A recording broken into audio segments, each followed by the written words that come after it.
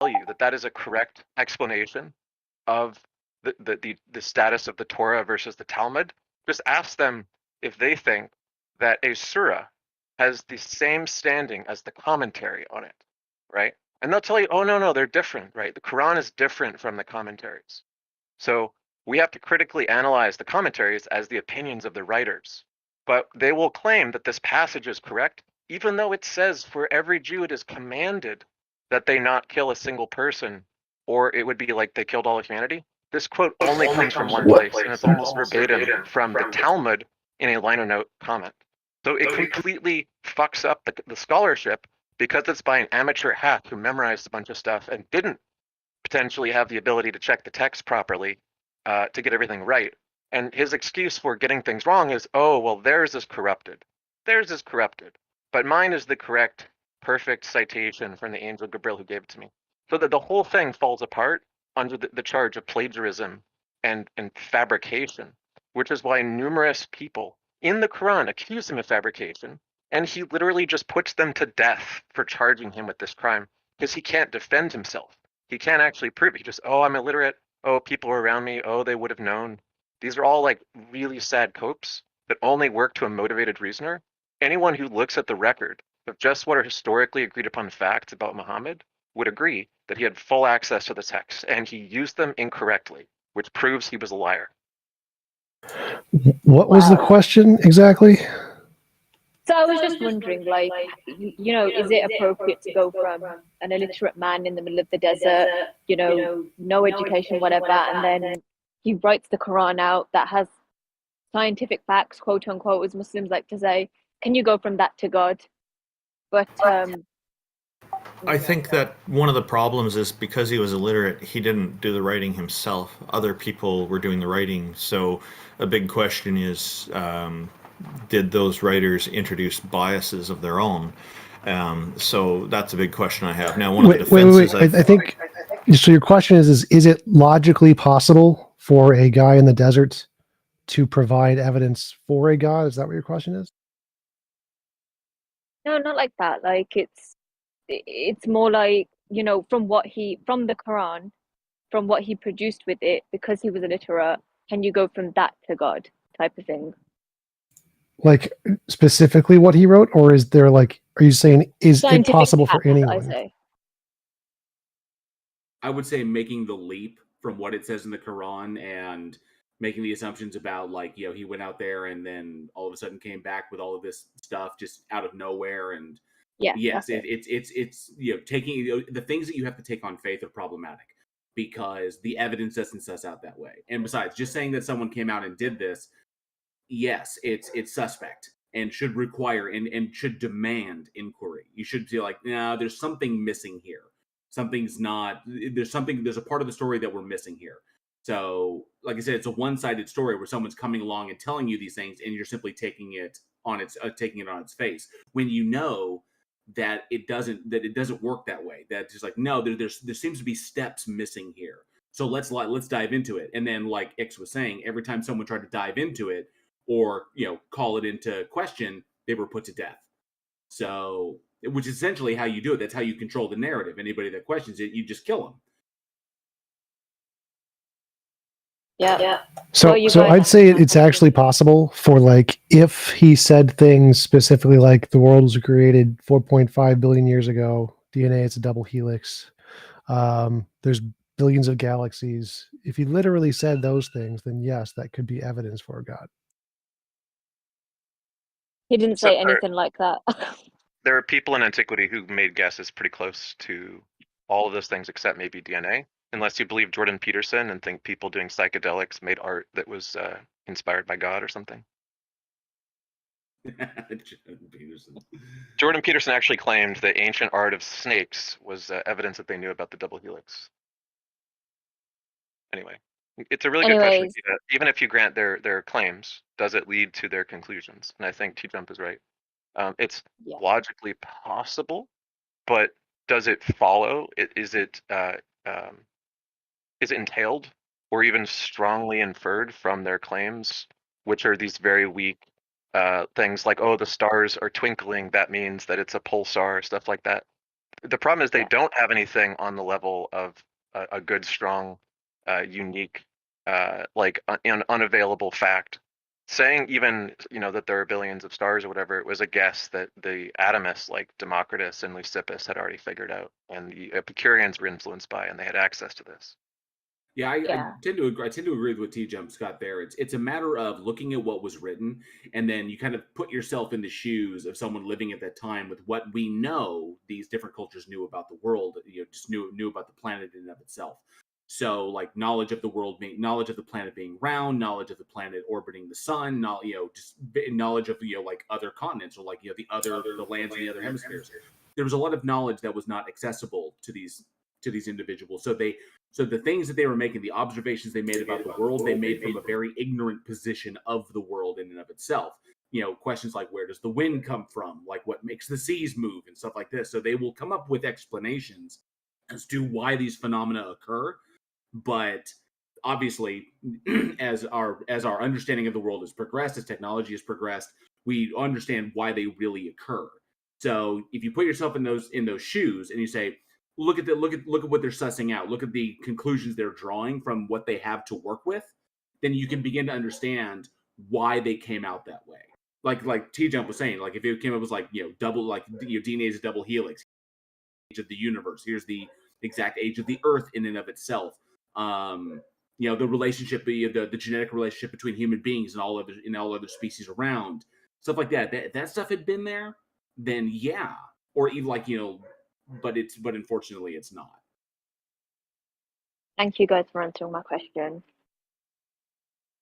Hey, thank you for joining us. I just have a quick question. Are you a Muslim, or are you an atheist, or are you a Christian? No. I have no religion. Put it that way.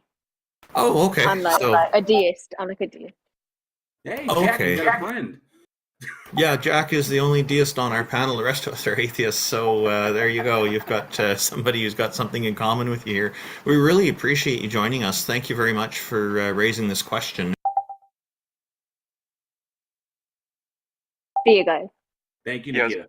It's good to have your question, Nikita. And if anybody wants to look up that example of like a mistaken citation that claims something is at the level of Torah when it's actually Talmud, in plagiarized and just getting it wrong. The quote is if you kill one man, then you killed all humanity. It'd be easy to find the Quran verse that claims it and the Talmud verse, which it is a copy of incorrectly.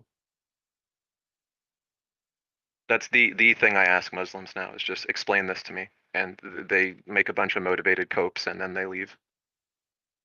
Now, there was a note made about Jordan Peterson. I didn't know he was making that statement that you'd mentioned. I have issues with Jordan Peterson, though.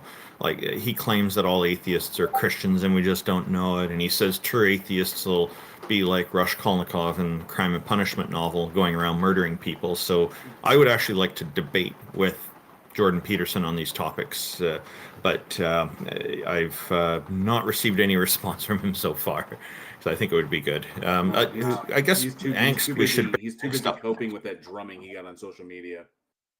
Okay.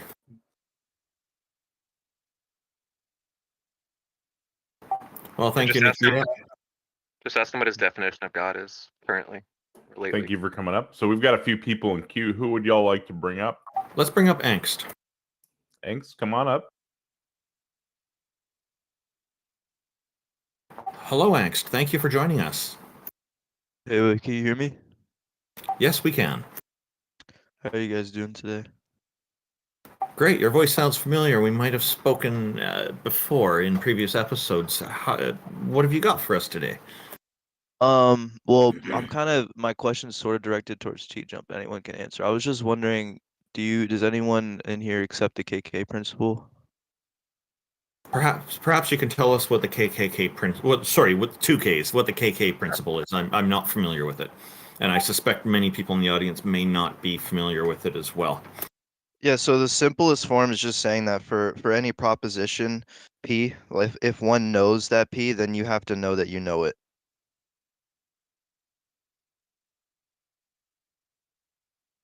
Hello? Okay. Could you give an example? It's a little unclear to me. Well, usually, like, so do you know the distinction between internalism and externalism in regards to Sure, yeah. epistemology? Okay, yeah. So internal is within us, and externally something else that is not necessary for our ongoing living and whatnot, right? Well, I think it's talking about like the process by which your beliefs are justified, generally. Oh, okay, all right. But basically, like internalists would usually endorse the KK principle because knowing that you know that P is primarily a matter of knowing that your belief that P is warranted. And so it's natural for internals to say something like, we're always in a position to know whether our beliefs are warranted.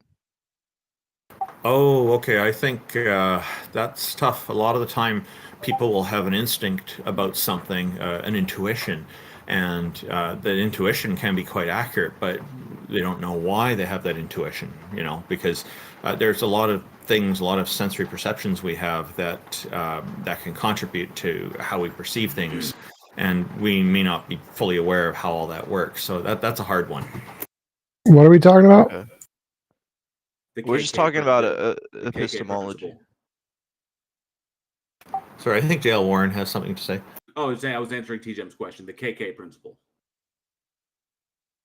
Why? Was there like an argument connected to that? That's like a thing asking about is like epistemic logic, a branch of modal logic. What is this, like a God related thing? Yeah, actually, like if you, I was actually going to ask you, TJump, do you hold like an internalist or externalist account in regards to justification? Or I hold my own view. I have my own epistemology I wrote. I think everyone else's is stupid. Oh, what is it? My epistemology is like the very first video on my YouTube channel. Is it, so do you think that there's justified true belief? Sort of. Do you think that the process by which your beliefs are justified is happening in Who your mind cares? or outside of your mind? Like, do you have an argument it's or just- something? Like, I have an epistemology. I don't care about the philosophical word games. I think all the other stupid epistemologies are boring and dumb, and so their entailments don't interest me. Do you have an argument? Well, yeah, I'm going to show you how your entailment leads to God. Okay, how does my entailment lead to God? I just need to know if you accept the KK principle. I don't give a shit about any other epistemologies. So Do you think your mind is infinite or finite? finite. Okay.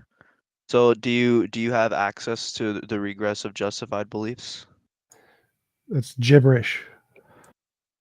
It's not gibberish. So like Well, ask me an actual question about something in reality, not just gibberish philosophical entailments that literally don't mean anything. And I can give you some kind of an answer, but gibberish philosophical entailments aren't actual questions. Do you have an argument for God? It's not gibberish. I'm just wanting to know if you think there's an awareness condition, which just means you need to be aware of the justification upon reflection, that you can be aware of the justification. Probably not, but again, it doesn't make any difference to my epistemology whether you accept that or not. Angst, to be honest, Angst, it's a little weird that you're requiring the TJump hold certain preconditions in order to, to basically find that your position is valid. If you have an argument for God, then just give your argument for God, and then we can break that down. But asking TJump or asking any of us if we hold to certain preconditions that are being set by you that invariably you think lead to God is weird. So it's gonna come full circle. He's just being stubborn. TJump, I'm just asking, like, what are? He just wants you to present your argument. Just go ahead and present your argument, and then we'll go from there. Don't go just back the method I'm engaging in. This is an just clarify. critique. I'm not being stubborn. I literally don't care. You can pick either one you want. It makes no difference. Neither one is evidence of a God. How do you think your particular philosophical position is evidence of a God? I'm gonna demonstrate that for you. I just want Go to ahead. like I'm simply just asking what are the conditions under which a belief is justified. Well, to you. then, And Angst, that's all I want to know. for the sake of the stage and the sake of the other people with their hands up, just go ahead and demonstrate it. So that's a Okay. really complicated philosophical question that doesn't have a complete answer yet in philosophy. So you're asking us to like literally solve one of the biggest problems in philosophy. Stop wasting our time. Just give us the argument. Right, you're a philosopher. Okay, so I'll give you an argument. So, basically, space-time and matter, they're emergent from quantum wave function in Hilbert space. And the inner world of consciousness in the mind can be modeled via quantum processes in the study of quantum cognition. So the evidence implies that emergent space-time is indistinguishable from the same properties of a mind. So the most parsimonious slow down, explanation is that go back, the go back. universe is emergent from a mind, that what it emerges from resembles a mind, then it is a mind. That's the most Too parsimonious and many, most too many words. theoretical Go back. virtuous Say that again answer. slowly. Can you hear me? Yes, but you're talking way too fast. Like slow that down, because I think you said something like space, time, and matter are emergent from the quantum field, and something you said after that consciousness can be modeled after this or something. What? Yeah, consciousness consciousness in the mind can be modeled via quantum processes in the study of quantum cognition, and I have evidence to support that as well. And so what I'm What does saying that is that, matter?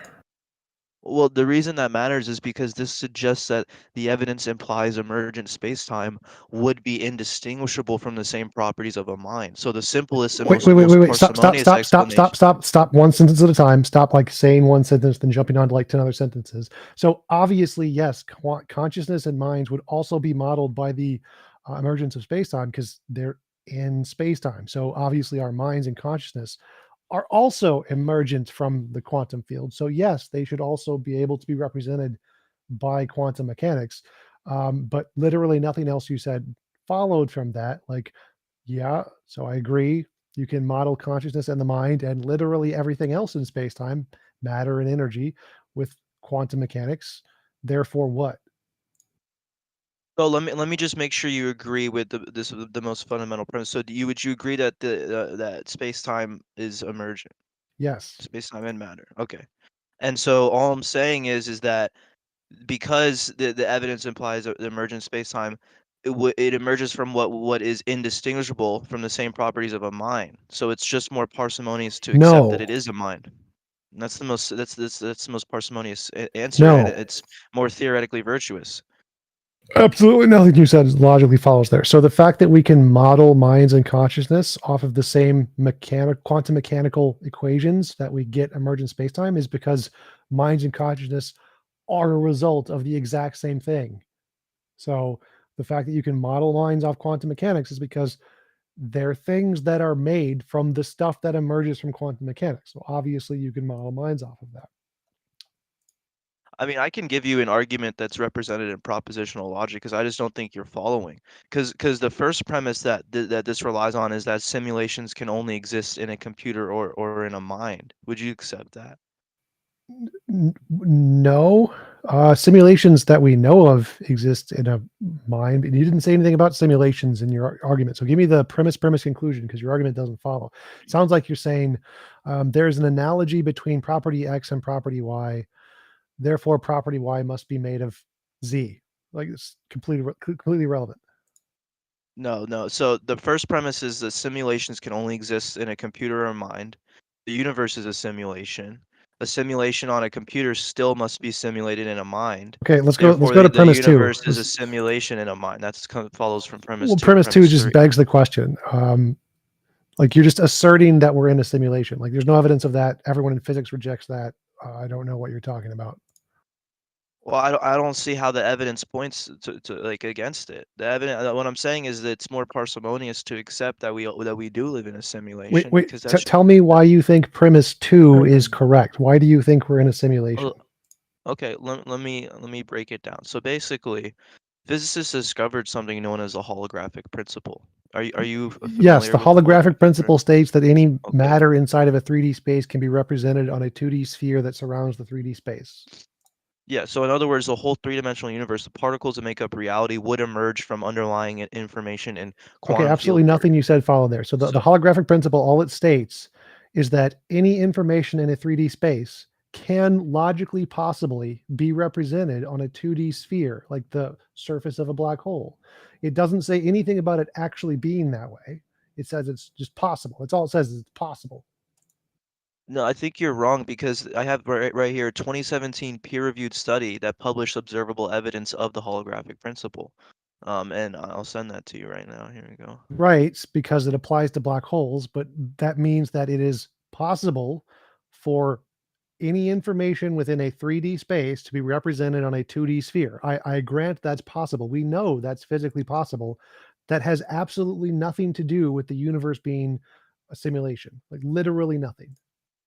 Yeah, but what I'm saying is that the emergent features of space-time can be seen elsewhere too. There's a study from later that Wait, what? same year that argue that quantum I need- entanglement is an inevitable feature of reality. So the information between particles do not seem to be affected by space as it can be transferred instantly, implying that space is not fundamental for the underlying world of quantum mechanics, but an emergent phenomenon of the classical world, and that Okay, would only exist after measurement. Stop. Again, you're listing a bunch of physics things, which I agree with physics, but you have absolutely nothing to show that the physics stuff leads to your argument that everything must come from mind. Like listing things in physics that we accept doesn't mean it came from a mind. Like no one in physics thinks this comes from a mind.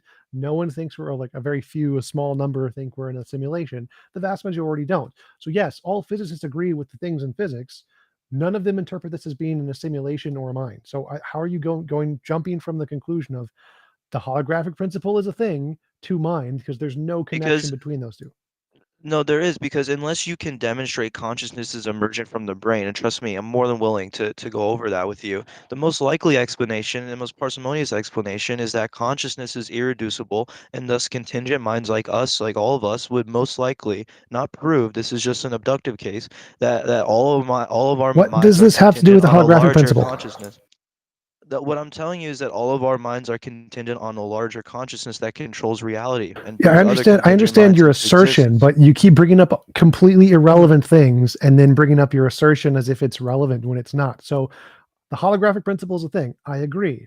And then you're making this completely ridiculous leap to we all come from a big mind sky daddy. There's nothing that is in the holographic principle that indicates big mind sky daddy.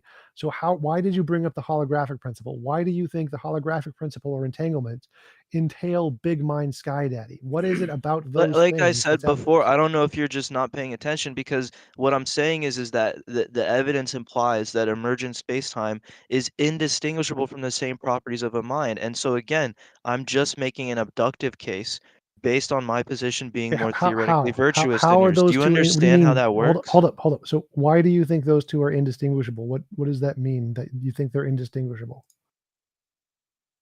Because this just gets into philosophy of the mind. It's a completely separate conversation, but because I think the mind is I'm not, asking I think about the your mind argument. is You're saying irreducible. your argument is that space-time being emergent is the same as a mind or something. You've made no argument to how that's the case. No, I'm saying that space-time being emergent it's indistinguishable from the same properties of a mind. Yes, that's So the gibberish. So explain that sentence more. What do you mean when you say that space-time being emergent is this indistinguishable from a mind? That's gibberish. What does that mean? How is that an argument? What I'm saying is because in the study of quantum cognition, we can see that we can map it the same way we do with the most fundamental properties of space, time, and matter. That's all I'm Right. saying. I think you're confused here. So the fact that we can use quantum mechanics to map a mind, and we can use quantum mechanics to map literally everything because it's the foundation of everything, doesn't imply that quantum mechanics is made of a mind. It implies that minds are made of quantum mechanics. So you have it backwards here. Like we can obviously model space and planets with Newtonian mechanics. Does that mean that Newtonian mechanics is made of particles? No. So the fact that we can use a mathematical system to model a thing does not mean the mathematical system is made of the thing that we're modeling. So quantum mechanics can model the mind. Yes, obviously, it's a mathematical system. So it can, and since everything in reality is made of quantum mechanics, it can map literally everything in reality. You have it backwards and you think that somehow the fact that consciousness can be mapped by quantum mechanics indicates that quantum mechanics is made by consciousness. It's just you're putting the cart before the horse. I think you're confused though, because what I'm saying is that quantum mechanics and other fields of science imply the natural universe is emergent from information processing and consciousness. And I think what you're I'm adding the saying, consciousness bit. well, yeah, because there's different examples that lead to the inference that consciousness would collapse. It's a philosophical inference, but there's the violation of the Legate inequality, the confirmation of the Koch and Specker theorem. Wait. And I can Consciousness would send you collapse. these. You said consciousness would collapse? Wait, no, I didn't say consciousness would collapse. No. I said quantum mechanics in other fields of science imply the natural universe is emergent from information processing and consciousness. What were you talking about collapsing? No, I'm saying that. Oh yeah, consciousness would collapse. Yeah, but that comes after you accept the premise, though. So I don't know if you accept What does that even mean? Consciousness collapsing? Like, it's gibberish. Well, again, do you accept the premise? Because I just don't want to move past that, and that's the inference that comes after we determine whether or not that's true. Well, I understand your first premise and I understand your conclusion, but there's no second premise that leads from your first premise to your conclusion. Well, this is a different argument. So the first premise was that contingent minds either have a personal explanation or a natural explanation. That's No. separate from I'm the skipping. first I'm skipping all of that. I'm just going with your general argument here. So you said that quantum mechanics stuff, like the holographic principle, can be used to model consciousness. Then your conclusion is consciousness is the thing that causes quantum mechanics. So the first No. premise is just something like the quantum mechanical processes we see can be used to model consciousness, which, okay, I grant that. I agree with premise one. And the conclusion is consciousness is the precursor to quantum mechanics. That part is stupid. So I need a second premise of how you go from premise one. That's not the conclusion. So it goes from premise 2 to conclusion 1, and that just says that the natural universe cannot be the explanation of contingent minds. And so then following that, the premise 3, the explanation of the existence of conscious minds is personal, and that follows from P1 and P2. And Okay, then P4, skip the talking. Go to P2. How is it impossible that consciousness can't be explained by physical stuff? Like what? That's again, it's an assertion begging the question. Why do you think that's impossible? What evidence do you have that it's impossible? That's why I sort of put the ball in your court, because I said unless you can demonstrate consciousness is emergent from the brain, then that's really the core of the issue, because the most likely explanation is that consciousness is irreducible, and contingent minds like all of us would most likely not prove that our minds are contingent on a larger consciousness that controls reality. No, that's a burden of proof fallacy. So saying the burden of proof fallacy that I have to prove it's a different alternative isn't evidence of your hypothesis. So you would have to give evidence. Why do you think your hypothesis is the case and it is impossible? Because you said it's impossible for it to be the case. I don't need to provide evidence that it's impossible. I just need to provide evidence that's logically possible. There's no logical contradictions, and therefore it is logically possible. Premise 2 is proven false. Your argument is debunked. So I don't think logical possibility stands here as a valid. You said impossible. You were the one who said in premise 2 it is impossible that this is the case. Yeah, but the reason is because there are no modal. There's only one necessary modal entity. There's no possibility. That has literally nothing to do with the conversation here. So if you're saying it's impossible because induction, that's just an induction fallacy. Like, no, you can't say it's impossible because induction. There's no induction to say this is the case, but you'd have to change your argument to be like, inductively, it is more likely to be the case that mind is not a result of matter or something like that. And so it seems like your whole argument is trying to boil down to just, it's probably the case that mind isn't the result of matter, and you need to provide some kind of evidence for this, which you haven't in any way yet. So the point in which we're at, I'm saying that I'm making an abductive case based on my position being more theoretically virtuous and in specific more parsimonious than yours, because we're looking for how. We're looking for how. Skip the explanation. Give me how you think the reason your hypothesis is better is because it's more theoretically virtuous in way X.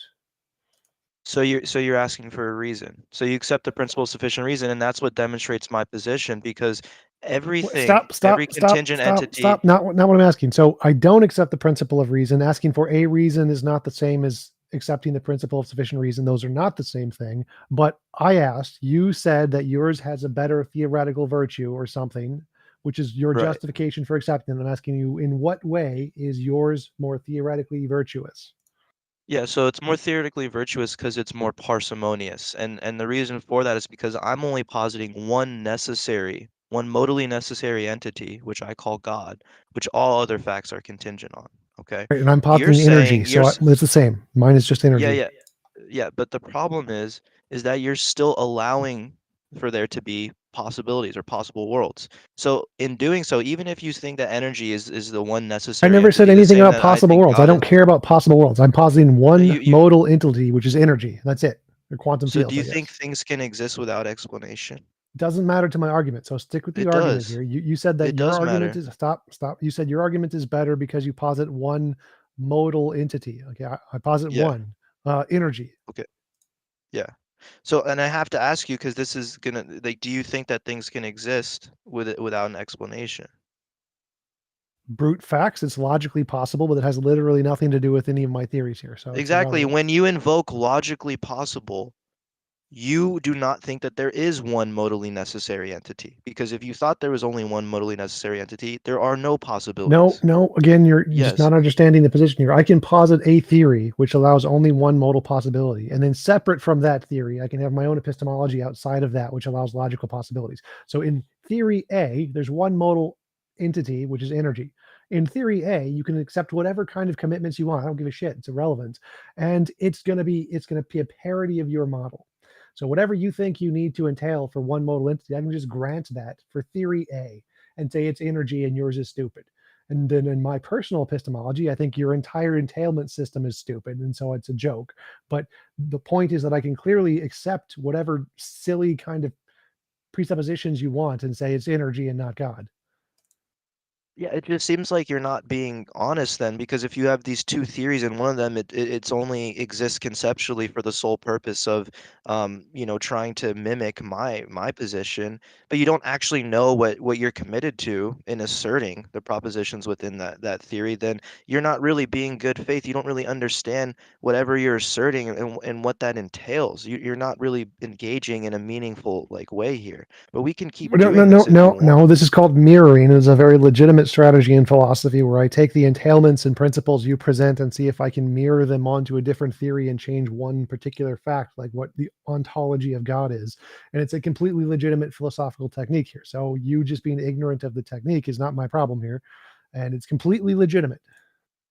Yeah, but you're not changing anything. You're just saying it's energy. I didn't even say it was God. I said we could call it God. It's just it's a modally necessary state of affairs. Right, And because you the said, point is yeah, to the get same past thing. your gibberish and get to the actual argument for God. So if I can just grant all of your gibberish and say it's energy, that means all of your gibberish is irrelevant, and we should move on to something that's actually relevant to try to get you to give evidence of a God, which you haven't done, and it's been like 30 minutes. I mean, I've given you evidence, but you just aren't really being open, which is fine. But I You don't know. haven't given Do any you evidence. think that That's the you can problem. motivate? Do you think you It's can not motivate the convincing view to that anybody, and we do have somebody in queue who says they have evidence for a God. So unless anybody has something to add, we'll go ahead and move on here. Why do you always white knight for TJump when he's losing, Taco? No, you're not convincing at all. I'm No, not trying to thanks. convince. Your argument started with quantum fields, not with a That's like mind. a sophist. Asking people to convince you of a god, that's sophistry. You know that. Angst, Oh, the good thing you reason came why you're early. wrong is because space-time appears to be emergent, and consciousness is dependent on that space-time existing, and you're saying that a consciousness existed prior to that space-time existing, which is nonsense. That's a wild assertion. How do you know that space-time isn't just in our minds? I mean, it's the geometry, right? Freely asserted, Yeah, freely because dismissed. of When everything in science, that's how. even Same Kant thing, demonstrated. instead of just throwing out, Even hey, how do you know that this isn't the case? Taco, Freely asserted, Even Kant freely demonstrated that in dismissed. geometry there are examples of synthetic a priori propositions, and he was concerned about how these are possible in geometry. God, like literally nothing you're saying is coherent.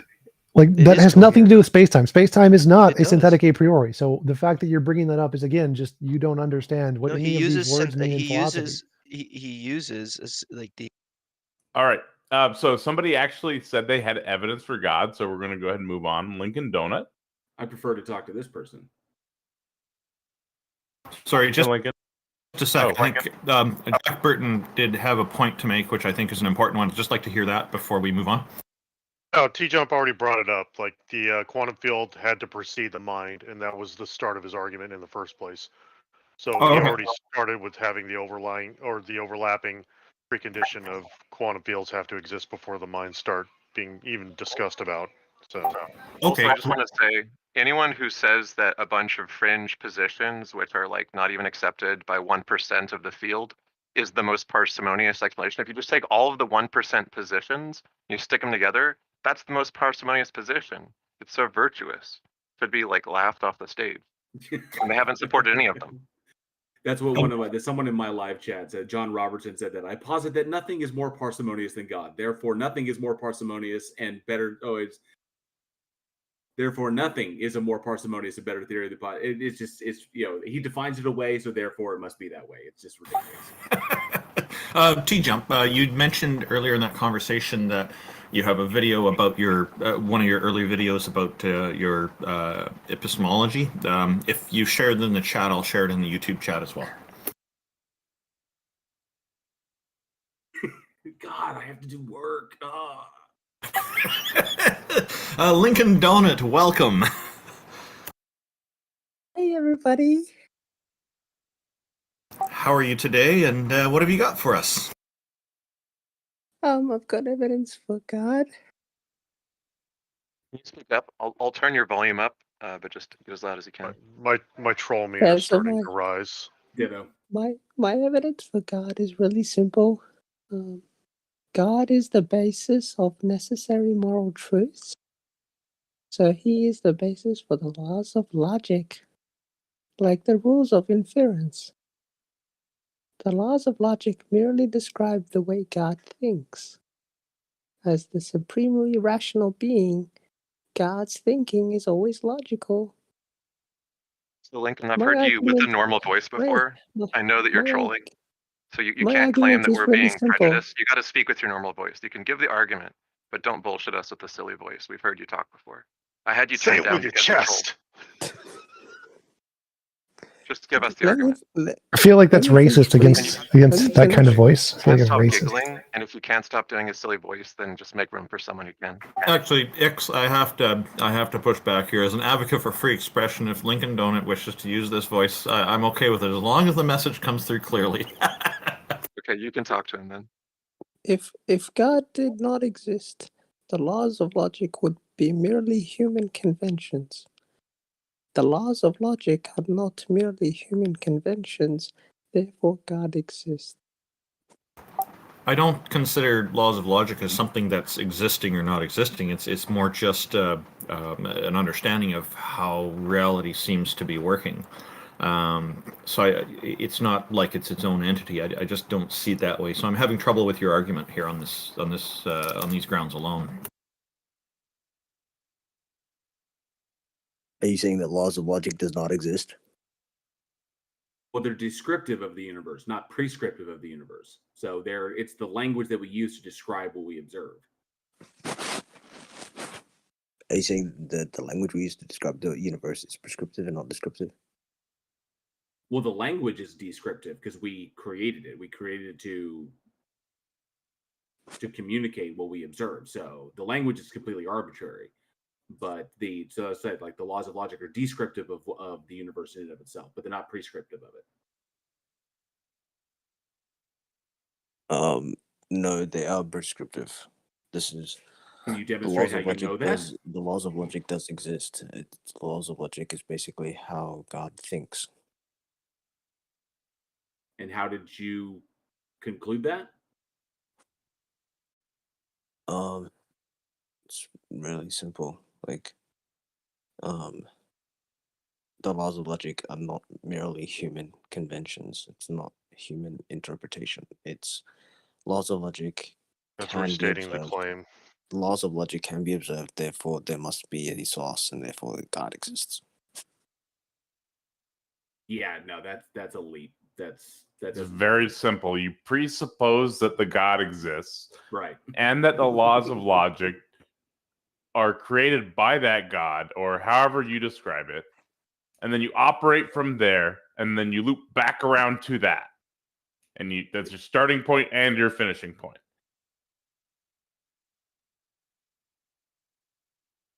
Wait, did you repeat that?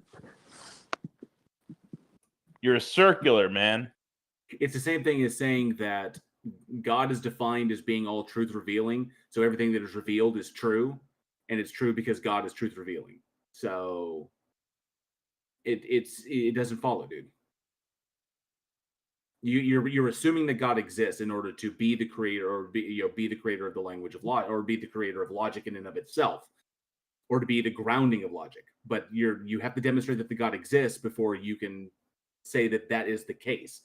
You're just assuming that God exists and then saying that because logic operates the way it does, then therefore God exists. Right. So you're saying God does not exist, right? I'm Okay, saying that are you there is insufficient argumentation or evidence to warrant belief. And do you believe that the laws of logic exist? I believe the laws of logic are descriptive of the universe. I believe the universe exists, but the laws of logic are descriptive of that universe. I agree with J.L. Warren on this, by the way. What do you mean by descriptive? It doesn't make any sense. They describe the universe. They are No, descriptive. it doesn't describe the universe. These are laws. It's prescriptive. It tells us how the universe is done, how the universe works. It describes you're correct. It describes the universe. No, it's prescriptive. It's not No, descriptive. no, it does not. No, it does not. Oh my god. It's prescriptive. And you can't back that up. Water can't mix with oil. That's prescriptive. That's not a description. And that that's would be a description. You just Yeah, told us. That's you just prescriptive. described it. That's how it's done. That's how it's done. Right? That's how it works out. That's how it I'm unfolds. sorry, dude. You're It is incorrect, and you're prescriptive, not incorrect, and descriptive. nobody that And therefore understands God logic. exists. Lincoln, No. you're I used to incorrect, be and just nobody like that you. understands I used to be logic just agrees like with you. you. I used to be an atheist. I used to be lost. No, you just didn't. like you. No, And you Jesus Christ saved my life. If you No, you left don't. us, Might you were go. never among us. Sorry. So you're saying if I describe something and it makes it so God says something makes it so, and therefore I did want to jump in quickly and say that there are like a large percentage of professional philosophers who think logic is prescriptive. It's not like no one. There are some who think that, but no physicist thinks that. Exactly, it's prescriptive. And yes, we are describing the phenomena that are occurring, but ultimately, it's prescriptive. Okay? It's how things are done. What do you think makes it prescriptive? Like, do you think laws of logic were kind of put together and then applied to the universe somehow to Because make the universe function the way it is? Because there's a thing called laws of logic, the fact that there's something called laws of logic demonstrates its prescriptive nature. If it wasn't prescriptive, then the laws of logic would not exist at all. Okay, so there's a conflation happening here with the word laws. Like when it comes to a legal system put up and managed by our government and enforced through policing and whatnot and regulatory bodies, those are definitely prescriptive because those are invented to kind of influence and control how society works. But the other sense of laws, when they're describing laws of physics, laws of logic, etc., those are kind of an after the fact thing. They're a consequence of this, and it's probably not the best word, but it's the word that stuck.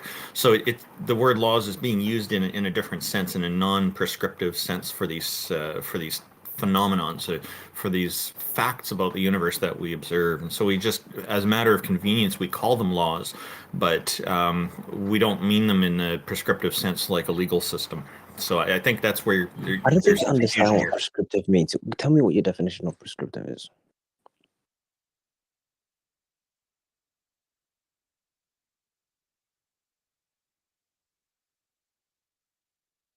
Well, I just mentioned that, like, laws that are created by people are applied to society, so they're prescribing how things are supposed to behave and how they're supposed to be. Descriptive is just merely describing them. It's not saying that the laws must work this way. It's just happens to be that it's a matter, it's incidental that they just happen to work this way, and so we're observing them. It's not incidental if there's a pattern. Well, that's the difference between a rule and a law. Well, there is no difference between a law and a rule. Yes, there is. Big No, difference. no, there isn't. There's a big No, there difference isn't. between rules and laws. No, there isn't. In the context of physics, no, there I isn't. think that's where the breakdown is occurring. Is that you're conflating the two. I'm not conflating the two. And while If I'll you're a say, math- if you're a I will mathematician- say, I will agree with TJump. He's correct on that. Is that I'm talking because I typically speak from a scientific perspective and a scientific background. That's exactly where I'm. That's Physicists exactly don't where I'm going agree. with it as well. Physicists will not say that the laws of logic are prescriptive of the universe. They are descriptive of the universe. No, And he's they're right from the prescriptive. philosophical sense. But my curiosity is this: let's just kind of go down this road a little bit. If you think Is it's that descriptive, even if you're entirely illogical. Lincoln, stop. Even if the laws of logic were prescriptive of the universe, that still doesn't get you to a God. That could only Yes, it does. no, Yes, it doesn't. No, does. it doesn't. No, Lincoln. That only at most can get you to deism, a sufficiently powerful enough entity that prescribe logic as the basis of like reality. You're hilarious, bro. No, Lincoln, Lincoln, stop. Follow me on this. Because it doesn't get you to the Abrahamic God, because the Abrahamic God has logical entailments that are contradictory. So they could really only get you to a sufficiently powerful enough entity that has the ability to do this, which would just be deism. It still doesn't get you to a particular type of theism, but it does get you to deism. I'll grant you that. It gets you to a Christian It does God. not get you to the Christian God, because that's just you defining the Christian God as having that. That's just you basically defining the Christian God into reality. But you're ignoring all of the other logical contradictory No, I have way more entailments. arguments, but I just don't have the time. I have way more arguments to point it towards Jesus Christ. But I won't bother you too much now. I have to go. But thank you so much. Thank you for coming up. Glad I could end Oh, that. Concrete, we're inviting you up. Oh, hang on. Just Oh, want to yeah. say thank you for your time. I think the big problem here is the conflation in the two different usages of laws, prescriptive and descriptive laws, and that's where he's falling down. He's having some trouble there. And you know, I've noticed people do this with other words too, like theory. There's a scientific theory versus just a theory as an idea people have, a colloquial sense, right? So Yeah, the conflation of hypothesis and theory. So, exactly. Yeah. Thank you for that. Yeah. Yeah. I liked that you brought up rules and laws. That was an interesting comparison. It added a lot of value to this conversation. it made sense. If he's conflating the two, then his argument makes a lot more sense. Is that he's got to take two separate ideas and try to conflate the two in order to get his argument through the keyhole. But what's up, Concrete? Yeah, I'm doing good, sir. Doing good. How are you doing?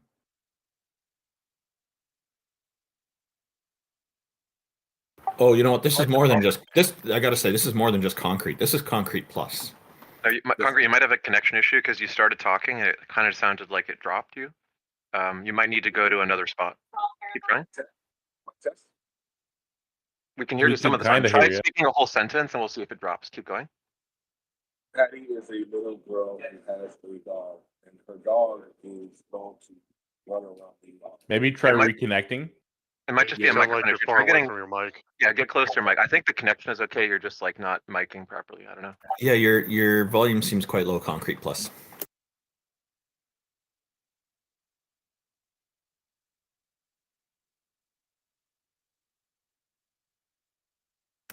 Okay, I'm not hearing anything from concrete Maybe plus. it's Perhaps connectivity. we can just Try again, Concrete. maybe we can move on.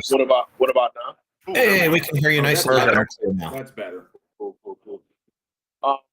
So happy Sunday to everyone.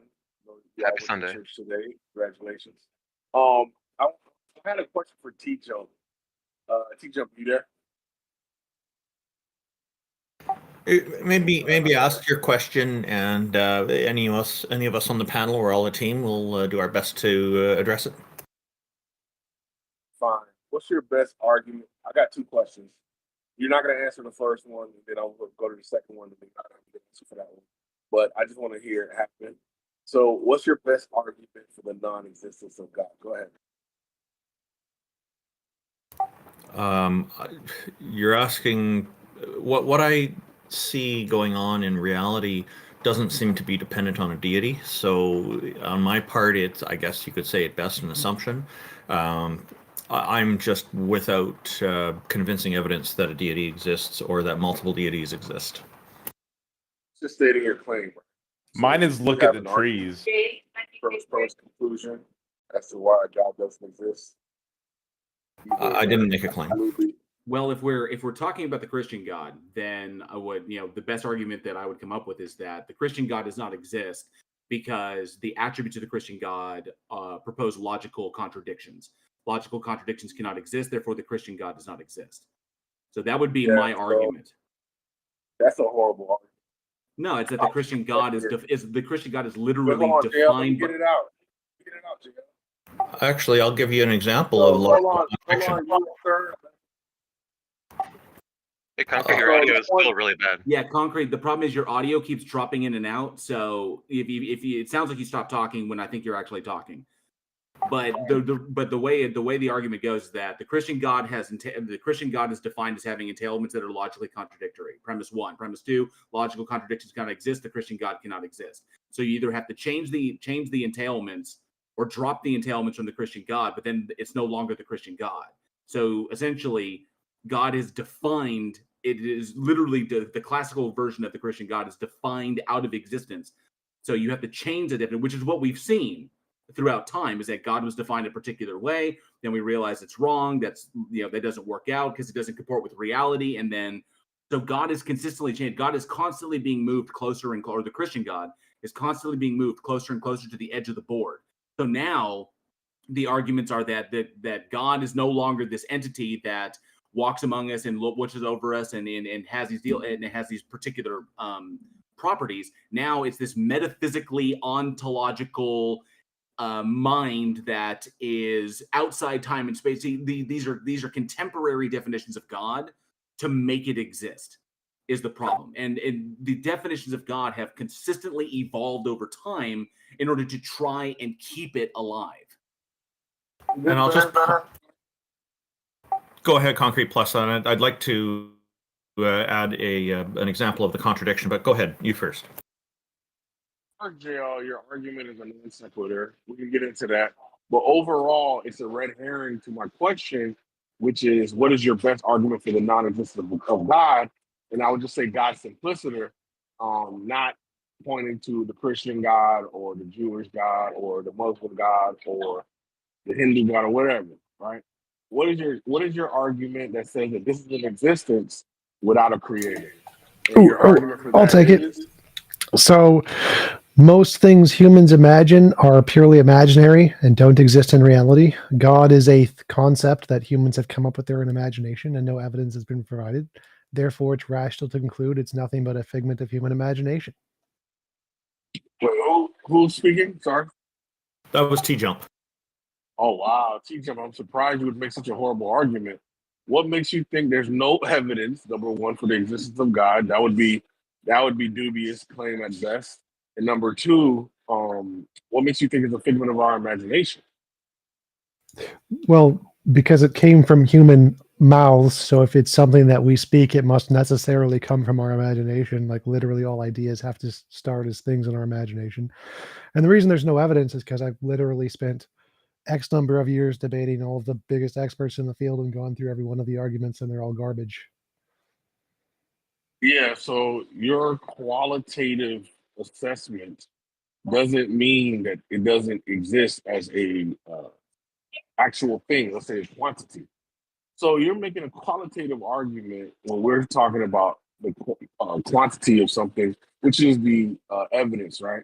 So we're saying that evidence exists quantitatively.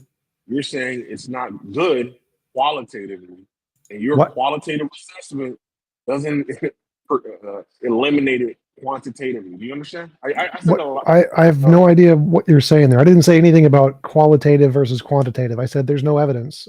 I said the things theists provide are not evidence. They're not either qualitative nor quantitative. They're nothing burgers, gigantic nothing burgers.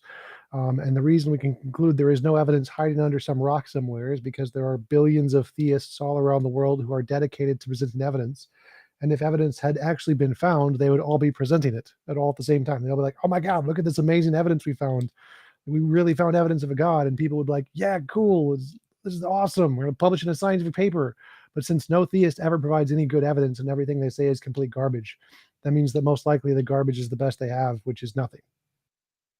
Yeah, so you keep vacillating between quantity and quality.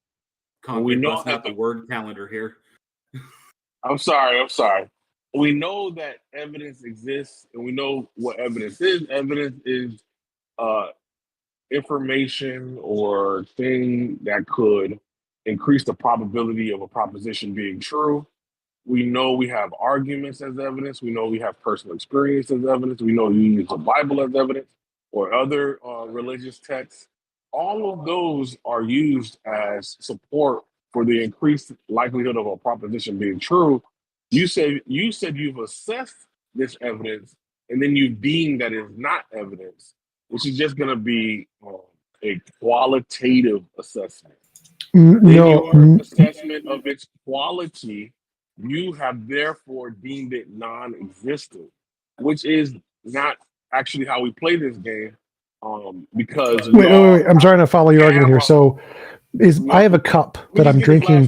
One second. I want to ask a question, clarification question here. So I have a cup that I'm drinking from right now. Is my cup existence of magical farting leprechauns who like to create cups?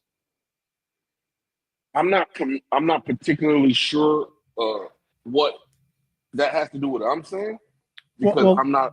What it seems like you're saying is the. One second, sir. Let me just get this out real quick. I'm not familiar with that particular myth or lore, so it may be evidence or it may not be evidence. I would need more information in order to actually make an assessment, and more information to make an assessment. Sure. That's totally fair. So I want to let me clarify for a second. So when you say that you have evidence, it sounds like what you're saying is you're using the Bayesian definition of evidence. In the Bayesian definition of evidence, anything that could ever logically explain anything is evidence of that thing. So my cup being here, it's logically possible that a magical farting leprechaun created this cup and put it here. Therefore, this cup is evidence of a magical farting leprechaun. It's possible that the magical farting leprechaun also likes to create PS4 controllers. And so it also created the PS4 controller, which means the PS4 controller is evidence of the magical farting leprechaun. And it's also possible it likes to create cameras and laptops and TVs and fans, and all of those things around me were created by the magical farting leprechaun. Therefore, look at all of the abundance of the evidence of the magical farting leprechaun. You just see it all around us. Everything we see could be explained by the magical farting leprechaun. Therefore, how can you deny all of this evidence of the magical farting leprechaun? So if the definition of evidence you're using is that vague, that literally the fact that it can be logically explained by some imaginary entity counts as evidence, then the evidence you have for God is equivalent to the evidence of a magical farting leprechaun. And in most social contexts, we would agree that none of the things around me are evidence of a magical farting leprechaun because you haven't demonstrated they exist.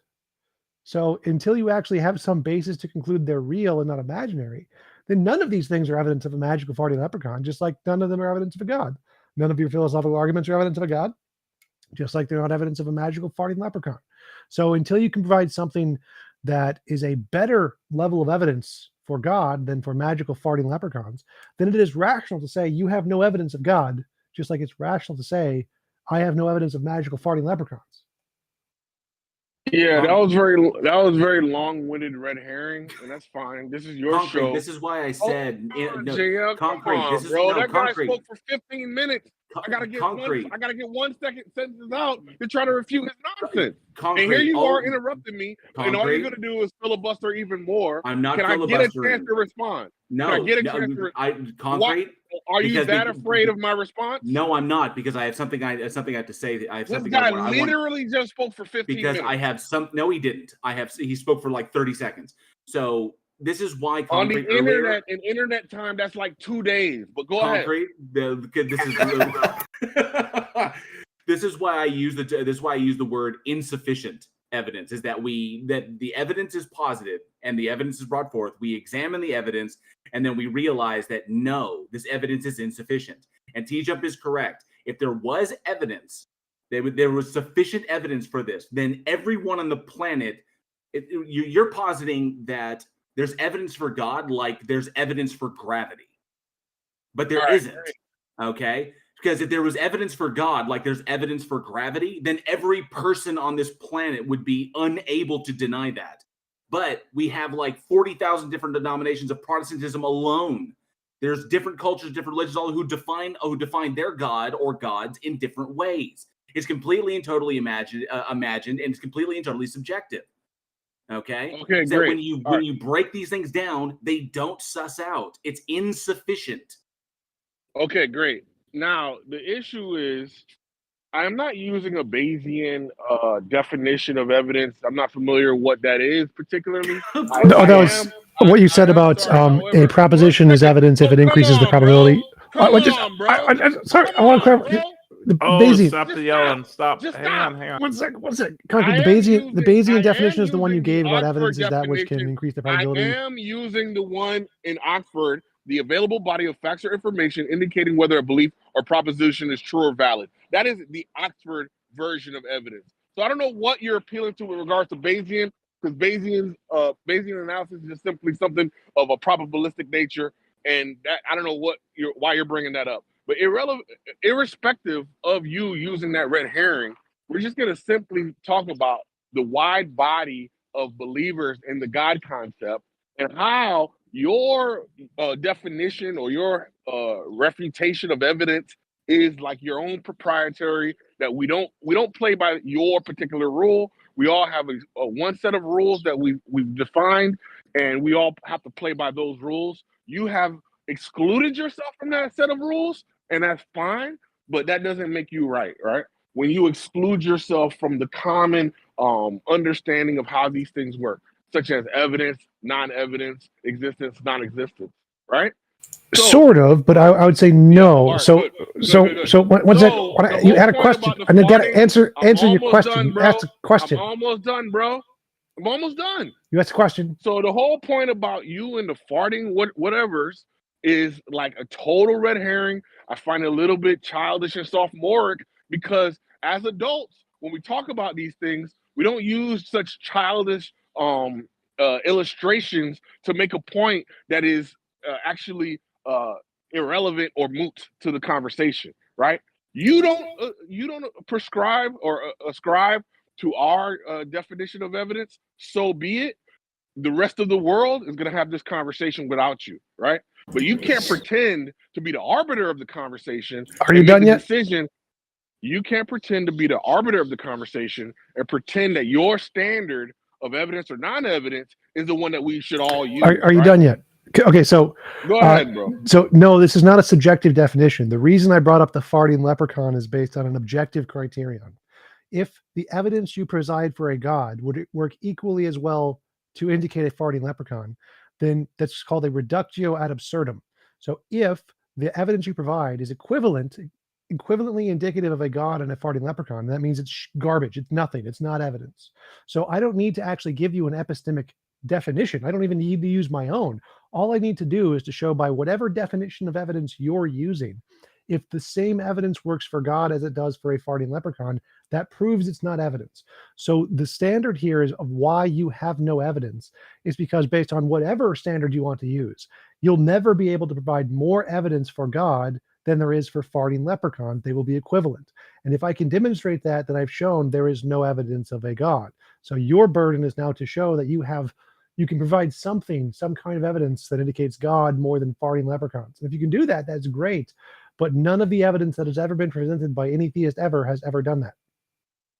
Yeah, so all you're doing is this is a reformulation of the spaghetti monster argument. And I don't know anyone that's still using that argument, given that we know that this is just you relabeling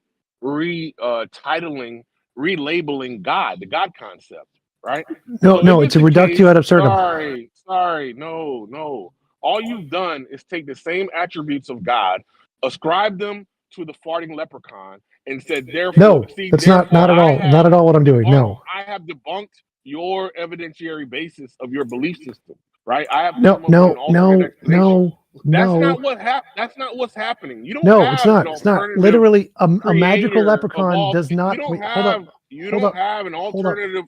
Hold Dude, up. you talk uninterrupted, and you interrupt me in Hold 5 up. seconds, dude. Hold up. 5 seconds Hold of me up. being able to speak, which Hold shows up. how deathly afraid you are of Hold my up, argument. concrete. Hold up.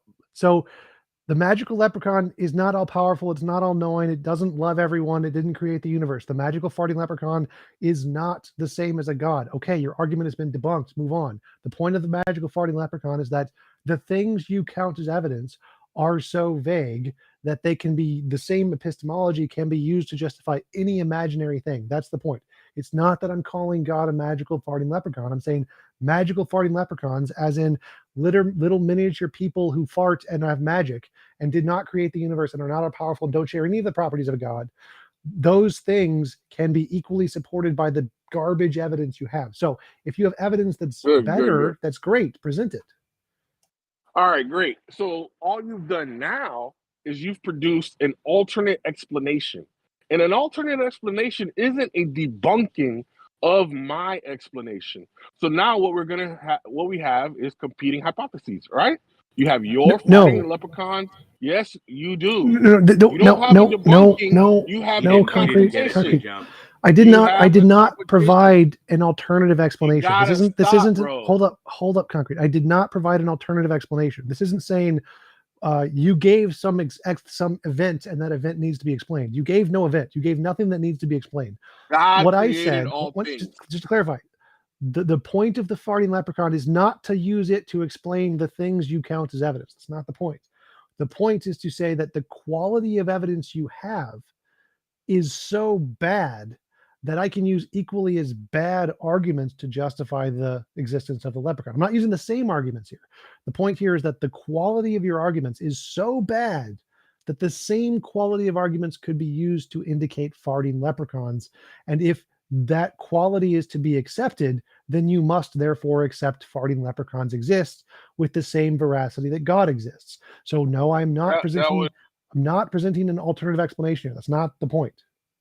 All right, great. So you are now presuming that your qualitative assessment of this argument, of this evidence, is shared by me or anyone else. No, right? no, I'm not. Yes. Stop, bro. Stop. You can't. Stop. Sorry, bro. You can't call something bad and then therefore say I think it's bad as well. No, we don't share the same the reason I'm presenting this. Sorry, bro. We don't share the same qualitative You keep misrepresenting the argument every time. I've got to stop you so we can get on track. I don't think it's bad, bro. Concrete. I do not think my argument is bad. Can you mute him for a second? I don't think your argument is good. I don't think they're equivalent. I will not use them. I will not use them interchangeably. Can you mute him for a second? I do not agree. Stop over talking, bro. No. It's You sad. have to. You're sad and pathetic. Go ahead. So again, I am not doing that. I'm not saying that my particular qualitative assessment is relevant here. It literally doesn't matter. I've already debunked that stupid. Stop over talking, concrete. Let him talk. So I can let him debunk. Talk, but he never lets me talk. Oh my he God. just let you talk. So I can debunk any of your stupid qualitative arguments by using a parody. So I can say whatever epistemology you want to use. Dude, I don't agree. I do not agree with your parody. Stop. So I do not think they're equal. Can you mute him? God damn it, Randolph! Please just. You're mad that I'm over talking you. I don't have mute powers here. A fucking minute. TJump. He rejects reality and he inserts his own. That's all he's doing. Well, so he made a kind of an argument that's sort of relevant. So he's made the argument that I'm using a subjective epistemic standard, and based off of my subjective arbitrary epistemic standard, my personal rejection of the evidence is irrelevant. And that's a perfectly legitimate argument. The problem is that no, I can say based off of any epistemic standard you use, I can prove deductively that it doesn't work. So because I can take any standard of evidence you want, I can create an alternative that is like magical farting leprechauns and say whatever principles you want to use to try to indicate your God, if we try to mirror those onto a different epistemology, if they are not good principles, then they will indicate the magical farting leprechaun. So I'm granting anything he wants, any epistemology he wants, I can just grant it and say, let's grant those principles for the sake of the argument, change them slightly and see, is this a biased principle that is specifically made up by a bunch of crazy people to indicate their preconceived belief? And to assess this, it would indicate magical farting leprechauns. So if any epistemology he presents can be used to indicate magical farting leprechauns, that proves his system is biased. Now, science can't. Science, you can't use science to indicate magical farting leprechauns. Therefore, science is not biased. So we go with science. That's why it's an objective standard as opposed to the subjective standards that he's presenting. So we can use a parody argument to differentiate which ones are the subjective things he's talking about, like his own, the theist ones, versus the objective ones like science, which are not. Yeah, I earlier on I wanted to get a chance to also give an example of a contradiction, but the conversation was interesting, and I think TJump sums it up very well. What the problems are there. The concrete plus, I am interested in maybe giving him another minute to kind of lay out his point of view in a moment. But first, I'll just point out the contradiction, which is that the Christian God that we were talking about earlier has a number of omni properties, omnichronological being one of them, another one being omnipresent, and so on. So the two that I'm focusing on here will be omniscience and omnipotence, all-knowing and all-powerful. So they have all the knowledge, they know absolutely everything, and then they can do anything. They're totally powerful. So what the problem there is, if this God knows that tomorrow we're going to get sunny weather, tomorrow rolls along and God decides that they're going to change the weather just at the very beginning of the day, so all day will be rain or snow, then God has then invalidated his omniscience from the day before, and therein lies the contradiction. So is it possible logically for this God to have both of these capabilities in full? No, that would be the logical contradiction there. But a concrete plus, maybe you have about a minute or two to lay out what it is you wanted to respond, and none of us will interrupt you while you speak. Does that sound good? Thank you. Thank you. I really appreciate that. And I'm very surprised that TJump is so woefully inept with regards to this argument. It's very simple, and he appeals to science as if we are not appealing to science. Science is just, there is a social science that we can appeal to such that we can ask people what it is that they believe. And what we will find is that on a level of something like 95%, 94, 93, 92, the God concept is believed. And they have different reasons why they believe the God concept. Some people take a natural view. Some people have an experiential view. Some people take a logical view. But there is a strong argument for the existence of God in a myriad of evidences, right? Personal, natural, logical, right? So that is science. I'm sorry, TJump. That is science. And what we've done is we've looked at this population and we've said that it has such a ubiquitous nature where it transcends continents, it transcends time, it transcends geopolitical, economic stratas, such that it is as strong for us as the existence of gravity. That's how strong the God concept is. And what we have is this one lowly group of individuals, call them the atheists, a sad and pathetic group that you're a part of. Okay, yeah, I don't need to hear that shit anymore. Wait. That's an argument popular. Wait. I wanted No, before sorry, we move that's on, I wanted to say he literally just made an argument from popularity and equated gravity with being an argument from popularity, and then called us a bunch of sad, pathetic. You know, he's not going to sit up here and friggin' insult us just because. That was amazing, though. But so I wanted to say that literally everything he presented also applies to leprechauns. There's actually specifically a psychological disorder where you see leprechauns. So everything he said, the fact that there are large groups of people all over the world, that it transcends geopolitical nature, also applies to leprechauns. So magical farting leprechauns are also supported by that appeal to bandwagon fallacy. And so, yes, all you've done is demonstrate that what I said was correct in the beginning.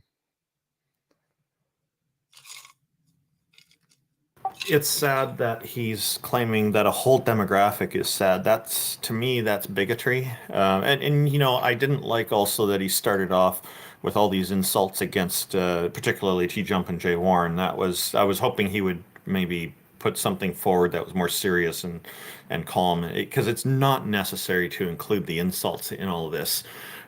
Because what we're interested in here is the subject. So a future note for you, Concrete Plus, if you ever come back in the future, and you'd be welcome to if you would like to have conversation without all this. We give you an opportunity to come back and talk for a minute or two, and you just go right into the ad hominems, and it's not constructive. It's not really the conversation that we're after. Now that's why you got moved off. As soon as you start taking care of bigotry, doing bigotry against a whole demographic, now you're going way too far. Atheists are not inherently sad and pathetic as you claim we are. It's a demographic that is incidental to these emotions, and some people do feel sad at times and other people aren't. Like, I don't feel sad through this whole thing, and I'm pretty sure that all the other people on the panel and Jack Burton, our deist, are not feeling sad right now either. I'm actually quite entertained. And the reality of it is, yes, Christianity is a massive religion. It's, I think still the biggest religion out there, of the Abrahamic faiths. But here, across the world, it is diminishing. Theism is diminishing, as is sussed out by the research. Theism is diminishing in favor of deism and atheism. So no, it's small. It's roughly around, last I checked, I think the latest research has it a little over 80%. And atheism is a little, I think it's no, I think it's about 80-20 is where I think it is. I'd have to pull up the papers on it. But it's slowly but surely, it's literally diminishing, and because it doesn't hold water anymore.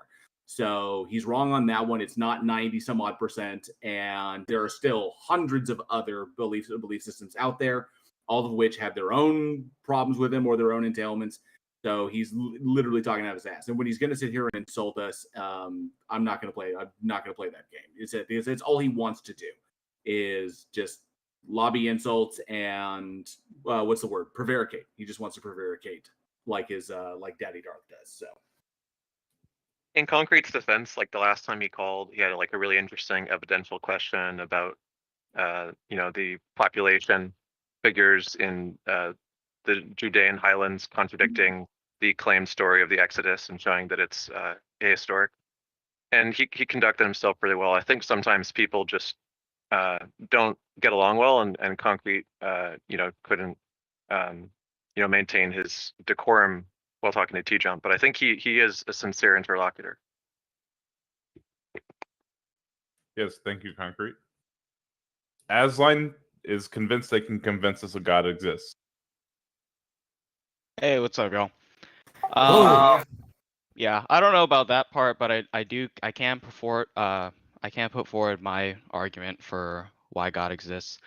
I mentioned this last time. Is it okay if I have 1 or 2 minutes uninterrupted to make my case? Yeah, that's what we always want to start with. Give people a moment to say things. The only time we might interject is if we need to get clarification on something, but it's not intended to start the back and forth at that point. Thank you very much. Sure. Okay, so I guess I will try to provide evidence for God's existence, but it won't be scientific evidence. And that's my first point, is that not all things are proven in the same way. For example, science proves things based on repetition of experiments, testable hypotheses, things like that.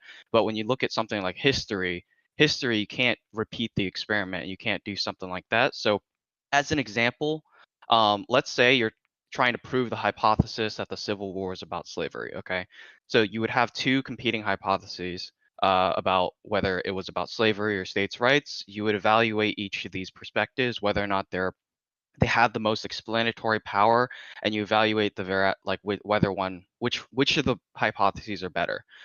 Proving God is a similar method as this, where you're not getting like direct testable hypothesis or whatever, but in the realm of metaphysics. So to start, we all have a worldview, the ways in which we account for reality, and in order to avoid an infinite regress, we must have a starting point, okay? The atheists do have a starting point, which is a kind of collection of materialist assumptions, such as the assumption of the self, use of empirics, sense data, things like that. I argue that this is insufficient because, for one, it only verifies solidly your own experience and the things that you've experienced, which is just the basis of solipsism. Second is that it doesn't account for universals, immaterial objects like laws of logic, things like that. And it also fails to account for certain assumptions such as the uniformity of nature, induction, causality. I think because that this worldview is insufficient, you need to take another step back, which is my perspective, is that you have a God that provides that ultimate grounding that accounts for all these things that the materials worldview can't account for. And I think that the Christian perspective does provide an account, whereas the materialist perspective doesn't provide an account, and therefore it's the best explanation for our metaphysics, for grounding knowledge, etc. And I'll just keep it to that Christianity versus materialism, but I would leverage a similar-ish argument to deism. Okay, so first thing is that the natural world does explain all of those things to a equal or better degree than theism. So if theism explanation is Sky Daddy done it, we can just say that it's some kind of necessary quantum field done it or something. And so we can make up an equally plausible explanation to God did it. And so that's not actually an explanation unless you can show the mechanistic process by which God did it, or how it relates to the known processes in the universe. Simply saying God did it doesn't count as an explanation. And if you think it does, then we can just posit quantum mechanics does it, and we have an equally good explanation. So all the things you listed can be explained in materialism equally as well as it can in theism. Theism does not provide an explanation at all. So two responses. First is that the argument is not that God did it, it's that God has properties of these transcendental categories and we apprehend them. Second point is that materialism can't account for it because there are things that exist such as numbers, laws of logic that are not material in nature, which means it doesn't account for that materialist, that it can't exist in a materialist worldview, yet we all agree with that they exist and they're instantiated in objective reality. First thing, saying God has the properties is the same as saying God done it. So it doesn't matter how God done it. I can simply say the universe has properties X, Y, and Z, and that would also sufficiently explain the data. Secondly, materialism has a better explanation for all of those things. Like nominalism is one of the leading positions in philosophy. There are no objective universals. Abstract objects don't exist. There's no evidence they exist. There are languages humans made up to describe real patterns in reality. The patterns in reality exist. Abstracts don't. They just describe the patterns. And so we already have a better explanation for that. And the first thing you said was just wrong. It doesn't matter if it's God said so or whether it's God's properties. We can just say there's unknown properties in quantum mechanics that explain it. So do the laws of logic? So do you think that the laws of logic and things like that are human constructions? Yeah, the things made up by humans. It's literally the first sentence on the Stanford Encyclopedia of Philosophy on Classical Logic. It says logic is a formal language. If all humans disappeared, would the laws of logic cease to exist? The laws of logic are languages. So, I mean, if you think English would cease to exist, then sure. They describe the way the world operates. The world operates. No, I'm demonstrating that it makes no sense because obviously the universe would still exist when we don't exist, but the laws of logic are still exist. Okay, so stop talking and listen to my answer. So my answer is that the way the universe operates is an objective fact that exists independent of humans. We describe that fact with logic. Logic is a language we made up to describe the way the universe operates. So logic is a language like English, like the word tree. It just describes an existing object. The universe is the existing object, and it has a nature to it, so it follows these particular patterns, which we describe with the laws of logic. Laws of logic are a language. So where do all these things exist in material? So for example, when you have two trees, when you have three trees or whatever, and you have like you don't have individual trees, you have a concept of treeness, the properties that encompass a tree. Where does that exist in material realm? Your brain. Apart from individual. What? They exist. It's a language. It's like English. It exists in the exact same place English and Japanese and Spanish do. They exist in your brain. We make up descriptions. Yeah, but your worldview says that everything is material, or breaks down into material. So where's the material for language and logic and kinds of things? Those are physically things in your brain. They're physical. So if you break down, so if you take like brain cells, that's where like logic exists. Yes, it's a language. So all languages are a product of patterns in your brain cells. Okay, so then that gets me to my other point, is that if all that stuff is in your brain, then all you can really verify is solipsism. That the things that you experience, the things that you personally experience, you can't have an account for things that you haven't experienced, such as, you know, what if you've never been to Europe, you can't make any claim about Europe because all you know is your sense experience. No, we can make combinations of our sense experience. So I can say I felt a hard thing and I felt a soft thing. So maybe there's a thing that's both hard and soft. So you can combine experiences. So we have the direct experiences we have and any logical combination of those experiences. So what justification do you have that the things that you experience are the same things that I experience? So when we experience like 10 apples, how do you know that I'm experiencing the exact same thing? That we're both corresponding to an objective reality? Induction. So we say an apple is something that tastes sweet. And if we give a poll out to a bunch of people and they all say an apple is something that tastes sweet, then we can infer that they have a similar experience. But all you have is your own empirical sense experience. So your experience of me is also just something in your brain. Like I don't exist in your worldview. That's irrelevant. So like one good example would be synesthesia. So synesthesia is the thing where you see different colors and shapes. They literally have a different experience than we do, and we can prove they have a different experience than we do. Same with people who are colorblind or have different color blindness. There's these little dot tests where they can have different dots of different colors, and if you have a certain kind of color blindness, you either can or cannot see the number on the dot test. So we can know for a fact they have a different experience than we do. We can test these things. Yeah, but that already presumes that we both have an apprehension of objective reality that's comparable to one another. I'm asking, on what basis do you have that the things in my brain correspond to the objective reality, whereas the things in your brain also correspond to that same objective reality? Because that's what the evidence indicates. So as I just said, in a synesthesia test, if there's a bunch of red green dots that shape the number 25 and you can't see them and this group of people can see them, then that's good evidence that it's a thing there and you have one condition which makes your brain different than another. So if we're like both at a table and we're looking at a dog, like do you think I'm looking at a different dog? No. So like obviously both of us apprehend the same reality to some degree. Yes, I'm not seeing There's a how commonality. So hold up 1 sec. Again, this is better explained under naturalism than theism. Theism doesn't give you any better explanation here, so I don't know why you keep bringing this up. No, it does, because it provides an account for how we can both apprehend the same reality. Wait, Because under a material sense, Wait, go back to what you just said. You said it provides an account.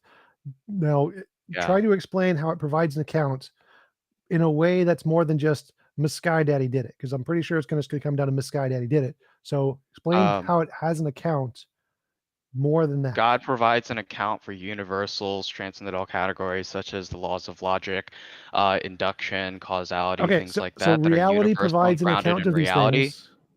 So I can just say reality provides an account for these things. The quantum fields provide an account for these things. Miss Sky Daddy done it. So how is that worse? So what is this? What is the quantum field? What do you explain? What are you saying is the quantum field? The fundamental nature of reality.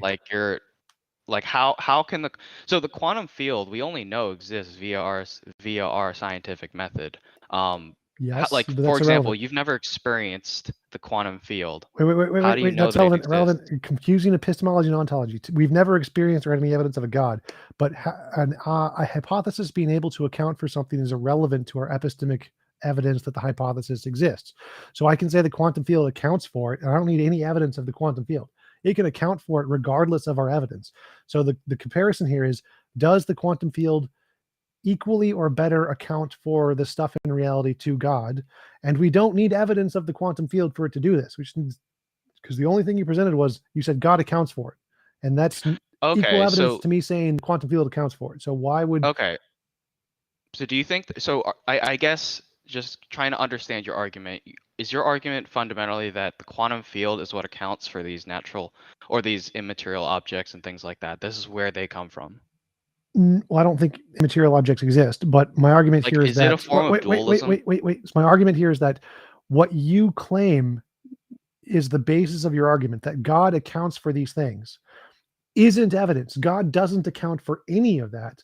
All you've done is said, "God done it," and you've called that an accounting process that somehow has some epistemic basis, when really all you've done is said, "God done it." And I can do the same thing and That's say, not what I said. quantum field done it, and that you, of course, aren't going to accept, for the same reasons I'm not going to accept it when you say, "God done it." So when you say that God accounts for things, you're going to have to give some strong epistemic basis on how he accounts for those things, other than the fact, God done it. But there is supportable mechanistic explanation getting from the quantum field to what. Yeah, I what mean, we so have. getting away So- from But the problem is that there's no mechanistic explanation from God to here. So that's one thing that's sorely lacking. we is do. that because then explain the mechanism by which God creates. And it's Well, so created let's everything. compare God to a quantum field. The quantum field doesn't have causality, and intentionality. God does. God has an intention to create a world that has these features that are analogous to his properties. No, the now quantum field. Now you're just This is the replacing same quantum field problem with God. No. This is the same problem that dualism has. That you have a realm of abstract objects and things like that, but they don't cause anything. The property of justice doesn't cause anything in the world. You need some sort of agent that can provide a cause out, like that has intentionality and causality that can cause these things to exist. Why do you Quantum think that you field- need intentionality? Because the quantum field, if it just exists, then it doesn't cause anything. Yes, it can have a nature where it does stuff. It doesn't need an Well, intentionality to do stuff. Like, we can do stuff without intentions all the time. So, like, if the quantum field is where we get like laws of logic and what all that stuff, how do they cause the material? Like, Wait. So the question was, why do you think we need intentionality? If intentionality existed before the laws of logic, it would be illogical. So you couldn't have intentionality prior to the laws of logic. Sorry, sorry, could you restate that? So, like, for intentionality to exist, logic would be one of the prerequisites. So logic would have to exist before God's intentionality for him to have intentionality. Therefore, you can't use the laws of logic as evidence that intentionality must exist, because Logic is one of the properties of God.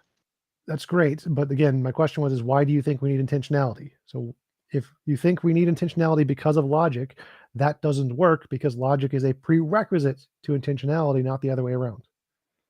Because there's no causal power. Like the same, like this is the problem of dualism, is that you can't get from these abstract objects that don't have that don't cause anything, that are abstract. I have no idea what you're saying right now. So the quantum field isn't abstract. The quantum field is a physical existing thing, and it can cause stuff, and it created the universe. Where did the quantum field come from? It's eternal. It was necessarily existing. It wasn't created. It's in its nature. It's eternal, but it's material. Yep. How do you have eternal material? There's no logical contradiction there. So why would you think it's not eternal? So I mean, one argument is that you can't have an eternal past. You can't have an infinite past that terminates in the present. That's a contradiction. No, it's not. There's literally no logical contradiction in that. Plato, I think, or Aristotle, the one who created that argument, admitted there's no contradiction in that. All of the philosophers, including William Lane Craig, who use that argument, admit there's no logical contradiction in that. It's just an intuitive challenge. That's it. It's not a contradiction. Secondly, most physicists reject that. There is no problem with an infinite past, but all of that's irrelevant. So we can just grant that time had a beginning, and that because we in physics, we grant that space and time are emergent from some other quantum mechanical thing, which is still a physical thing.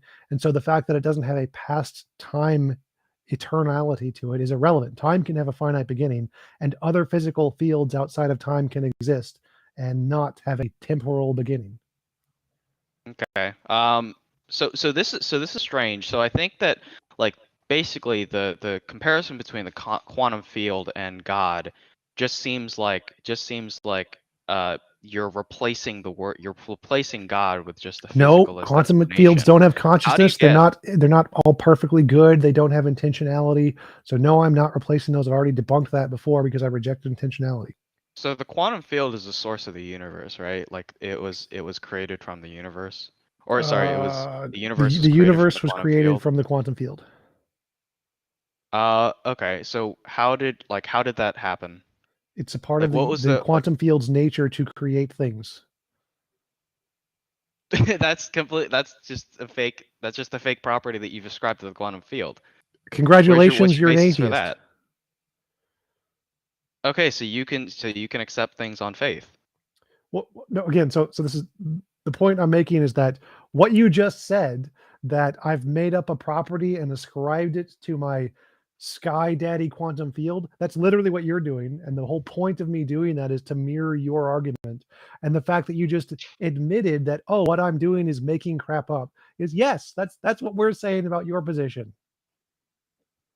Okay, so both of us are just making stuff up, and yours is better somehow. Oh yeah, so Like, mine is is that your better because we perspective? actually have evidence that quantum fields exist, and so the fact that all of the evidence for Well, quantum no, fields. your Wait, view one isn't sec, better. let me, 'Cause how let do me we? finish. Let me finish. So, quantum fields are built on things which have been empirically verified to exist independent of our imagination. So all of the properties in the quantum fields have been demonstrated to be real and non-imaginary, whereas all the properties of a God, none of which have ever had any evidence to show they're nothing but imaginary. So quantum fields, essentially, like the multiverse, is a combination of virtual particles, which were demonstrated in the Casimir effect, and early universe in inflation, which was demonstrated in Guth's early universe inflation measurements of the CMB. Both of those have an empirical basis. So all of the parts of the multiverse have evidence that they exist. None of the parts of God have evidence they exist. All of his properties are purely imaginary, all powerful, all knowing, all loving, whatever else non-physical, non-spatial, mental, time thing. None of that has evidence. So all the things in the quantum field theory have evidence that they exist independent of imagination. None of the ones in God do. That's why it's better. So let me take it a different direction, okay? So that you think that the quantum field is material and it's the source of, or whatever, all that stuff. If material is fundamentally in flux and constantly changing, how do we have uniform properties such as logic, like logic, the laws of nature, stuff like that? Because the Like, do you fact that think that? something is always changing doesn't mean that literally everything is always changing. So the fact that it can change in one way doesn't mean it necessarily changes in all ways. So you think that there's some sort of underlying thing that keeps material in line with a set The quantum of properties? reality, yes, reality has a particular nature to it. What is reality? That doesn't describe anything. I'm talking about why doesn't the laws of logic, why doesn't induction, causality, why doesn't that change constantly? Material is Because constantly in some things flux. don't change, some things do change. So the fact that some things Okay, change doesn't why? mean that everything changes. Why don't they change? Material is Because fundamentally it's the flux, so nature why of aren't these reality things that they don't changing? change. How? Where does the nature of reality come from? It's eternal and wasn't created. Okay, so if the nature, so all these, so first is that these things are immaterial. How are you ascribing them to a material Again, I don't quantum believe in field? any immaterial things. I don't think there are any immaterial things. I'm not sure what you're talking about here. There is a material field, quantum field, and it governs everything. Governs all So the the laws patterns in of reality. logic, the No, laws no, of no, logic, no. universals. Logic describes the nature of the field. The nature of the field is physical. Okay, but the properties of the field are immaterial and No, fields are invariant physical. and Like eternal. everything in physics is physical. So fields are physical. So the quantum field can change. Like so the quantum field, Parts the laws of the logic quantum could field change. can fluctuate. Yes, does not mean that literally everything in the quantum field can change. No. Okay, so let's start with that. Let's say that things like the properties of the quantum field could potentially change. How do we have a rational basis for believing that that things follow from past experiences, from induction, things like that, if the quantum field can change? Future testable predictions. I can say if my imaginary model of the world is correct, I can predict my future experiences, and if it comes true, that's evidence that my model is true. No, because that assumes that things, that past actions predict the future, and that things don't change immediately from That's how time hypotheses to work. time. Hypotheses are you make a bunch of assumptions, and if you I know, assume but those you just said that the quantum field changes. Let me talk. So hypotheses, you get to assume whatever you want. You can assume there's a magical sky daddy, and if based on your assumptions, you can make future predictions, and those future predictions come true, then you're justified in believing any of the assumptions you make. So you're allowed to make whatever assumptions you want in a hypothesis. That's just how it works.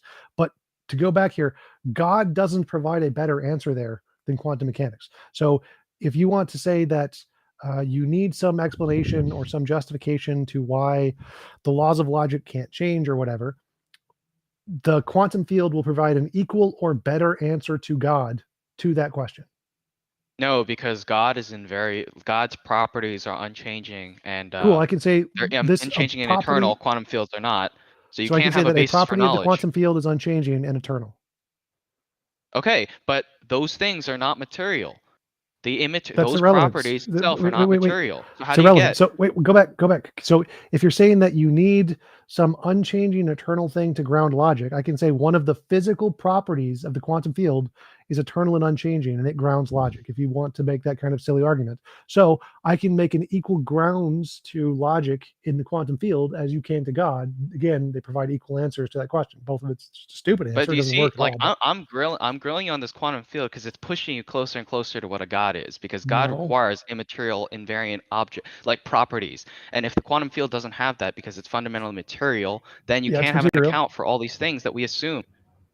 No, so it's material and it counts for everything in the universe we see around us completely, and there's no immaterial things in it whatsoever. How do you get universal invariant properties from material, which is constantly in flux? Because it's not in flux. So again, you're begging the question when you say all physical things are in flux. Like, no, it's not. Okay, so how do you get immaterial object or immaterial? There are no like immaterial objects. properties. The laws of logic, the property. I've already covered that. The laws of logic don't exist in the universe. They're descriptions made up by humans to describe the nature of the universe. The nature of the universe is the thing that causes all of what we describe as laws of logic to exist. So nature where of the in universe the is world? a physical pattern. Where in the world, materially, can I find the laws of logic? The laws of logic are made up in human brains to describe the way reality operates. Okay, so if human beings were eliminated, the universe would not operate based off logic. That's your argument. No, we could still, even if human beings never existed, we could still use human languages that we humans made up to describe things. Dinosaurs existed before we invented the word dinosaur. So there's a pattern in nature, and the pattern in nature exists physically. It physically exists, and we make words to describe that pattern. Humans not existing just makes the words go away. If logic describes reality, then it can't just be a product of our brain, unless you believe that in you're solipsism. dumb. The word tree describes reality. Is it a product of our brain? No, because I believe that it's part of the objective reality. But you said that the laws you think of logic, the word these tree properties are existed part of your before brain. humans? What? You think the word tree existed before humans? The concept of tree, like the existence of tree, like trees could exist without humans. Okay, well that's dumb. So no, words are made up by humans. You think trees can't exist without humans? No, trees exist. Concepts don't. Concepts need minds. So concepts didn't exist before minds. Yes, so no but those humans, concepts, no concepts direct are reference to an objective thing in reality. The word tree doesn't have any meaning if it didn't exist in reality. Yes, the tree exists. The word doesn't. The word, human words made up by humans. Physical things exist I before know, concepts. but you just said that these things are in your brain, like these laws of logic, etc., whatever, Yes, all in your brain. Okay, stop. Stanford Encyclopedia of Philosophy, classical logic, very first sentence. Logic is a formal language. It is exactly like English. Everything you can say about English applies to logic. Everything that you say about logic applies to English. Okay, so do they exist in your brain, or do they exist in the external reality? No, they exist in your brain. There's something else that exists in the external reality, which is the physical nature of reality. Okay, but like, for example, the world operates based off of logic, so you can't have like the tree not be a tree. No. It doesn't exist based off of logic. It exists based off of the nature of reality, which we describe with logic. So let's take let's take the property of non-contradiction, right? That tree cannot equal not a tree or whatever, right? Yeah. That is a rule of the objective reality. No, If that's a it's just a rule we product- made up to describe reality. So like if like us and our brains were completely disappeared, that tree could not be a tree. No, we would just still be using human language to describe the nature of No, reality. but that's my point. Is that like no, it would be an object in space. It essentially would be an object, but there wouldn't be anyone there to call it an object. Yeah, Okay? But there would be no one around to say it's a tree, that it has bark, that it has the properties of what humans define as a tree. So it would be a thing that is there, but there'd be no one around to describe it. But it's still just like the dinosaurs analogy. Well, he's asking like, if humans didn't exist, would the tree start violating the laws of logic and stop being a tree, or would object A stop being object A and start to morph into an illogical, alogical object? That's what he's asking. The answer is no. So we can describe things with logic. We can describe things with the law of non-contradiction before humans existed, just like we can describe dinosaurs with the word dinosaur before humans existed. The nature of reality is governed by physical quantum fields, and logic is just a description of how those quantum fields work. The logic isn't in the quantum fields. Logic exists in human brains to describe how those things work, and that's it. Yeah, but I'm asking for the location of where that logic exists in a materialist universe. Logic is in the brain. Again, logic is words made up by humans to describe the physical nature of the quantum field, which exists physically in the quantum field. So what you're saying, what you're asking for, where is the logic? It's the physical nature of the quantum field is the thing that produces all of the stuff we call logic. Logic is what we describe the physical nature of the quantum field with. That's all it is. Logic is the physical nature of the quantum field. Is logic not instantiated? Like, is it not, like, is it just like complete, like, does the world operate, like, if the world operates based off logic, does the world does not operate based off of logic. We use logic to describe the way the world operates. So logic doesn't exist first. Logic was a description of the physical nature of the physical quantum field. That's the essence of what logic is. It is the physical nature of the physical quantum field that we're using a made-up word called logic to describe. Let's use a different example. Like, let's look at numbers. Okay, so you same have thing, exact same thing. Objects. Numbers are made up by human minds in a language, and they describe the physical nature of the physical quantum field. So when you have like 10 books, do you think that 10 is a property of those books, like that set of books? No, 10 is a label we're using to describe the nature, that the fact that there's 10 separate objects in reality. So like the 10 books, like if the concept of 10 doesn't exist, then all you have is just like these individual books. You don't have the 10, like the set of 10 books. No, the set of objects is there regardless of whether or not you name the set with a number. So the set of objects, what we call 10, is a physical relationship that physically exists. So like if you have two particles, those two things physically exist as fluctuations in the quantum field. It didn't give them numbers. It doesn't name them. Where does the number 10 exist in the material world? The number 10 doesn't exist. It exists in your brain. It is a word made up by your brain to describe the nature of reality. I've answered the same question like 50 times. So if you died, like I've answered the same question like 50 times. All numbers, logic, language, they're made up by human brains to describe the nature of reality. The most fundamental thing that causes reality to be that way is its own nature, and it's physical. And so it answers all of that. It answers what logic is. It answers what numbers are. They are physical natures of the quantum field that we describe with these abstract languages. So the fundamental question that we're having disagreement on is whether or not we can apprehend reality. If all that stuff exists in your brain, then all you can really have is solipsism. Because if your beliefs, if your things in your brain do not correspond to reality, then all you have is your own thoughts and your own brain. That's a separate topic. So again, the quantum field answers that question equally or better than God. So no matter what you want to say, I could say God's an evil deceiver, and so you can't trust God to give you an accurate perception of reality.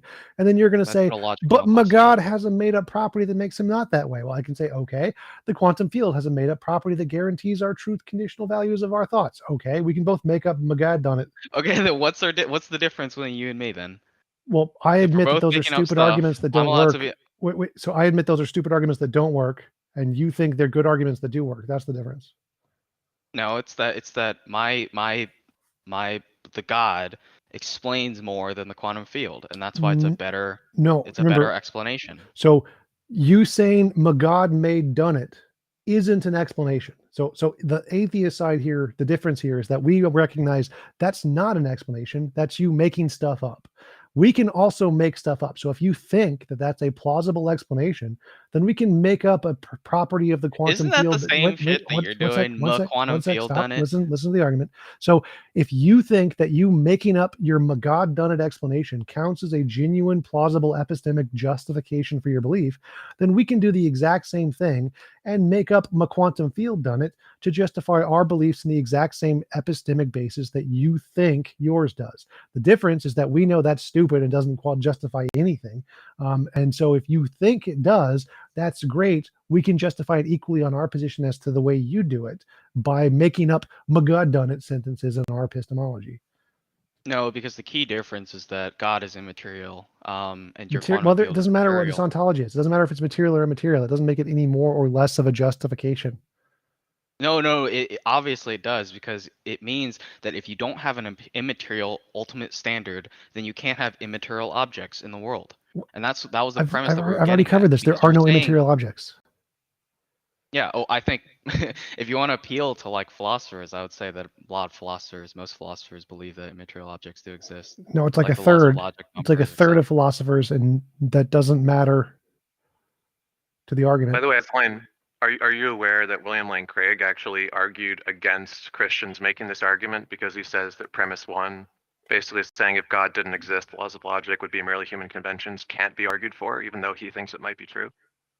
So I mean, that's Are you my familiar with- criticism with William Lane Craig, is that he kind of operates off of a kind of neutral worldview, when Christians shouldn't be arguing from that specific worldview. Like What you're saying is that grants if the your atheist- worldview is insufficient to motivate anyone that's not already a motivated reasoner, that you're just going to make arguments that you know won't be persuasive to anyone who doesn't already agree with you and isn't just question begging their already held beliefs. No, we can disagree with William Lane Craig. Like we don't That have to. That sounded to me like no true Christian. What? No. Because what he's doing is he's presuming all these things that the presuppositionalists disagree. Like William Lane Craig assumes that atheists and Christians operate based on the same worldview, which is completely wrong. Christians and atheists operate off different worldviews because our worldview is predicated on the existence of God, whereas the atheist worldview is nothing.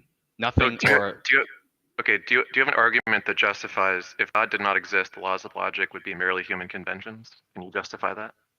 Yeah, because the laws of logic, if God did not exist, then you wouldn't have an account for immaterial eternal properties. So the laws of logic would have to be tied to the material, and the material constantly changes. It's always in flux. So the laws of logic would always be in flux. However, we see that that's not what happens. We don't see that one day the law of non-contradiction is suddenly true and false. And so that would be my argument as to why the laws of logic have to be accounted for, because they're invariant, they're eternal, and they are unchanging. Earlier, like he mirrored your argument and just said, look, something else could account for the laws of logic not being human conventions. I and know. It could go through. And I you know. argued against that very unconvincingly. So my question is this: look, if it's the case that the laws of logic don't vary in any way that we know of, but it's possible that they do vary in a way that we don't know about, or that they're invariant for some reason other than God, what's the contradiction in any of those things not being God? So the only way that you could do that is if you were a dualist. And so if you were a dualist, this argument wouldn't be as effective, but then you would have the critique of dualism. But under a materialist framework, you believe that everything in the world is reducible to material objects.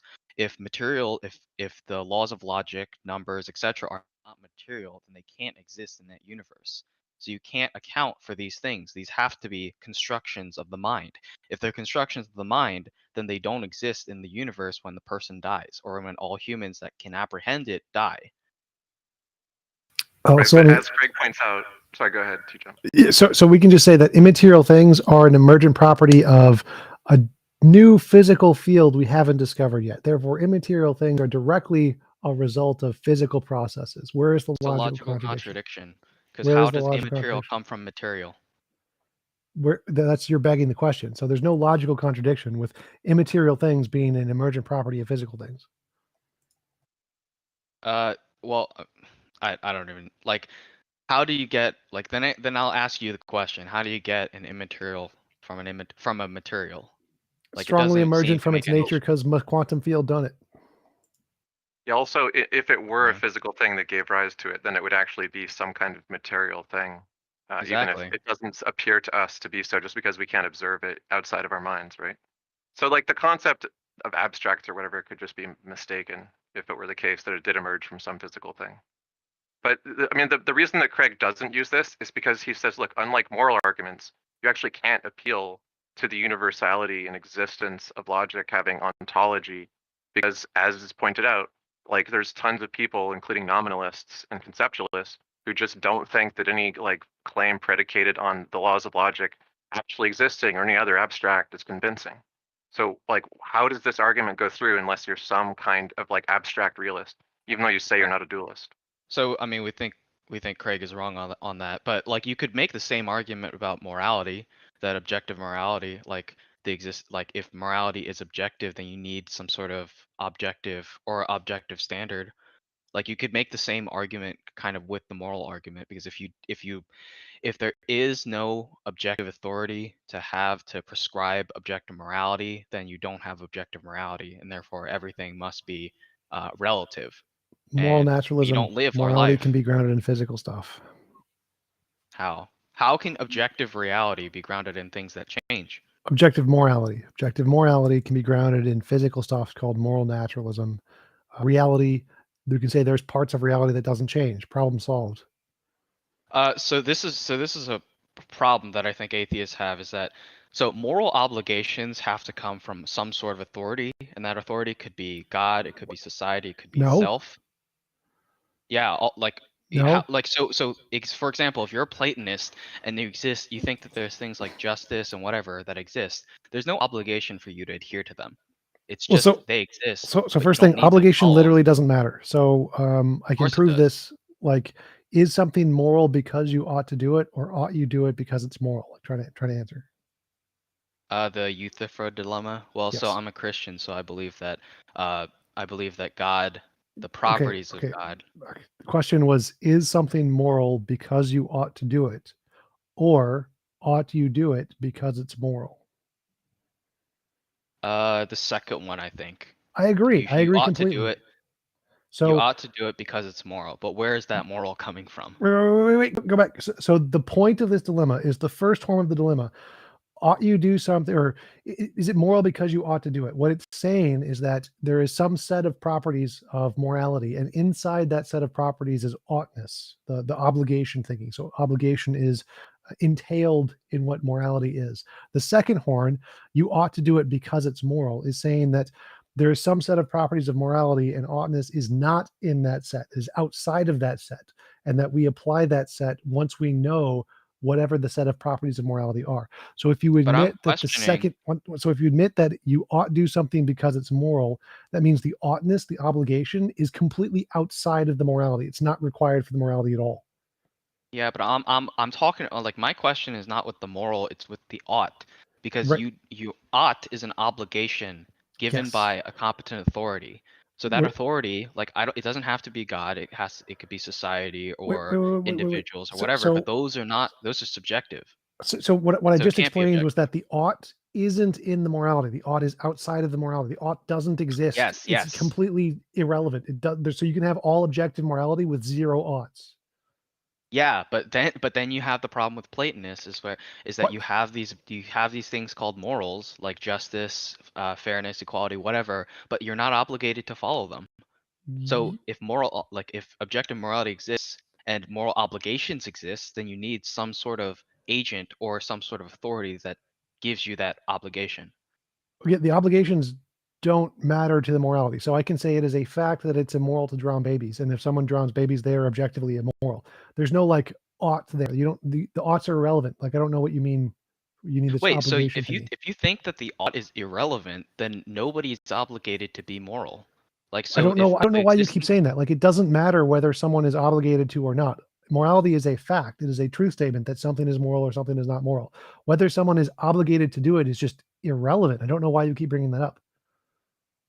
So you don't think so? Then what? Like the Platonist view that like morals exist, but like we have no obligation to do anything about them. Like, is that a view that you hold? Like, you think that people aren't bound by? Well, I'm not a Platonist, morals? but sort of. Like, I don't think there are any obligations. I don't care about obligations. I care about morality. So I don't know why you keep like what are these objective obligation thingies you keep mentioning? Like you should not murder. Like, you should be just. You should be Yeah, none of whatever. those Like seem to all these exist things. objectively. Those seem to be social constructions.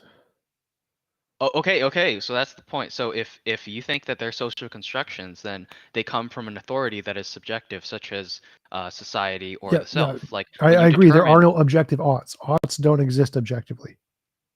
Okay, so like if the society, like a Nazi society, had like adhered to or whatever, they had the obligation. They set the obligation that you had to kill people, or you had They to would kill be minorities. immoral, Or something. but I don't care about their obligations. Okay, so the obligation itself would be okay. The obligation is made up by society. They would be objectively immoral. So if they kill Jews or whatever, they are objectively immoral. I don't care whether they think they should do it or not. I don't care what the personal motivations of anybody are. They're objectively immoral for doing it, regardless of any obligation. So morals without obligations is toothless. So like how can you tell somebody to act ethical and whatever if moral obligations don't exist? Like, yes, you could say Because that it's the a truth statement. concept of justice, like you It's could a say truth that the statement. So concept I of can say justice and you are stuff like being that. immoral, and that is a factual statement. You don't need an ought anywhere in that sentence. Like, I don't know, like if you're saying by toothless you mean it doesn't like motivate people, oughts don't motivate people. So if by toothless you mean doesn't motivate, well, God doesn't motivate anything either. So God is toothless. So it seems like your only argument here is that you need oughts to try to motivate people, but I don't So care about thought motivation. I care about experiment. truth. So thought experiment. I want to kill a bunch of people, and you're like, hey, that's not moral. I'm like, I don't care. And you're like, okay, well, shit. I guess so. Well, again, so I don't care what you personally believe. Like what your personal subjective desires are is irrelevant. I care about the truth. It is objectively the case that it is immoral to kill. So if you kill, you're immoral. Whether or not that fact convinces you doesn't matter. Like if I say there's a flat earther who doesn't believe the world is round and I give him all of the facts and he's just not convinced, does that mean that the facts aren't true? Like, no, they're still true. So whether or not the facts convince him is irrelevant. Like you seem to be thinking that what matters to morality is whether or not it convinces people, which is literally just the definition of subjective morality. I just don't think that like most people would agree that like moral obligations are just completely subjective. Like, so if Well, you morals do did. You exist, agreed to it. what did I agree to? When I No, said, I think moral obligations is come from something, God. well, I asked you, is something moral because you ought to do it or ought you do it because it's moral? You said it's the second one. That's you you ought to do it agreeing because that it's oughts moral. don't matter to morality. No. So no, they don't. They don't like the question, that statement, like you ought to do it because it's moral. That doesn't presume that ought portion of like what the authority is that is doing the ought. Like What- if you're like you're not ought, you don't ought to do it if there is no authority. So that dilemma shows that the oughtness is irrelevant to the morality. You can get rid of oughtness completely. But do you think like people in society actually like live like that? Like that that morals exist but oughts don't exist? Like you're not obligated to do what's moral? Yes, they admit that it's wrong to kill babies, and they don't need to say you ought to do it for any reason. Like they don't need to Okay, add so that then in. this is the fundamental problem with atheism versus Christianity, is that you have no moral oughts, and so you can't create a society where you have like obligations to do what's moral. But again, you already admitted that's perfectly rational. Like when you admitted to the youth field limit, so I'm not seeing a problem here. Like I can create a system of laws that give you an objective truth. Whether you accept them doesn't matter. So it is objectively the case the world is round. Whether you accept them is irrelevant. The fact that not all flat earthers are convinced that the world is round doesn't change the facts. So I can create a society that gives you a moral set of facts that tell you what all morality is. And the fact that somebody isn't motivated by that is irrelevant. And you keep bringing that up as if it matters. I'd like to to talk about the morality aspect you're mentioning here. So you're saying Christianity is superior for that. You're correct that atheism doesn't have any moral guidance. That's correct, because it's just a classification. But Christianity has an edict in it for killing all the Amalekites. Do you consider that to be moral? Because I consider that to be immoral. So if we're talking about like biblical stuff, it will rely on like historical context. So You mentioned Christianity, so yes. Yeah. No, so the Bible is split into things that are like into things that we would prescribe, like God would prescribe as universal laws, and then things that are particular to its time. So I don't remember that story, but I think it was a particular in which God was commanding the destruction of a specific population or whatever. And usually usually the biblical perspective is that those societies are depraved, or they have turned away from God in almost a holistic way. So like, for example, I think one of the examples, Abraham was challenged, like was questioning God about whether or not if there were moral people, and said if there were 5 moral people or 10 moral people, he would not destroy the city. But he destroyed the city, and so we can presume from that the amount of moral people were significant. Do you agree that, so are you agreeing with it that the number of people in a society that adhere to a standard, like a moral standard, is a moral way to decide whether or not to annihilate them? So I think that God is the standard of morality, and so like one of the problems that we can't know the mind of God. So for example, if God decided to kill all children, all those children would go to heaven, because it says it says that children would go to heaven. So that under that worldview, it would be a moral good. But we obviously, all the children aren't dead, so we think that there is some moral reason as to why that's not the case. Okay, so there are morally justified reasons for God to take action. However, we just don't know those. So you've just invalidated your argument, because your position, because you're saying it's not possible to know the mind of God, and yet God is the moral standard. So therefore, the oughts are unclear. And when you have a moral standard, we need this clarity. This has to be there. And if God is the moral standard, we must understand what he means by moral. So I can't accept that as morally superior to atheism. Well, so the Bible has clear teachings about how, like, love thy neighbor, things like that. And kill the Amalekites. That's not a command that's universal. That was a command to specific people in the Bible. Okay, so it's subjective. No, I mean, like it's like for like, obviously if there's a law for specific people, that doesn't apply to everybody. Like, do you think everybody's command, like some from outside, like in the context of the Bible, that the person like who's halfway across the world should also kill the Amalekites? Like, do you think that was logically what was prescribed in the Bible? Obviously not. Wouldn't it have made more sense? Wouldn't it have made more sense if God gave that message to everybody but the Amalekites? Even the neighboring cultures that did not accept the Abrahamic faith, but the ones that were nearby, it only went to the Hebrews. My overall point, like, not no. without getting in the weeds. No, Aslan, no, answer the question. Okay, well, like, so the question is if it would have been better that the Wouldn't it have made more sense if this were the true thing, that the message would go to everybody, everyone, other than the Amalekites, that everyone would get the same message, because the Amalekites were so evil and needed to be culled, that not just the Hebrews, but everyone around them, because it wasn't just the Hebrews and the Amalekites out there. There were many other cultures, and yet none of them got the same message against the Amalekites. because it doesn't make any sense to make a universal law about a particular action that was prescribed. Okay, so then why only the Amalekites? Why not everyone else that was surrounding the Hebrews? Because it doesn't make logical sense. Why would you have, like, for example, somebody in China, like, that they should kill the Amalekites, so they should travel all the way over to kill whatever? God could make that happen, but I'll come up with a better example here. We'll go to 2 Chronicles chapter 15 verse 13 in the Holy Bible. The King James Version says, Well, no. It's just one verse.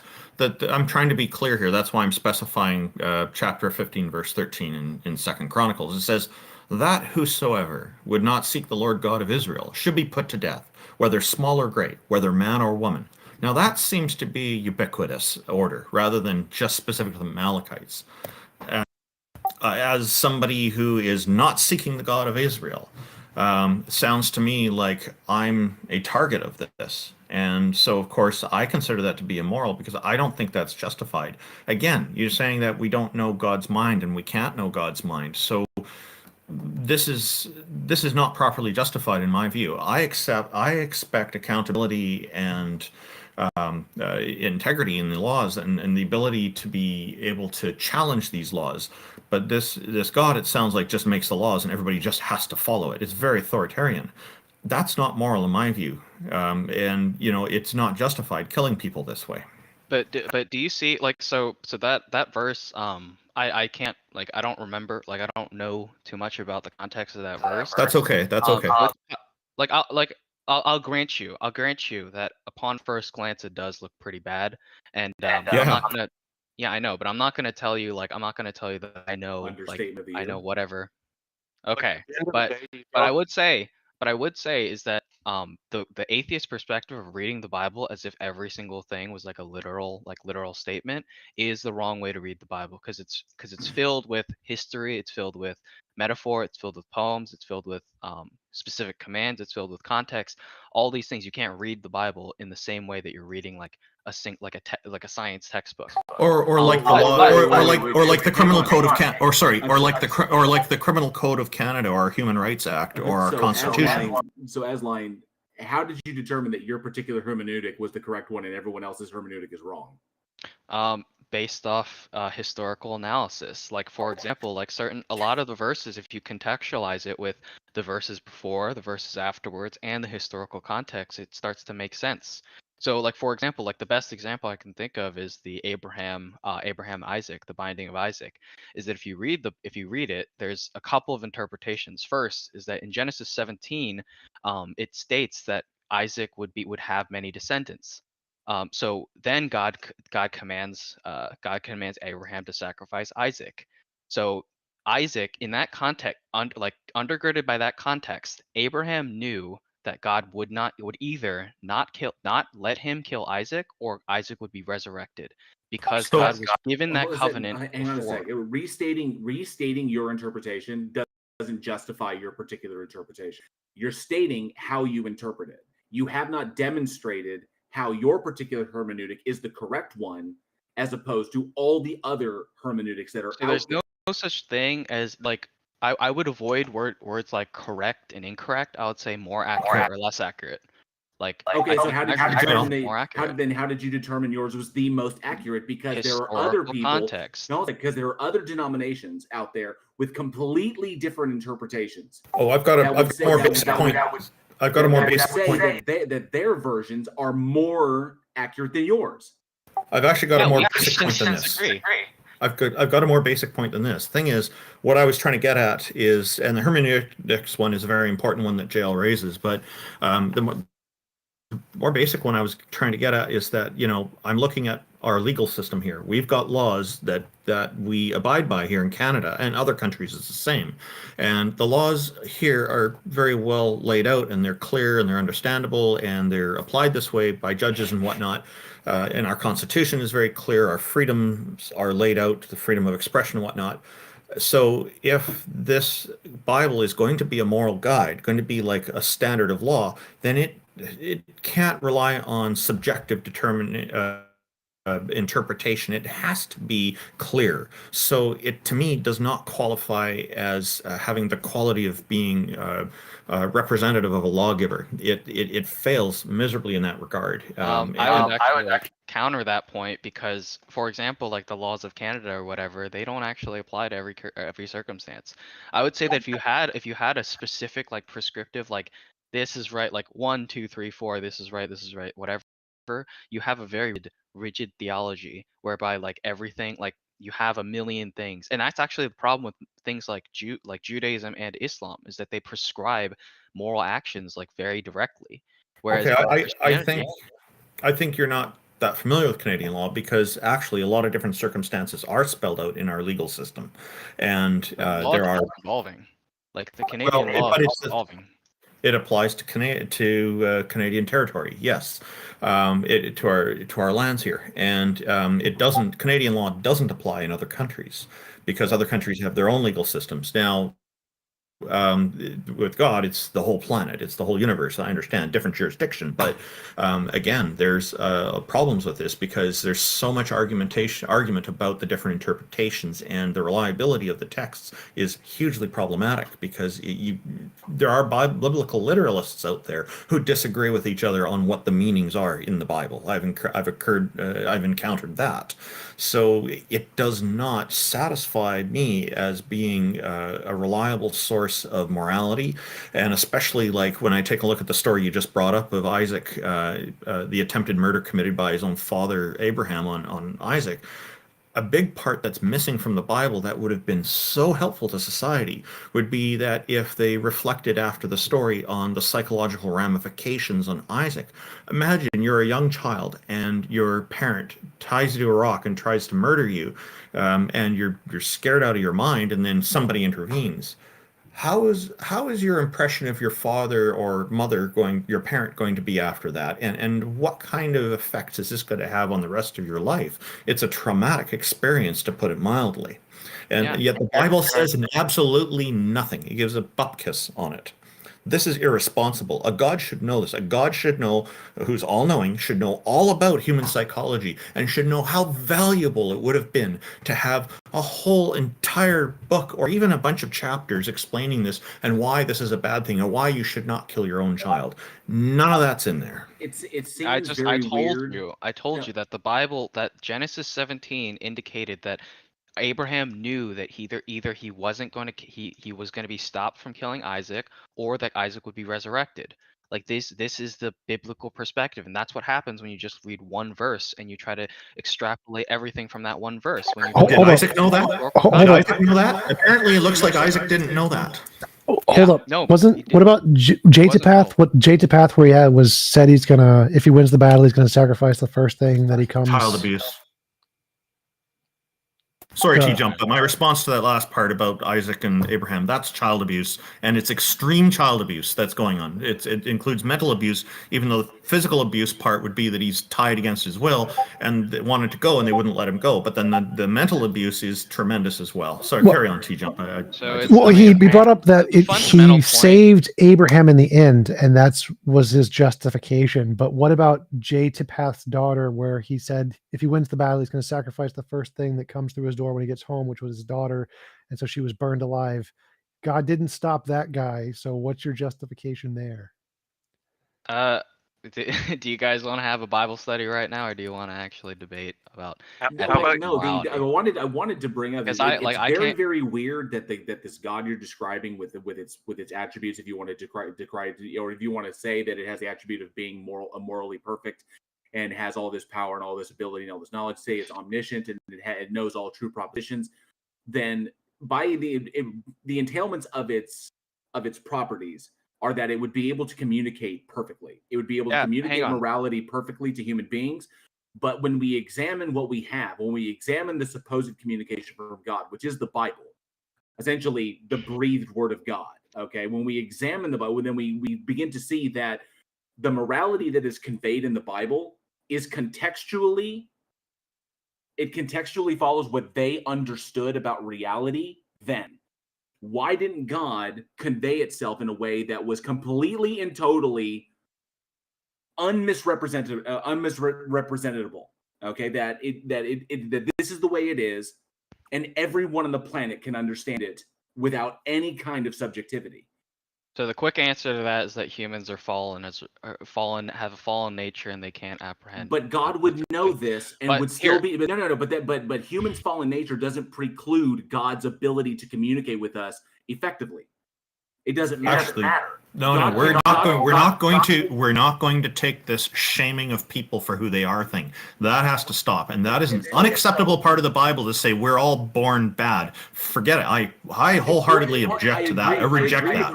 I agree with Randolph. In doing that, but taking that into account, if that is your position, Humans fall in nature. If we are fallen, I don't agree with that at all. I think that's BS. That's part of cult. That's literally part of the cult indoctrination of Christianity. Is by teaching people that they're broken and that they need something external to them to fix themselves.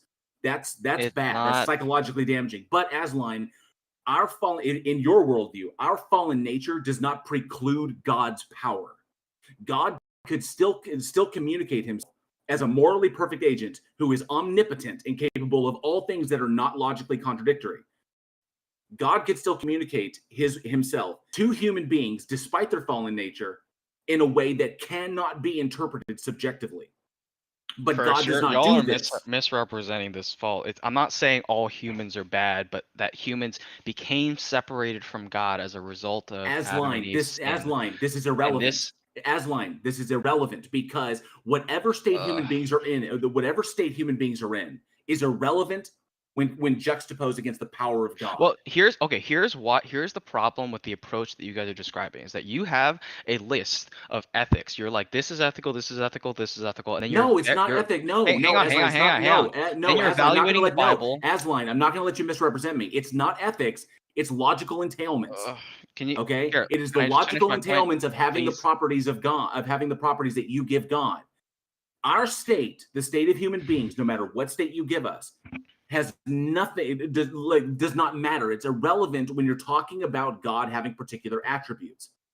God at the time seemed only capable of communicating this absolute universal truth of everything to the Hebrews and communicated it to no one else. And now, some thousands of years later, there are hundreds of thousands of interpretations of what those words actually meant. This would seem to state, the conclusion we can draw from this is either one of two things. One, God is incapable, or actually one of three things, actually. One, God only communicated the truth to one specific group of people while knowing that everything would become twisted in the future, which goes to really knock down his nature as being all truth revealing. Two, human beings made all of this crap up, and that's why it's entirely subjective. Or three, God is completely incapable of communicating itself clearly and effectively to all of humanity.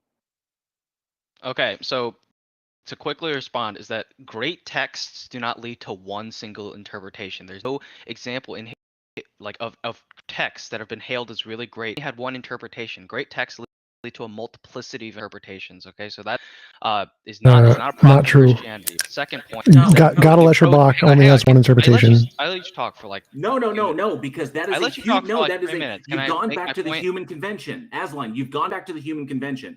Human texts are capable of being subjectively interpreted by humans. God should be able to communicate in a way that is beyond human subjectivity.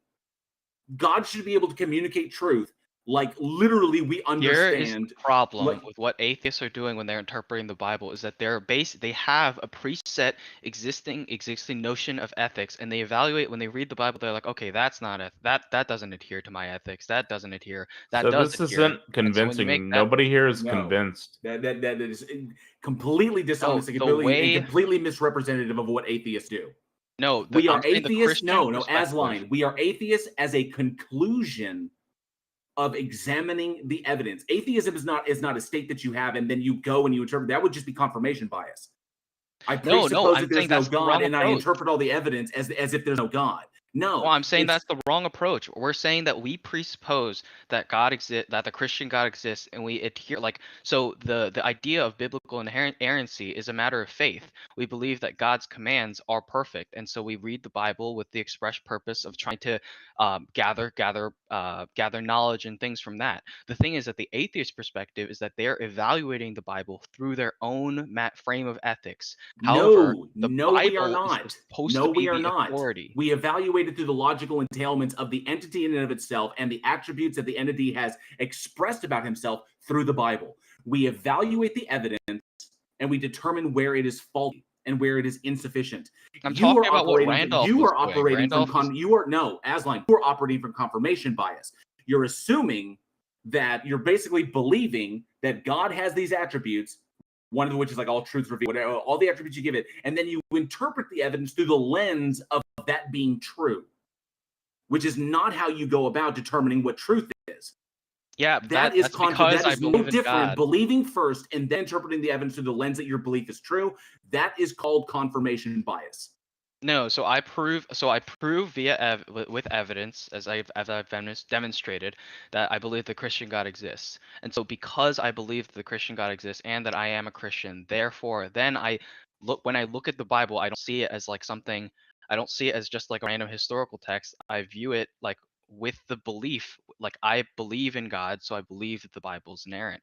Like I would never convince an atheist that the Bible is inerrant. I'm not saying that that's like, If I'm you not saying can that be that's what I would do. convinced, But the then problem, we can be, no, Aslan, if you can be convinced, then you should be able to convince us. But every argument you've given, it's either been an argument from incredulity, an argument from ignorance, or an appeal to emotion. I asked you a very simple question. The question, it's very simple.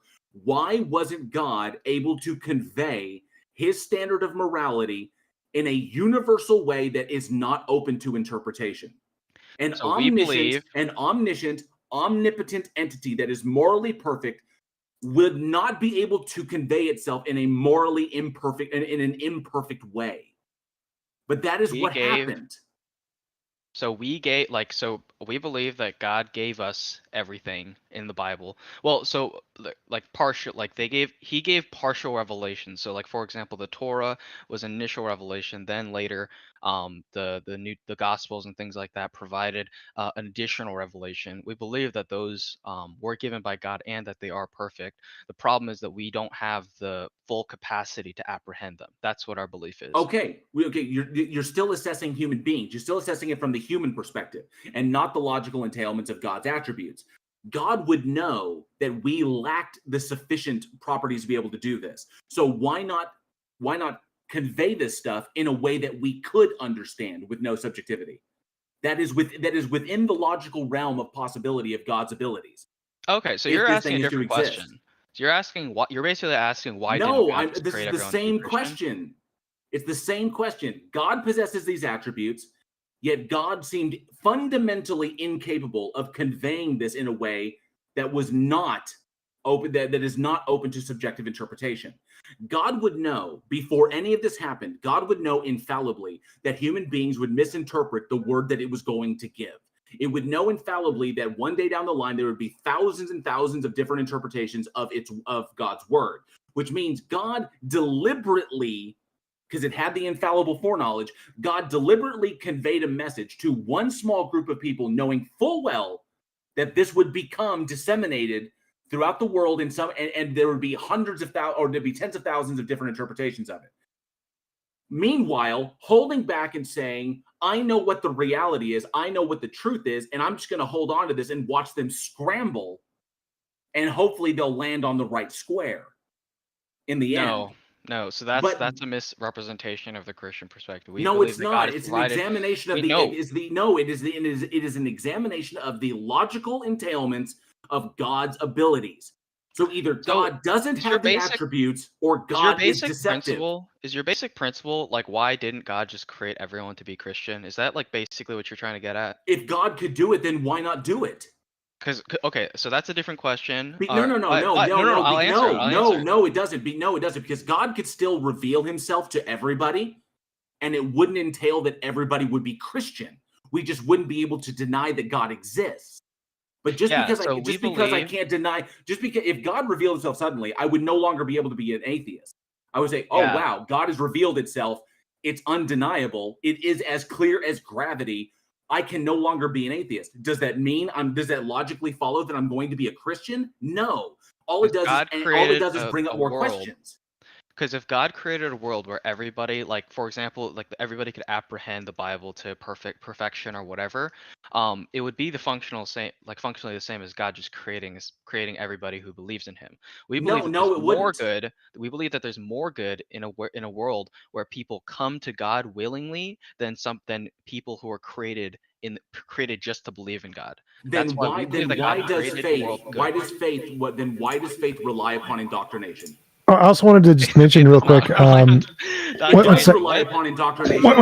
to just mention one thing. Like, demons know God exists but don't believe in Him. So knowing God exists wouldn't force us to believe in Him. Demons do believe in God. That's why they were punished. No, demons don't believe in God. They know that God exists. Satan knows that God exists implicitly. Yeah, no, they choose to reject him in his presence. Like they know that he exists. Human beings still do it as well. God could reveal himself to everybody. Why does God rely upon faith? Because we believe that people who willingly come to God is more good than people who just are automatically created.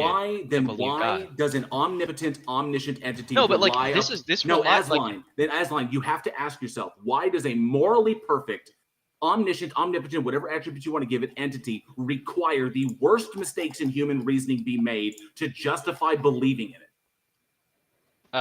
Now you're trying to rag on faith. No, I think I am ragging on faith. I think that a lot of things you believe on faith. So for like these basic this is a smoke screen. Address Aslan. This is address the argument.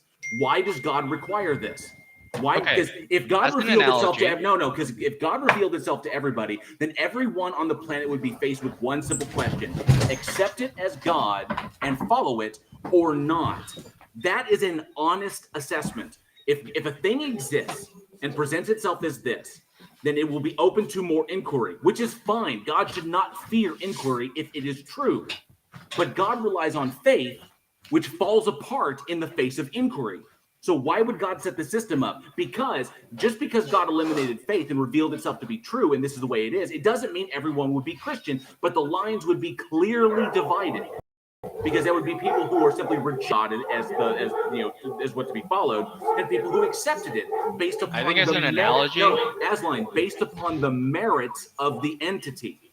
So I think as an analogy, like you would rather have, like if you had a wife, you'd rather have your wife willingly choose to be with you rather than just creating or just having a wife that was created to love you or whatever. What do you think? But Aslan, what do you think heaven is? Why not just create all human beings in heaven? No, so What's we the purpose believe of in the heaven. rigmarole? What's the purpose of what? What's the purpose of the rigmarole of life on Earth if the whole point is for everybody to wind up in heaven, doing the exact same thing? So why not just create everybody in heaven if that's going to be the end state? Because people who choose to be with God, a world where people actively choose to be with God has more good than people who are just created in God's presence. We believe that those people who have chosen on Earth to believe in God, they are rewarded and they are given God, like they're in the presence of God, and in that circumstance, their free will never fails them to apprehend. Okay, then I have one last one. So if I live my life, beginning to end, and I examine all of the evidence to the best of my capability, I use all of the critical faculties. This is assuming that God exists. I don't believe that it does, but assuming that it does, hypothetically, He does. God exists. And I go through my life. I use all of my critical faculties. I use that supposedly God gave me. I examine every bit of evidence I come across, everything I'm presented, and everything I go and I search for and I find. I have every conversation I could possibly have within that lifetime, and I come to the honest, critical assessment with no falsity within me that this thing does not exist.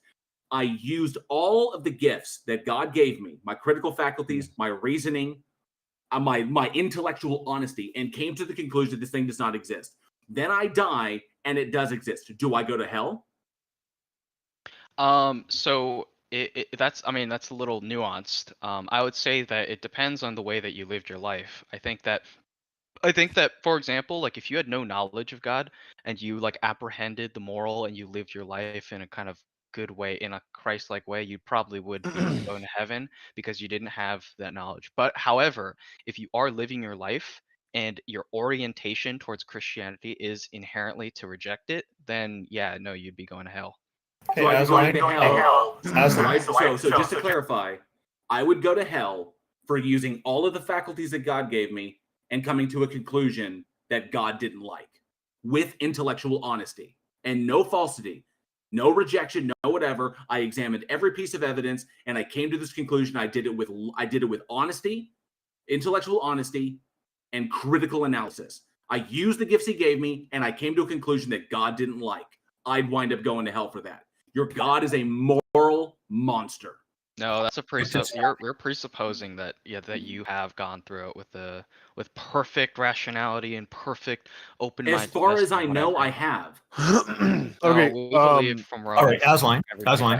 has. I wanted. We've been talking for a long time. We'd love to get into this with you next time. We can get into Pascal's wager, or Pascal's gambit is the correct term, but they're both the same thing. But maybe we can do this in a future episode because. It's taken up a lot of your time. Well, no, it's been really good, and I just I think we would like to get to other audience members. And what I want to do is Fair. maybe you two can just finish up over the course of the next 2 minutes, and then we can go on from there. Does that sound good? It's pretty much it. That's pretty much what it's yeah, stressing out, is that there's logical entailments that cannot be gotten around if God is to hold specific attributes, that there's only 3 logically consistent conclusions you can make up, that we made, that one, God is, it's either deism, dystheism, or atheism. That it's either a sufficiently powerful enough agent that doesn't interact with us and just kind of laid everything out, and then pissed off with no evidence of its existence. Dystheism, God is a moral monster and is deceptive and is doing all of this just to try and curry favor with human beings because it's a moral monster. Or 3, we made it all up and it's imaginary. So those are the only 3 logically consistent and intellectually honest conclusions you can come to on this. Yeah, I mean, I'll just close with real brief. Just I think that the belief in God is kind of explained in the same way that history is proven, where you kind of making an inference to the best explanation. And I think that I've demonstrated at least partially. I think morality kind of rests upon moral obligations rest upon an authority, because morals can exist, but moral obligations must come from an authority.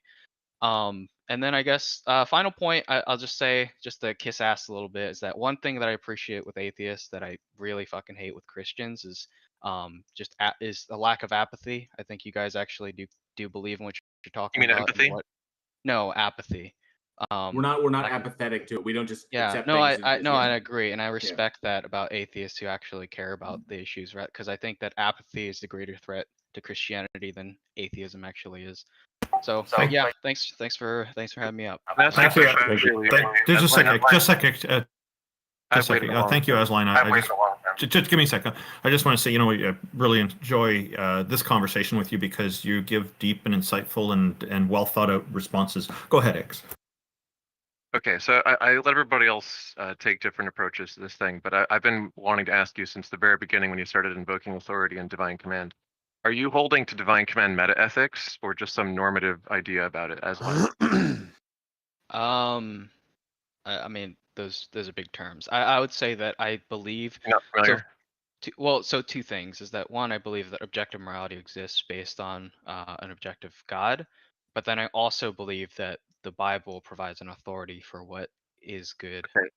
So I'm not trying to be like dismissive or anything. I'm just trying to clarify if you understand these concepts. But if you're talking about ethics and you're trying to talk about it seriously, usually you have to get into a distinction between a meta-ethical position, it's like what does it even mean to say something is good, as opposed to a normative position, like what is good and why should we think a certain good thing ought be followed or whatever.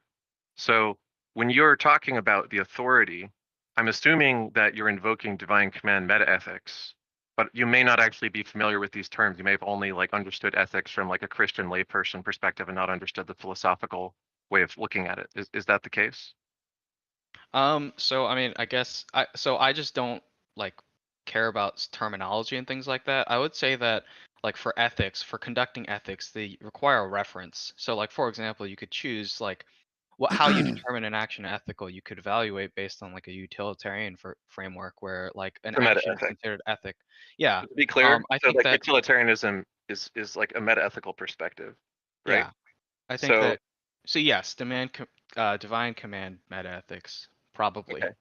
Okay, so I'm not going to argue with you about this since it's probably fruitless if you're not familiar with it, but I want to give you a research suggestion to look into and then come back and talk to us.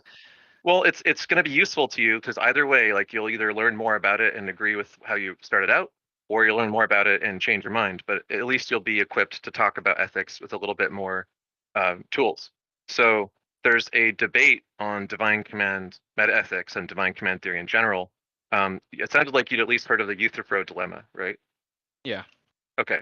So you should know that there's a lot of arguments that make it seem like divine command metaethics are absurd, and they have to do with kind of entailments of the Euthyphro dilemma and like Moore's open question about like what does it mean for something to be good.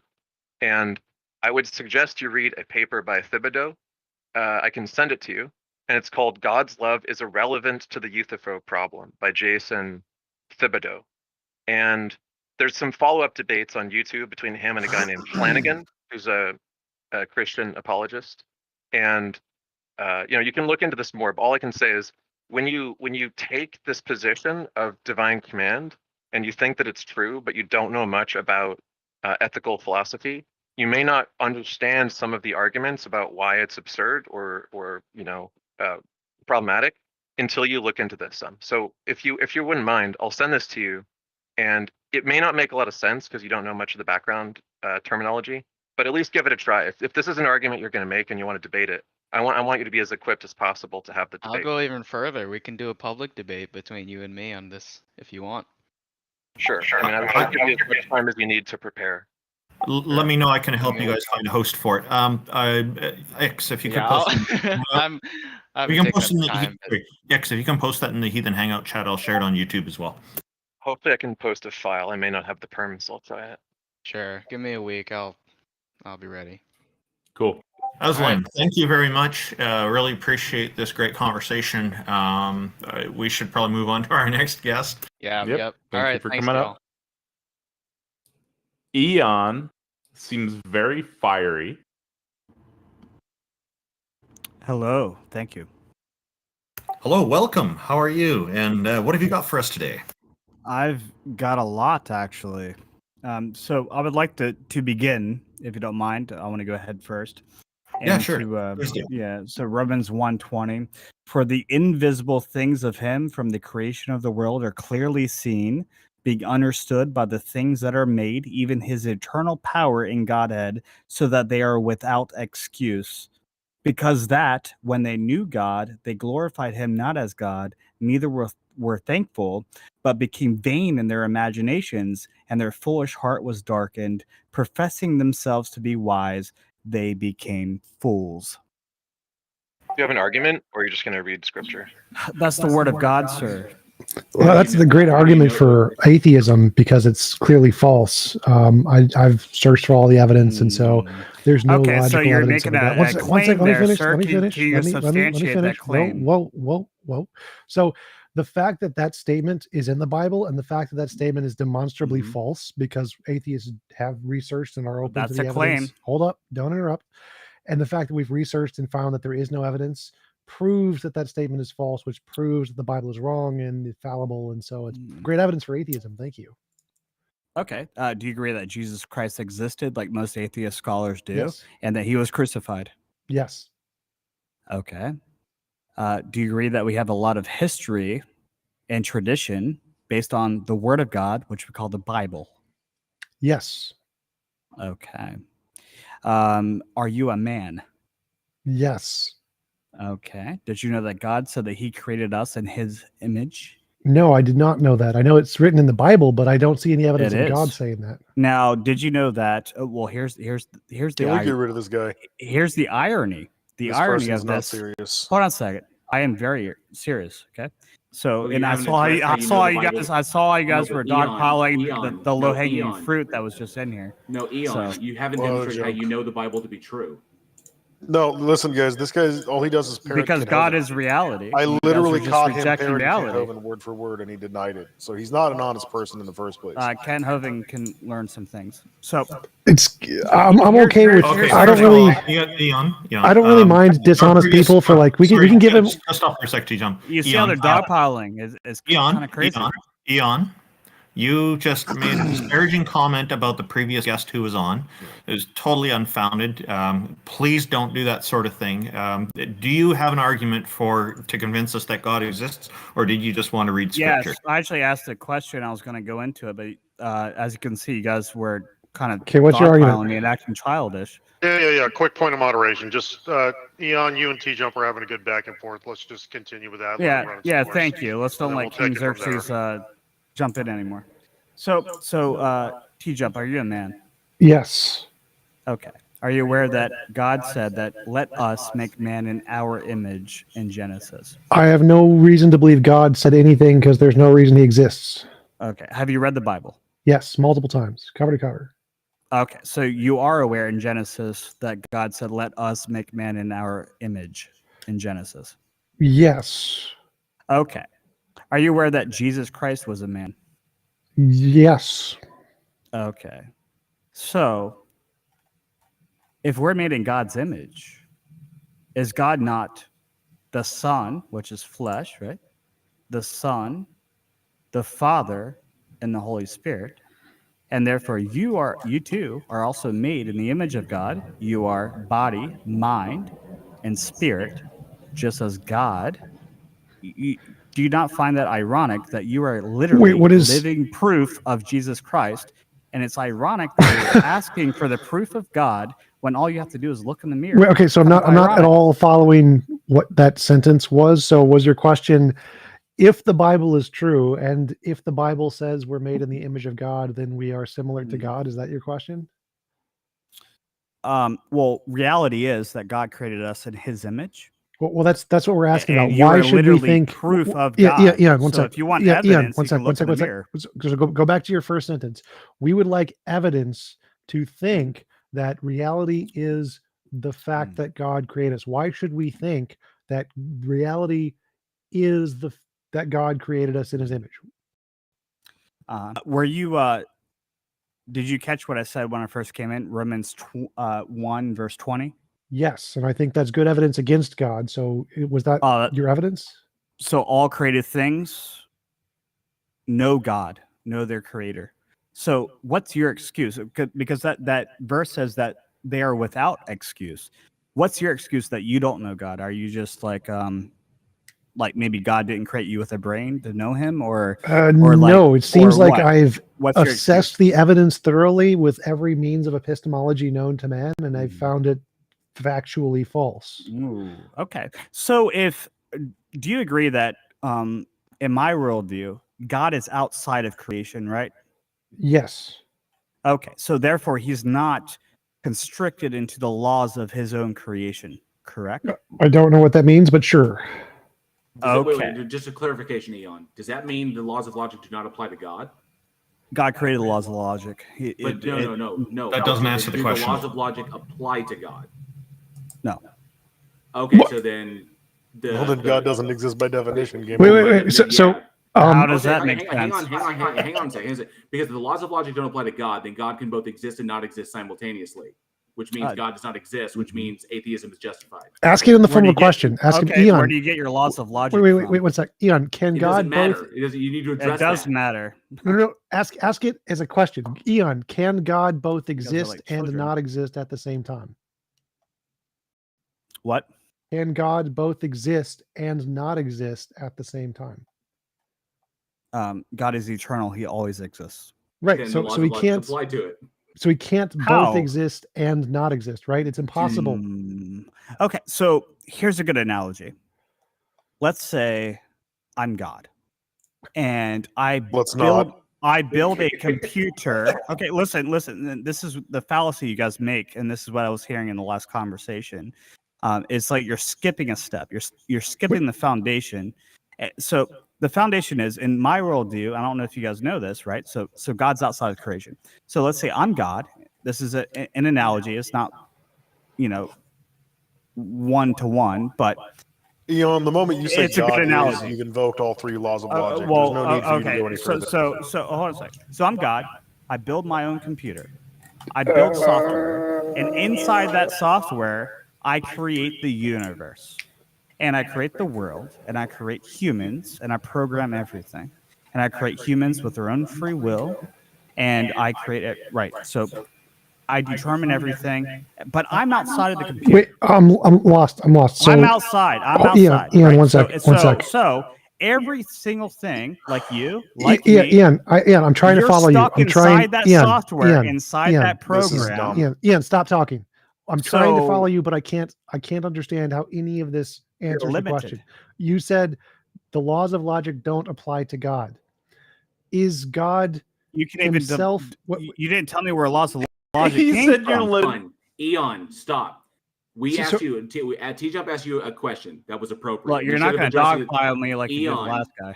Eon, we should. The Mhm. question is, can That's God so both steer. exist and not exist simultaneously? I already Yes or answered no? that.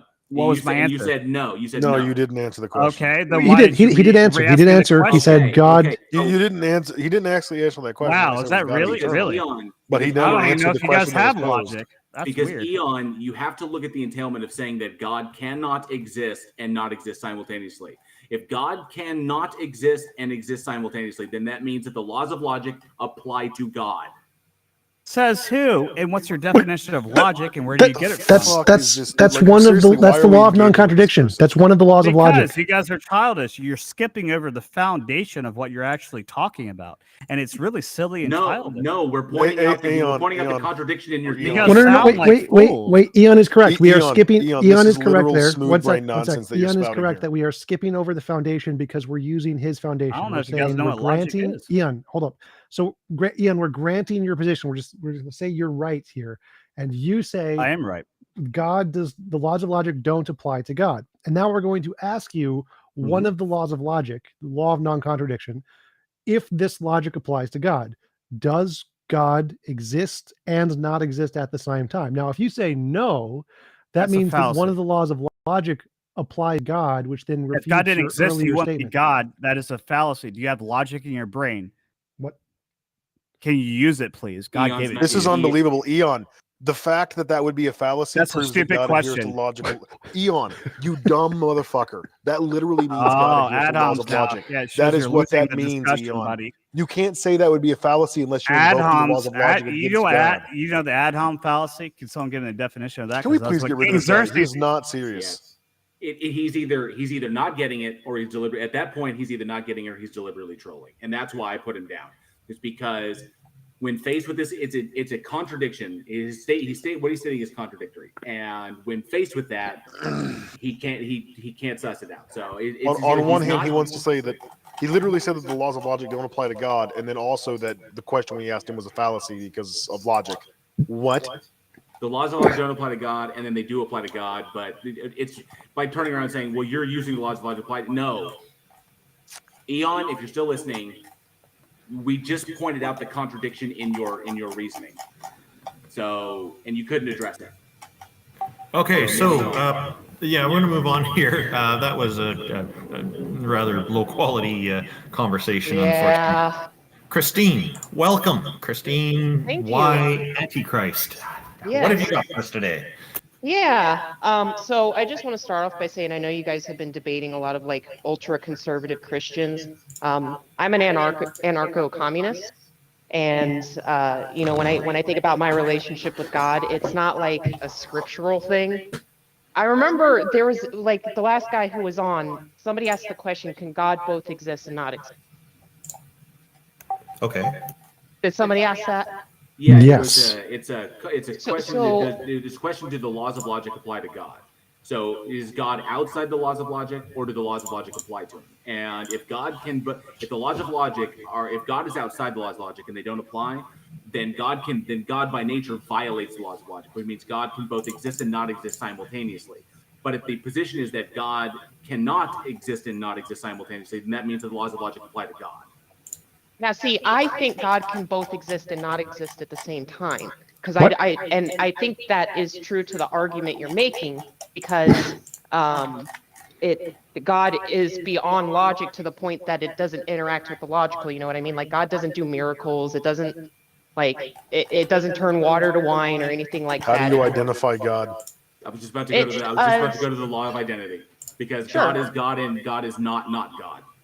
Sure. So I think the way it works is it's heavily dependent on the observer. I think God is one of those things where it literally looks and behaves differently based on how you interact with it. So like for somebody like me, God exists, but for an atheist, God doesn't exist. And I think both of those exist simultaneously. Can you picture in your head a stick? So the Can you- waveform hasn't collapsed? No, just go ahead. Yeah, I can imagine a stick. No, can you imagine a stick that only has one end? No, Why not? because that's a logical contradiction. You can't have a stick with one end. Precisely. Yeah. And a God that can exist and not exist at the same time is a logical contradiction as well. It's literally not something that we would even be able to recognize. But I don't know. Right? I don't know if God is logical. Okay, Christine, the proposition God is not logical requires the laws of logic in order to even be coherent in the first place. But You I never cannot said talk God about- was logical. Well, so a more Christine, general question. That's the point. When you say God is not logical, that proposition right there requires the laws of logic to be coherent in the Wait, first one place. sec, At one this sec. point, this conversation is devoid of meaning because I think- Christine, because I think the laws of logic logic does are matter, though. prescriptive. They're prescriptive instruments to human thought. All right. Yes. What it means to exist is that you are as opposed to not being. That you can't be what your antithesis is. So if you are a human, you can't be not a human, right?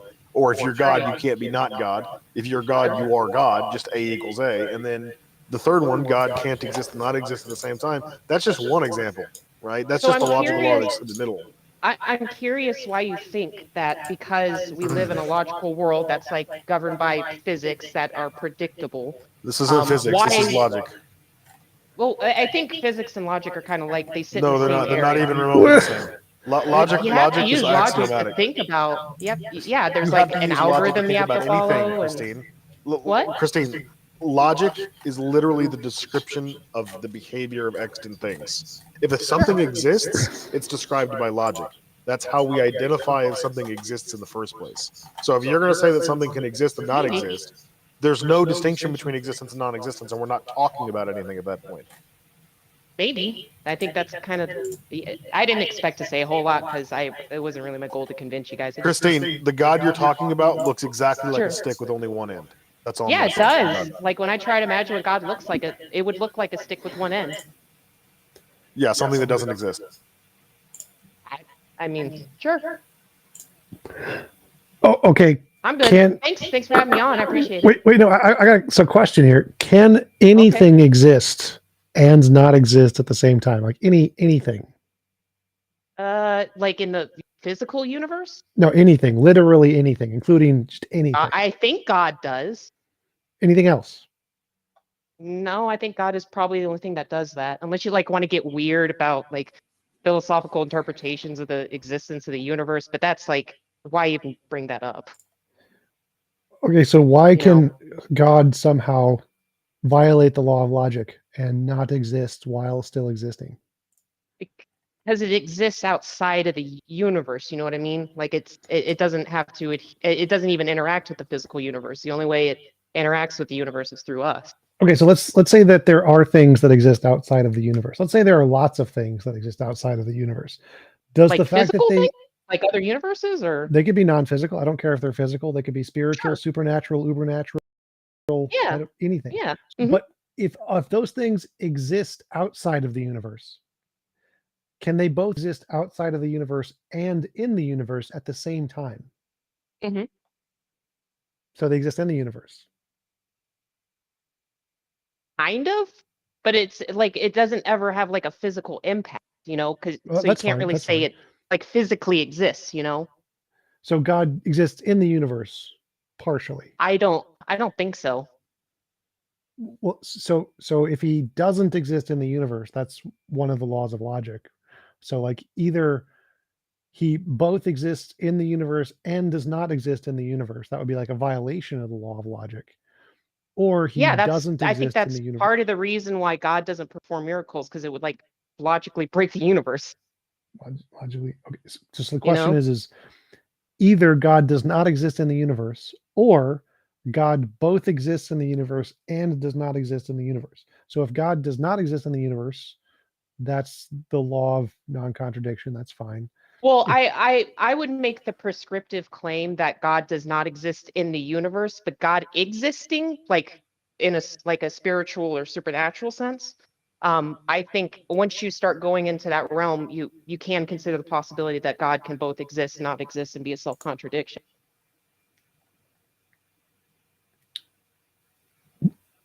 How? Because it's not physical or logical. So the physical thing is fine. It doesn't matter if things are physical, but they'd still be logical. Sure. Like if you can describe a thing with words, God has property X. That would be Sure. logic, right? Yeah. So you must be able to describe God with logic. There's some like general things I can describe, but it's in a lot of ways it's also indescribable, you know? That's why I think that's why people refer to their faith as faith, because a lot of us know there is no evidence. There is zero evidence for the existence of God. The only evidence for the existence of God is our own testimony of its existence. There's zero So, evidence for the existence of yeah, God. there's but zero there is evidence evidence. for the existence of God. Yeah. Well, then your testimony wouldn't be evidence. Either well, there's the zero faithful or there's believe some that it- non-zero number of evidence. I don't think people who are faithful need evidence for God. It's just kind of obvious to them that it exists. You know? Right. Like I don't think when people who are faithful think about God existing, they don't try to logic it out like, okay, where do I find the evidence for God existing? It's more like, you know, they're faithful. I mean, this is literally not even worth discussing anymore because Christine, Okay. based on what you said thus far, like there's no truth value to the proposition does God exist in your worldview. Well, Because she the answer takes can be she takes both the yes and no at the anarcho-capital same time. she takes the anarcho-capitalist position really, really far to the point of just being an anarcho-capitalist about logic, and I think that's awesome. I'm sorry. I think what? she said anarcho-communist. Yeah, I Anarcho-communist. said anarcho-communist. My bad. So you take that position all the way to logic, and I love it. Yeah, but I do. Don't Fuck encourage the that kind of stuff. No, I'm not a cringy tanky, I promise. I just don't like capital. We'll agree to disagree. Oh, okay. All right. Yeah, I didn't expect to have much. I don't mean, you really can't care about your political views, but all I can say is I'm not exactly confident in your ability to evaluate the truth of different political systems if you don't understand why Why are logic you is necessary. insulting me, dude? I was like polite. I'm not and insulting you're you. like- It's just like this is logic is so fundamental and axiomatic to every proposition that we evaluate that for you to jettison it out of this one proposition just because you don't like the implications of it is just bombastic. No, it's not that I don't like the implications of it. That's just how I think it works. Okay, things that don't function with logic don't function. Yeah, sure. There is no working outside of logic that is completely inconceptual. I don't know if God has a function. So we have a term. It doesn't do anything, right? It doesn't do anything. Is God's function a logical function? I don't think so. I think it's kind of like, you know, what is the purpose? What is our purpose for being here? I don't think there is one. I agree with you. I'm not convinced that there's a Christine, purpose for us. what you say, you pretty much what you're kind of describing is a weird form of theism. It's kind of like a sufficiently powerful enough entity that kicked the football in the universe and then pissed off. I don't think God created the universe either. Okay, so is God more kind of like an ethereal concept that people use as kind of like an emotional appeal?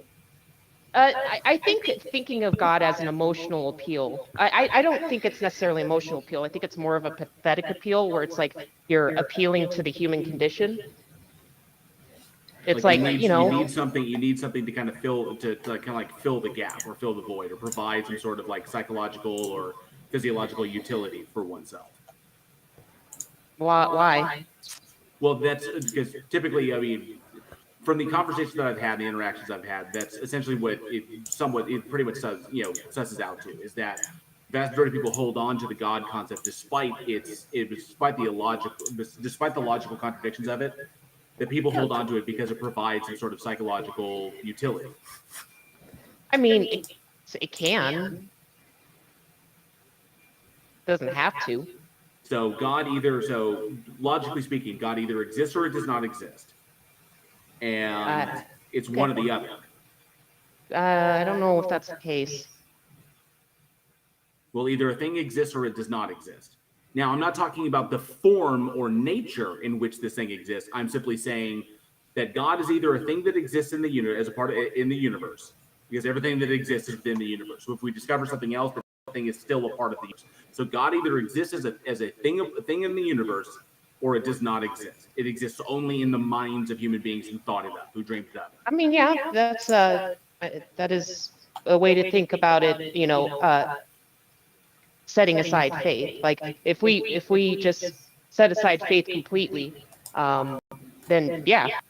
And faith itself there's a lot of problems there as well, because faith is emotion based. Faith can change. Well, I think I don't know if that's evidence. well, I don't know if that's a bad if that's necessarily a bad thing, because when we think about morals, you can make utilitarian arguments that the most moral thing to do is the most utilitarian thing, but I think it's obvious to most people that it's like not okay to assault people, or it's not okay to murder people, and there's no real logical way to prove that that's not okay, but we have this collective sense that it is not okay to do that. Well, we have this collective sense that it's not okay to do that within our own social groups, because if you have a social group that prides itself upon the subjugation of other social groups, but you can't do the things that you do to other social groups within your own social group, that's what we experience. The difference is that our world is becoming a global social group. But 10,000 years ago, it was very much not the case. It was very much one group against the other groups. We've pretty much established ourselves across the planet in such a ubiquitous fashion that it's all become one global, and with communication technology, that it's all pretty much become one global group, adopting the same subjective values and the same subjective moral standards. Now, there are still fringe groups that exist that kind of reject that or have their own interpretations, that have their own subjective interpretations of which are different from our subjective interpretations of what justice is, or innocence, or guilt, or truth, or whatever. But the general standard is that the world has grown to a point where it's one global community agreeing upon one global subjective standard. Sure. But the idea of not murdering people, I think, has cropped up independently in many different places. Well, why do you think murder? How do you surmise that? Okay, so this goes to things like evolutionary game theory, which can get a little bit more complex, but in the sense that we learned very early on that just in our basic resource gathering times before before any of this thing sets out, is that we learned very early on that so there's a difference between cooperative action and selfish action. And cooperative action, we learned very early on that cooperative action yields greater positive results for the entire group and the survival of the group than selfish action. Selfish action yields positive results in the short term, usually for the individual, sometimes for the group, but not in the long term. In the long term, selfish action results in destruction of the group if all the action is selfish. So we learned very early on, if we want to survive, we need to embrace cooperative action in order to keep ourselves alive. Okay? So as a social species, these are one of the things that we adopted, that we essentially evolved into, is one of the things that we adopted, that those individuals who were prone to selfish action consistently because they lack empathy or for whatever reason were ostracized from the group. So we basically artificially selected for ourselves. We artificially selected empathy and the ability to form empathetic bonds. So that is how this became a positively selective pressure for humanity. Now today, we don't do that. We don't just kick antisocial people to the wilds and let the wolves take care of them. We don't kick them out of the gene pool.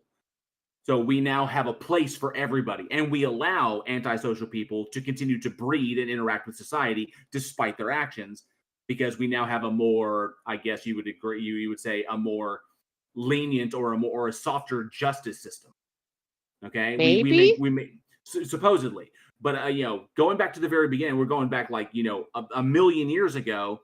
If you acted against the group in a selfish fashion, you did it consistently, they just abandon you. They would ostracize you from the group and leave you to the wild. You would breed with no one, and the elements would take care of you because you'd have no safety of the group. So why is violence still so common? Well, violence is so common because of the way of violence is the level of violence that we have now is a combination of two things. One, you have better connectivity to the world, so you are hearing more about it. So it's not that the violence level has changed; it's that you are more aware of all the violence going on. Hate crimes have been rising in just America for the past couple of years. You're more aware of it. Do you think that in the the line went up? No, Christine, it goes up in commensurate with our level of connectivity, with our level of communication connectivity. You're hearing more but the about it, internet- which is why it seems higher. I'm sorry, but the internet's been around for a long time. The internet's and been around since 1997. Yeah, and crime has been decreasing pretty much all that time, except like around the 2016 I'm election. sorry, Then 1987, my bad. Sorry. Yeah, it's been around longer than that. Sorry, 1987, my bad. But Christine, the amount of hate crimes in the United States have not increased. It's just that the amount of things which are considered hate crimes has increased. Oh, that's They've also expanded the Really? definition. Yeah. The things but, that we then, consider, but then you the can things also that we like look consider at hate raw crimes. violence. No, it's the Sorry. things. It's kind of like saying it's kind of like the argument. You're essentially making the same kind of argument when conservative theists are talking about how society is making people gay. Okay, because the rate of people identifying as gay has increased as a result of society becoming more accepting of people being gay. So they interpret that as that society is making people gay, when in actuality, society's become more accepting of gay people coming out, and because now they're safer, there's no fear of them being lynched or murdered or whatever. Please move away from this topic. This is about to turn into a shit show. We need to. It's not Xerxes. It's not turning into a shit show. It's like it's following the line of reasoning on this. Well, I did want to say one thing. Like, she is right that there are ups and downs in statistics. So the rate of hate crimes does occasionally go up every year, and then it goes down every year. But overall, the trend is down. So even though there are certain years when it goes up, the trend is lower. I think I'll have to check sources on that, because the last time I saw, the last 3 years, not just hate crimes, but just violent crimes in general in America have been more common. Yes, no, that's you're true. hearing about them more. Wait. No, So, I think it's like literally a statistical thing. so in any graph, you have ups and downs, and in the ups and downs, like climate change, sometimes the temperature gets colder, but that doesn't mean climate change isn't going up. It just means that some times of the year and some years are colder than others. The same thing applies with hate crimes. There are more hate crimes some years, but the amount of crime overall, the amount of violent crime has gone down over time through the course of history. Except for the past few years. And it's like, yeah, I get it can fluctuate a year, but it's consistently rising. No, it's actually trending downward. It is. It's trending downwards. You can check Steven Pinker's Better Angels of Our Nature. He goes through all the statistics of violence, crime, and shows how they've been decreasing over time, with two exceptions, like World War II and Soviet Russia and China. Those are the only two exceptions where the amount of crimes went up because of, mass murder and stuff. But other than those two, the trend over time is down by a huge margin. Maybe I just misread the statistics that the government published. I don't know. Well, the FBI statistics indicate that violent crime is going down across the country and has been on that trend for the past 10 years. Except for the last 4 years. No, Yeah, I'll have to look. I could be. The highest rate of violent crime was in the 60s and 70s. So in America, the highest rate of violent crime was in the 60s and 70s. And the fact that it goes up occasionally for a couple of years, we're still nowhere near that level. It's still going down. Yeah, that's true. Right. Yeah, and I think that kind of like I think the reason why I was like trying to weed that apart is I don't think that increased connect. Oh no, you weren't making that argument. You're making the argument that we're just seeing it more. You weren't saying it was actually happening more because of the internet. We're more aware of it. We are more aware of the stories are more widely the stories are more widely reported on, and more people have access to the ability to put this stuff out there. And because of the internet, and the vast majority of humanity has access to it, then you ostensibly have have access to more of those stories. You're simply getting a grander view of all what was already going on. But see, I didn't really more aware of it now. Well, I didn't base my opinion on how many stories I was reading online. I was basing it on like statistics that were published by the government. Maybe I just misread them. So I have a question. Do you believe morals exist? Can humans? Do you think there is such a thing as an objectively good moral? I do. I believe in a moral realism. Yes. I'm a moral relativist that all morals are subjective. Morals are subjective to the individual, to the group, to the society, to the nation, to the world, and the difficulties in trying to find a middle ground up through all of that everyone can agree on. But morals are subjective in just objective morality. Yeah, fair enough. exists. Yeah. Yeah, I think we kind of reached our conclusion here. I ain't got more for you. Unless you Okay. got questions, I don't know. This is good timing because we've kind of veered off topic by getting into political statistics and whatnot here. But I think it was a good conversation. Thank you, Christine, for coming on. Really appreciate it. Thanks for having me. We'll talk again in the future. Yeah. We're going to probably bring on the next person here who's been waiting for quite a while. Matthew? Oh, sorry. You're taking... Yeah, Matthew was wanting to chat. Oh, did you invite somebody? Hello. I got in here. I'm still here. Yeah, all right. We can both go at the same time if he wants to, but... So we'll get you next. Sorry, we had two people driving here. That wasn't that wasn't well coordinated. Yeah, so Matthew wanted to discuss general logical arguments for the existence of God. Thank you, Matthew. Welcome. What have you got for us?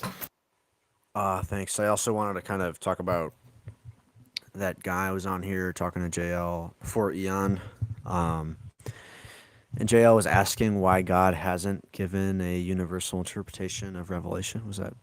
Can you clarify that, JL? The question was like, given the logical entailments of God's attributes that are derived from the Bible, that God has these specific attributes, where the omni attributes kind of come from. If God possesses these attributes, then it's logically possible for God to act to convey itself in a way that all human beings across the spectrum, regardless of station or education level, would be able to understand with no A better way of in putting an it objective is fashion. just that more people would believe if this God actually existed. Yeah. So arguably, every single person in the world would be convinced that this God exists if he actually exists. Yeah, and that God, given its attributes, why does God have to rely on faith? Because faith leads to problematic decision making. So if God existed and revealed itself in whole to all of humanity, then humanity would be faced with an honest choice, which would be to either accept it and follow it or to not accept it. But there would be no atheists because the God exists. Now the question is, are you going to be a Christian or not? And to see that's what it is. But if God is true and everything about it is true, then it should not fear inquiry. But everything susses out, given the subjective interpretations of the Bible and how people view these things, it seems that God is fearful of inquiry, or God requires faith for some reason, which is weird because if it's true, it shouldn't require faith. You know? Well, I don't think that's true at all. You think So that why- thing- so, things yeah. that require faith aren't true? Is that what you think? No. If God exists, then God would not require faith for anything. And God would understand that accepting things based solely on faith is bad reasoning. So why would God accept people? Why does God require the worst mistakes in human reasoning be made to justify belief in its existence instead of relying upon saying, hey, I want you to use your critical faculties and intellectual honesty and evaluate the evidence and come to me honestly. But Right. So but when we do that, the conclusion, the only intellectually honest conclusion is that this thing is imaginary. So why did God set the system up like this? Why does God require confirmation bias and bad reasoning and fallacious reasoning to justify its existence when it knew omnisciently, infallibly, that this is the system it was creating? okay. Sorry, are you done now? Yeah, go ahead. Yeah. So I mean, obviously, you're kind of begging the question to a large degree. And what? I would say, well, that it's not namely that it's not reasonable to believe in God, or that after a thorough examination of No, that's not what I said. reality. That's not what I said. I said, you're why does God, supposing if God that- exists, no, if God exists, why does it require mistakes in reasoning be made? Appeals to think that's the emotion, case. arguments from incredulity, arguments from ignorance. Why does God require these in order to get to it? Because when you eliminate those and you don't commit That's those just fallacies, begging the question. it doesn't. JL, do you mind if I try this a different way? Like you're just Well, yeah, saying, go ahead and let Matthew respond. And then you can take over to Xerxes. like my position is that a reasonable assessment of reality is going to necessarily get you to the existence of God as a prime mover. And the contrary is impossible, in my view. And then from there, we have motives of credibility to believe with divine faith that this God has acted in human history in various ways, and that his will can be discerned through divine revelation in the Old and New Testament and clarified and interpreted through the teaching authority of the Catholic Church. right? So I don't accept the sort of presupposition that's baked into this. Well, Okay, it's not a- regardless Oh yeah, go ahead, Xerxes. regardless of whether or not you think that proper reasoning would get you to the conclusion that a God exists, do you at least acknowledge that many people have not arrived at that conclusion? Yes, of course. Okay. And according to 1 Timothy 2:4, it says that God wants for all people to come to know the truth and be saved. Correct? Right, that would be the consequent antecedent will of God. I'm sorry. There's the antecedent will of God and the consequent will of God. Antecedent will of God. Not of interested God in is these what? frivolous distinctions that you Well, it's people an make important up because you distinction. can't. No, they're not important. They're literally invented for the purposes of getting at a certain logical problems.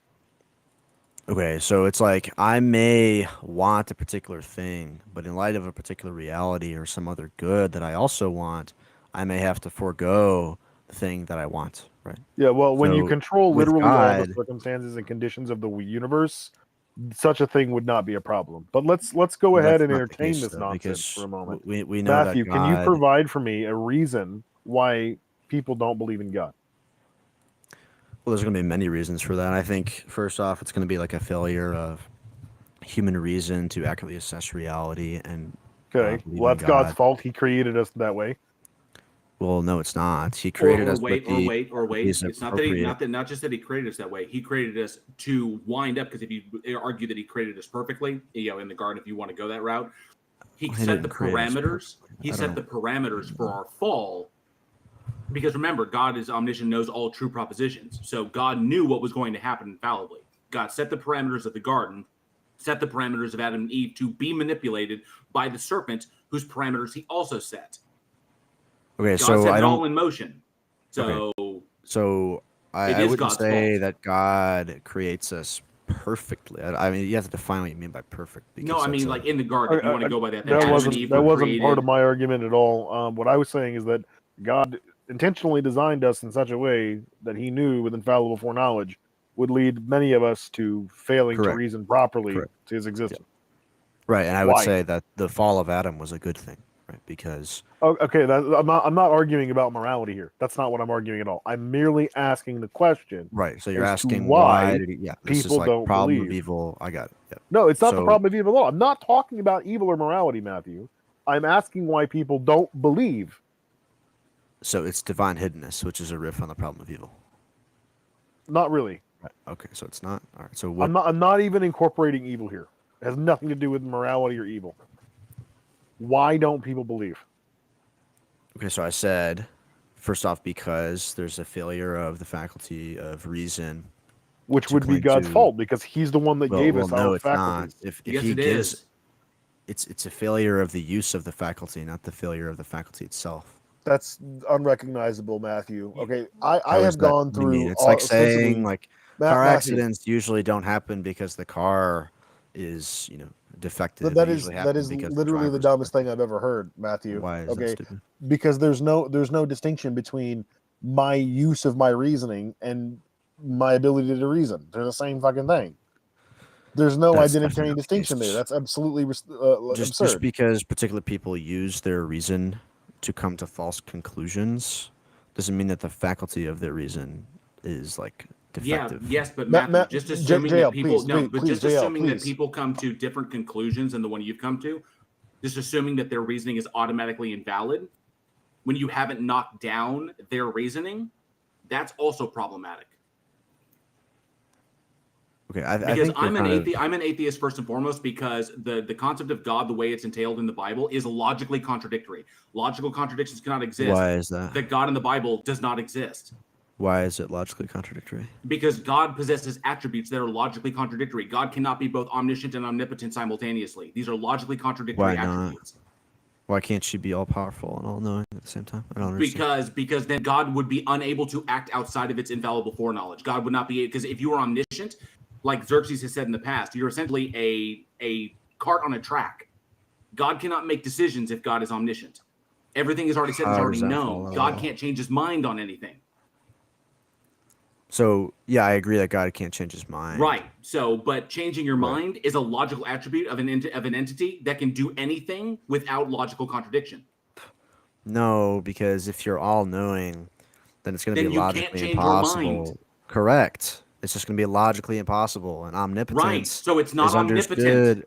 Well, you just said it, and you guys said it earlier, that omnipotence is understood within the auspices of what is logically possible. Yes, and So, the entailment I of don't understand. omnipotence is it can do anything that is not logically. See, that's a problem. Is that the Right. omniscience sets up something that the omnipotence can't do? It sets up a violation of omnipotence. Well, no, it doesn't, because it just shows something is logically impossible. Like, I don't understand this. No, But this is having the something at least we attribute, could. having the attribute creates something that the omnipotent can't do. That's correct. So Yes, a being, so that is a being that logically is both- There's logically contradictory. Logical contradictions No, can it exist. So the isn't. only Like, a conclusion being- is that God either doesn't exist or it I doesn't don't know why possess you these guys, you guys attributes. didn't interrupt people before. I don't know what it is with me. Why do you have to interrupt me? Because you're not letting me finish my statement. You keep trying to jump to something That's else like you did with definitely not Xerxes. So the whole point is God is defined in a logically contradictory fashion. Logical contradictions cannot exist. The God in the Bible does not exist. Okay. So a being that knows everything and can't change his mind. Okay, he can't do one thing, namely, he can't change his mind. Why can't he do that? Because that would be contradictory. That would be logically contradictory for an all-knowing being to change his mind about a particular truth that he knows. Okay, that would be logically contradictory. And if this being is also omnipotent, which omnipotence means doing anything that is logically possible, those are compatible, because omniscience just entails that logically, it's logically impossible for this being to change mind, which is compatible with omnipotence. No, it's not, because then God wouldn't have had to create a new covenant in Jeremiah 31:31. Well, he didn't change his mind. He That's not a did. He change created a of new mind. covenant with new understanding and new rules. The new covenant. If from God Genesis. already knew infallibly that it was going to do this, why didn't it do the covenant in Jeremiah 31:31 first? Because he wanted to establish certain things to guide his covenant people towards the truth gradually. But it didn't work, which is why he Yes, changed it did. it. It's It planned didn't. from Genesis. But it didn't work, which is why he changed it. If it was working, then he wouldn't need to change it. Okay, You I see just the point? like I no, I don't. I don't see the point. I just told you God planned the new covenant from the book of Genesis. In the liturgy in church, we sing about the happy fault of Adam, because God allowed the fall of Adam to bring death, human death, into the world, so that God could incarnate into this world and destroy death for us all. Right? That's covenant theology. Right? You just have such a misunderstanding of this. No, I get don't. this, I to be know I honest. Like, don't. Your God dies on the logical entailments of its attributes. I don't see the force of the argument. I said your God I dies already- on the entailments of its attributes. I already addressed it. Does anyone else want to present a point? Because I'm not seeing the argument here. Maybe I can go. I was going to give an argument. Divine conceptualism.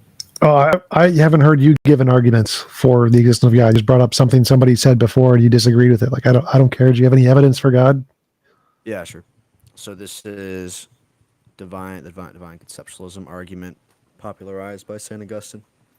These are kind of Platonic in nature a little bit. So premise 1, the laws of logic are necessarily true propositions. Premise 2, propositions are real entities, but not physical entities. Premise 3, propositions are mental entities. Premise 4, if the laws of Okay, logic are real nominalism. Premise 2 is false. Okay, debunked. Okay, so do you want to talk about nominalism? Well, sure. So if nominalism is even logically possible, then premise 2 can't be justified. Therefore, your argument is false. But I don't think nominalism is true, though. I think it's It doesn't matter if it's true. If it's logically possible, then you can't say it's false in premise 2. So all I need to do show is it's logically possible. That's not true.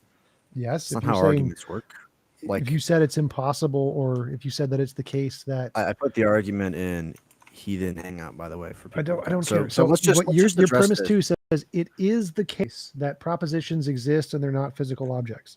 If Right, nominalism that is is the true, then case. that's false. So But premise 2 is just because false. it's logically possible for not to be the case doesn't mean that the premise is false. Like we could talk about the famous argument, premise Yes, 1. yes, it is. So if Socrates the is a only thing man. you have is you have to Premise assume 2, that your all men premise are is true. mortal. Stop Hold on, talking over dude. me.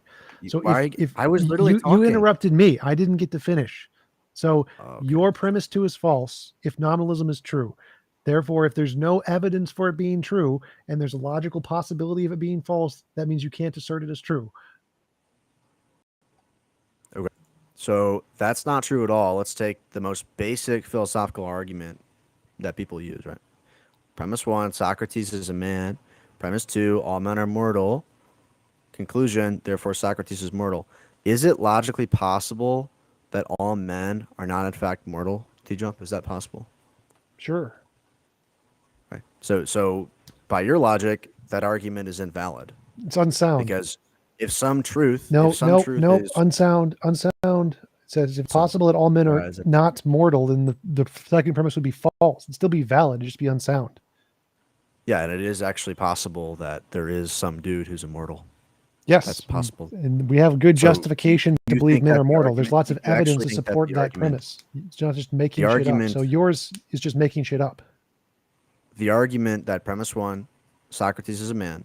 Premise 2, all men are mortal. Okay, I've already therefore debunked Socrates is this. immortal. There is That no argument evidence to is support your invalid? premise. You There's don't lots think of that's a evidence to good support men are argument? mortal. So look, if you don't think that argument I just gave can prove that Socrates I've already is debunked mortal, this. Get to your argument. So go back to your stupid argument. There is lots of evidence that men are mortal. We have lots of evidence men are mortal. So you don't need to and supply there's evidence lots of for that premise. evidence that propositions exist and they're not physical entities. Yes, go. Evidence for that. Okay, so like when we invoke, I don't know, like snow or something, right? Or we're no, that's not a proposition. Sorry. Let's say Julius Caesar was killed on the Ides of March. We're invoking the same thing. That's a proposition, and it exists in some way. It has to exist for us to invoke it. Do you agree with that? No, it's an idea in our head, and so it exists in that way, but we don't invoke anything. It just means we say it. It's all invoke Right, just means we say it. Yes. It exists in our minds. That's correct. I agree with that.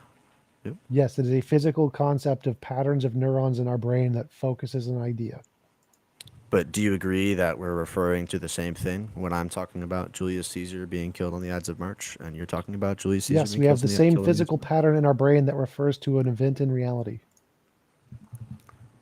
Okay, so then if we're referring to the same thing and it's a physical thing, then our brains have the exact same physical state, which is not true. That's a composition division fallacy. Our brains don't need to have the same physical state. They just need to represent the same physical occurrence. So Julius Caesar dying or whatever is a physical occurrence, and the pattern of my brain has to emulate that physical occurrence with some connection, and yours can emulate it with a different connection. That's perfectly fine. So how could if you're saying the proposition is identical to the physical manifestation of it in the brain, which seems to be what you're saying. I didn't say that at Then- all. I said the propositions don't exist. They're just a sentence. they don't exist. We have a sentence in our brain, and we call that a proposition. So propositions don't exist. If propositions don't exist, then how in the world are we referring to the same thing? Because it we have doesn't exist. ideas in our brains, and they can mimic similar states in reality. Yeah, I'm not seeing that. I don't know how something could not exist, and yet we both refer to it. Something non-existent is the referent of our speech. That doesn't make any sense. No, you're confusing your proposition nonsense language with ideas. So our ideas exist in our heads, and our ideas can be of the same thing because they model reality. That's what brains do, is they model reality. No propositions required there. Proposition is just a way to express what we're doing. Okay, I agree that propositions are ideas. In fact, that's the entailment of this argument. Maybe why don't we just go through the whole argument before you interrupt 1/3 the way through, and then we can continue talking about this, because I didn't even really get to. Because we can just go one premise at a time. So we're on this premise that's already debunked. Just for the audience, right? Because they might not agree with your claim that propositions don't actually exist. Okay, so the thing is, when you present a syllogism, that's great. But if the syllogism will have multiple propositions, if any one of those propositions is a problem, then the whole syllogism can be thrown away. I totally because understand. and I have posted a link to your argument in the chat. So if you want to read through it really quickly, maybe just read out what you've got posted there. That would be okay. We'll give you a minute for that, and then we can maybe number them as you read the propositions. Right. So I understand what you said. It doesn't mean that you guys can just interrupt me if you object. We're giving you that opportunity right now to go and read through it real quickly if you'd like to do that. So premise 1, the laws of logic are necessarily true propositions. Premise 2, propositions are real entities, but are not physical entities. Premise 3, propositions are mental entities, right? So I agree that they are ideas. Premise 4, if the laws of logic are real entities that are non-physical, then they are necessarily existent mental entities. If they are necessarily existent mental entities, then there must be a necessarily existent mind. If there exists a necessarily existent mind, then this must simply imply a necessarily existent person. Therefore, if the laws of logic are necessarily existent and true mental propositions, then they are dependent on the mind of a necessarily existent being. Oh, so the last one is actually the conclusion, right? That's the conclusion, yep. Okay, yeah, we'd normally mark that with C just for future reference. Yeah, but I'm not sure why that was. That's all I'm doing is clarifying there. Okay. Yeah, so there's at least like 10 errors in there. The first thing is if it's necessarily existing, it can't be contingent on mind. That's literally a contradiction in the argument. But again, don't care about any of that. Why would that be the case? Hold on. Because if it's necessary, that means it's not contingent on anything. That's literally what the words mean. But none of that matters. So let's like just pretend that there's a Steelman version of your argument. And that Steelman version is the ones I've talked about with the professors in the past. And their argument is that propositions exist and they can only exist in a mind, so there must be a mind. Okay, that's false. Why do you think that's true? Sorry, could you repeat that? You kind of cut out at the end there. Your Yes. last sentence, what you just said. Propositions don't exist independent of minds, sure, but minds are all physical. There's no evidence of any non-physical minds. There's no evidence propositions can exist non-physically. That's a presupposition. I don't agree that there's no evidence for non-physical aspects. Okay, you're supposed to not just disagree. You're supposed to give evidence. That's the point. Give evidence. Yeah, you're just asserting it as well, though, right? You're just saying, well, there's no evidence for. No, that's how you start the conversation. I say there's no evidence. You say yes, there is. Here it is. That's your goal. That's why you're so here. the evidence is that it doesn't make sense. Like if you're going to say that we refer to the same thing when we say Julius Caesar was killed on the Ides of March, and you're going to say that thing we refer to is solely reducible to a physical state, then we can empirically test when two people think about Julius Caesar and the Ides of March being killed, that they're going to have an identical physical brain state that we can measure. But that's not the case, though. That's not what happens. Right. I already debunked that. So it doesn't, their brain states do not need to be identical because brains form in different ways. So just like languages can be different, brain states can be different, but still refer to the same thing, because like CD, like you can have a CD with different patterns of ones and zeros that both produce Windows 97. They don't need to be in the exact same pattern to produce the exact same effect. They can be in different patterns and still produce the exact same effect. If the idea or the proposition is identical to the brain state, and we have the same idea, then the brain states need to be identical too. No, again, there can be multiple brain states that create the same propositional idea. So like there are different words. Tree but the problem is an is English that word, and you can have a Japanese word that also means tree, and they can both mean tree even though they're different words. So you can have different brain states that are like different words, and they can refer to the same idea because the relation of the brain states can produce the same concept in the brain by using different patterns because they developed differently, different orders, Right. essentially. So I agree with that, but the problem is that you're reducing the proposition itself to the brain state, right? So it would be like saying that, the Japanese word for tree is identical to the concept of a tree. But that's not the case at all. The Japanese word for a tree is just the expression of the concept of a tree. The concept. So when we think of Caesar dying at the Rubicon, that is a concept in our brain and nothing but a concept in our brain. Then there's a fact of the matter in reality of whether or not it occurred. That thing is also physical. So the concept in our brain is what we share. We don't share a proposition. We share a concept in our brain, and that's it. A concept is a proposition. Propositions are concepts. I don't understand. That's great. Yeah, they're nothing but things in our brain. That's it. Nothing but things in our brain. And there's a thing in reality of whether or not it's true, and those are two separate things. Yeah, so again, I agree that ideas are things within our mind. that propositions are within the mind. That's the whole conclusion of the argument, right? The point is that there's a necessarily existent proposition, namely the law of logic. Oh, And you're if the not law of following. logic, You're not following. So, from a materialist standpoint, we have brains, and in those brains are ideas, including propositions, and they're nothing but ideas in our physical brains, and that's it.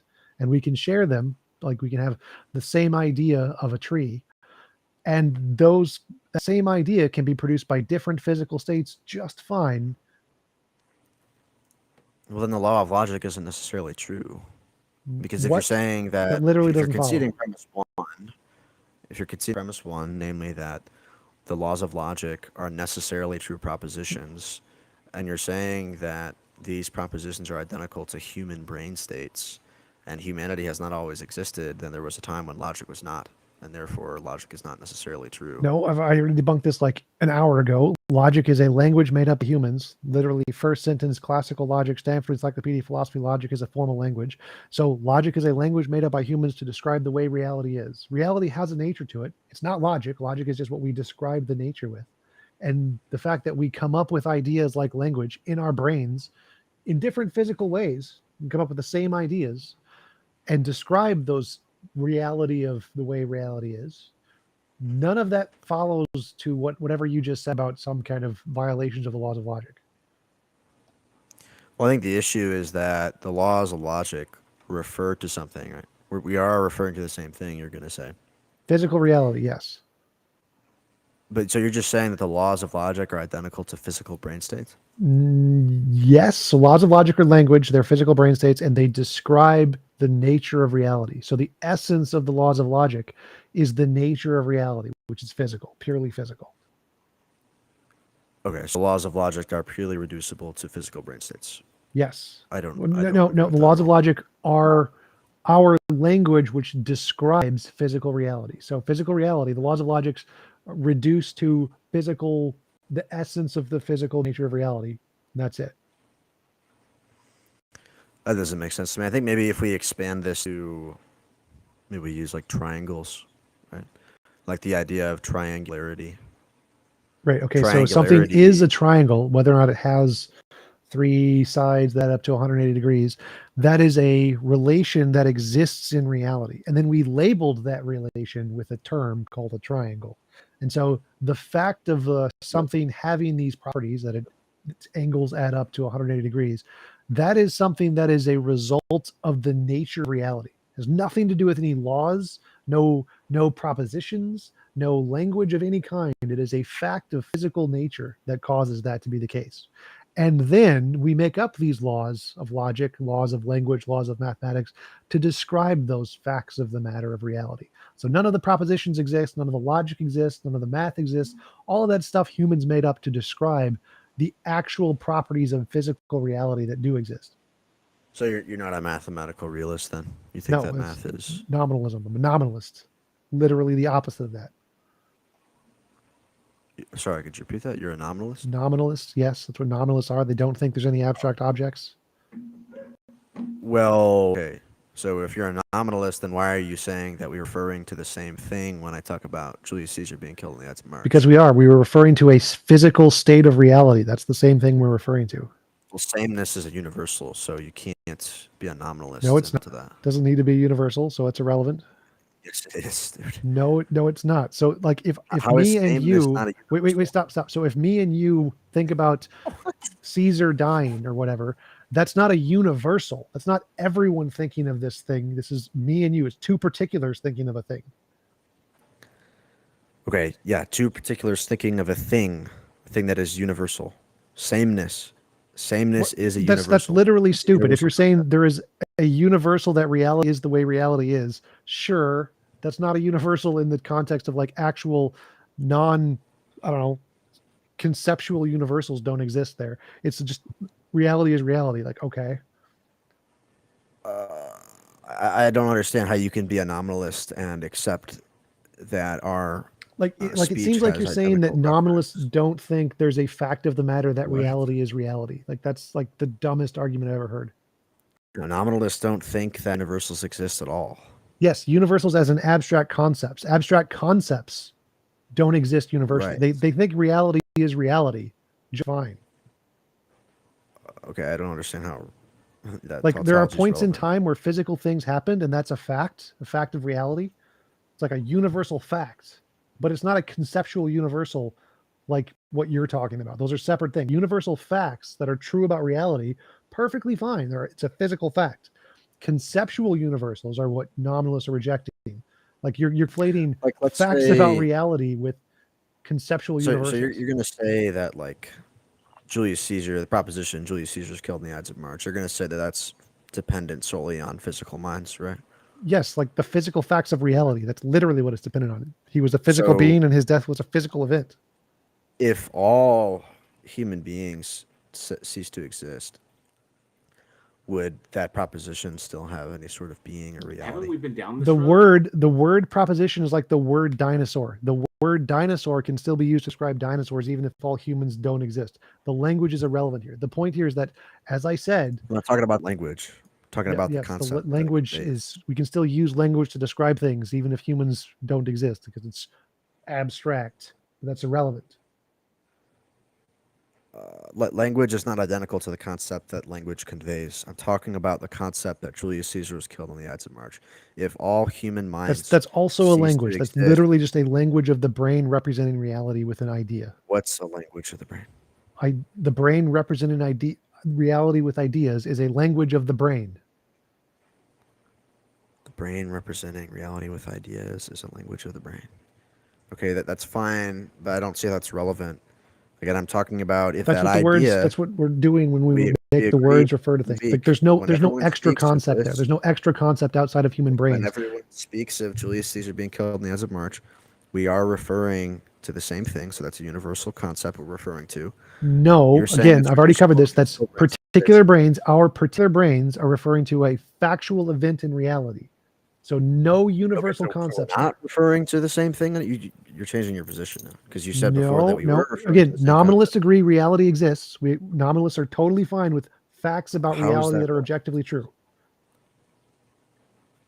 Okay, but how is that relevant to whether we're referring to the same concept when we talk about Because this? we're referring to a fact of reality that's objectively true. Did Caesar die at the Rubicon? Yes, that is a fact of No, physical that's reality not that is true, objectively actually. true. I don't know why you're talking about the Rubicon, but he It died in the doesn't matter. That's not the point of the argument. So listen to the argument. Okay, yeah. Okay, nominalists say that Caesar died. Great, that's a fact in reality. It's not an abstract universal concept. It's a fact of reality, and that fact of reality is what we're referring to. Right. And that fact It's that physical. Julius Caesar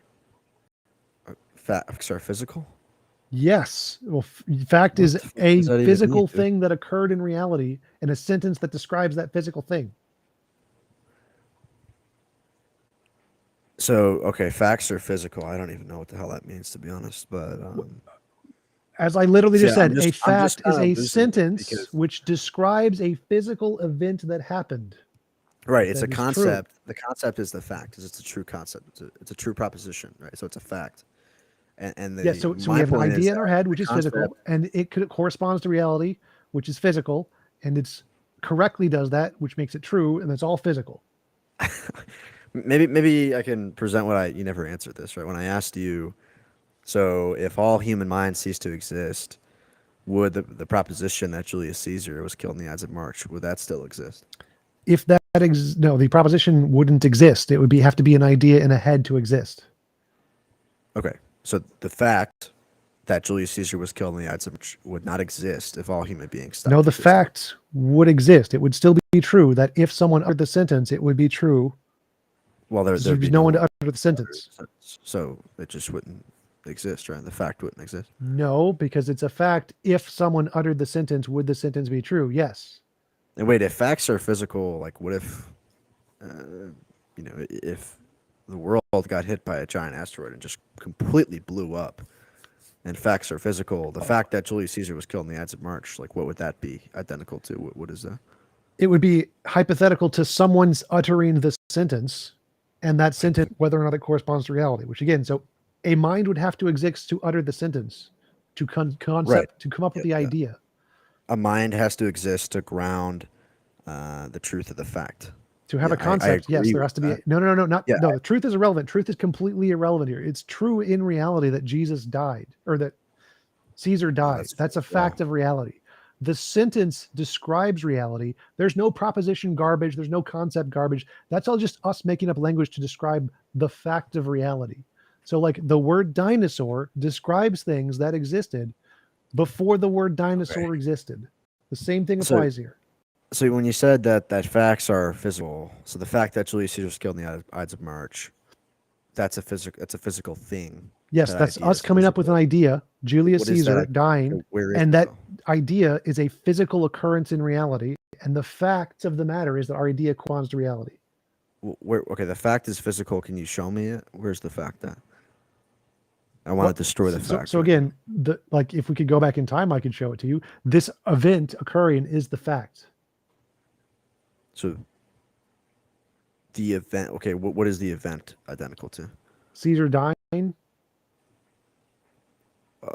So the action, like Caesar dying, is identical to the concept of Caesar dying? I don't understand. No, the action of Caesar dying is the thing that actually occurred in reality, and the concept is a representation of that thing. Okay.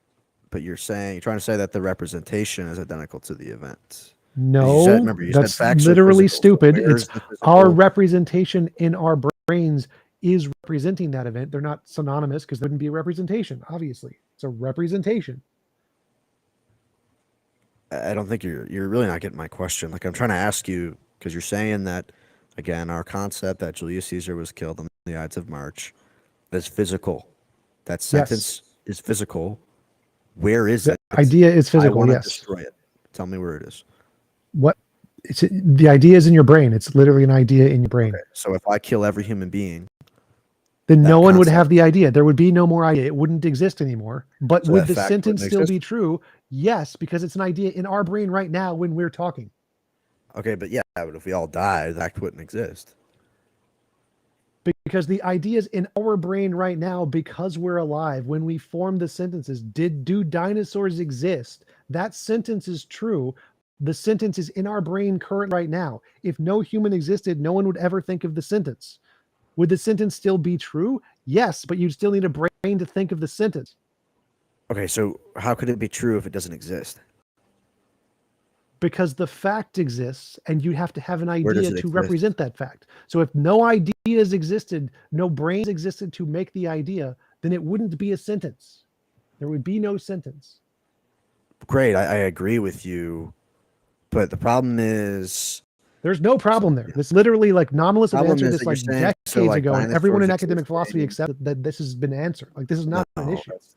That's completely I've answered your false. question fully to the academic express. Like, you're the done. The problem of universals in philosophy is highly debated, so that you don't tell me this problem isn't. Like, this problem of just saying that do concepts represent reality and can that be physical? Yeah, that's been answered. Like, there's no debate on this. Is this a plausible answer? Dude, yes. Nobody's going to say that facts are identical to physical things. Like, that's really no. weird. Again, you're not understanding. Fact is a sentence, an idea, which is physical, and if that idea represents reality, whatever it's representing, which is also physical, then that's a fact. Yes. You're going all over the place. I got to clarify some things you said. So you said that even if there were no human minds to conceive of it, dinosaurs existing would still be a fact. You're conceiving of it right now.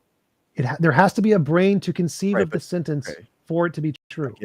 I get it. But okay, there has to be a brain to conceive of the fact that dinosaurs exist for it to be true. You think it needs to be a human physical brain, right? So if that's humans the only don't exist, evidence that there is brains, human physical brains. There only is evidence of those. Well, that's not true, but that is true. That is the consensus in every field of brain science. I'd very much like to hear this evidence of something. Well, the argument proves that there's a necessarily existing omniscient immaterial mind, right? He's just no, it doesn't. He's just digging into absurdity to try and get around the conclusion. So, okay, let's back up for a minute. No, just because the argument is valid doesn't make it sound. This thing does not exist, and you can't demonstrate that it doesn't. Valid and sound. But hold on, I want to keep talking. It's not. You haven't. No, you haven't. I'm trying to talk to TJump. Hold it. So, okay, the fact would be true even if there were no humans to conceive of it. That's what you said earlier. Sorry. My dog Yes, was barking. if the idea was presented in any mind, like if a sea potato magically had this idea that dinosaurs existed, the sea potato would be correct. It is a true statement, but you need a There's not brain gonna to be have any the human idea minds. for it to be true. There's not going to be any human minds. Then to there's ground going to it. be no sentence. So to say a sentence, if you're going to ask, did dinosaurs exist?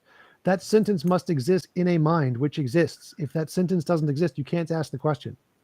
So let's take like your grandfather, the primordial soup of singular-celled bacteria at the beginning of the world, right?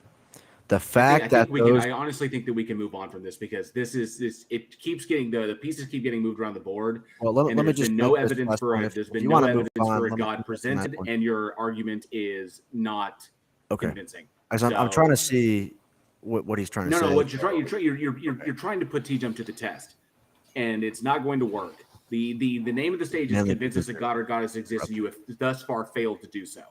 Okay, You've gotten so far into the meta that it's literally become pointless. So when the primordial soup of single-celled organisms existed before human beings did, is it a fact that they existed before human beings? Was it a fact that the single-celled? Yes, I've literally answered this 50 times, corrected you on this mistake like 50 times. I've been correct 50 times. So, so what the fact happens is, exists wait, stop, just listen to the words while I correct you again. Even if no brains or minds exist whatsoever, we right now, our brains can come up with sentences, and those sentences can be true. Our brains right now is where the sentences exist. So the fact that amoeba existed is in your brain and my brain. If But I'm no not talking brains about right existed, now. that I'm sentence talking wouldn't about exist, before and the there were sentence couldn't brains. be true. I'm talking about before evolution. Can I just ask Matthew a clarifying question because I've heard people do this and go around and around. Matthew, do you know what a state of affairs is in philosophy?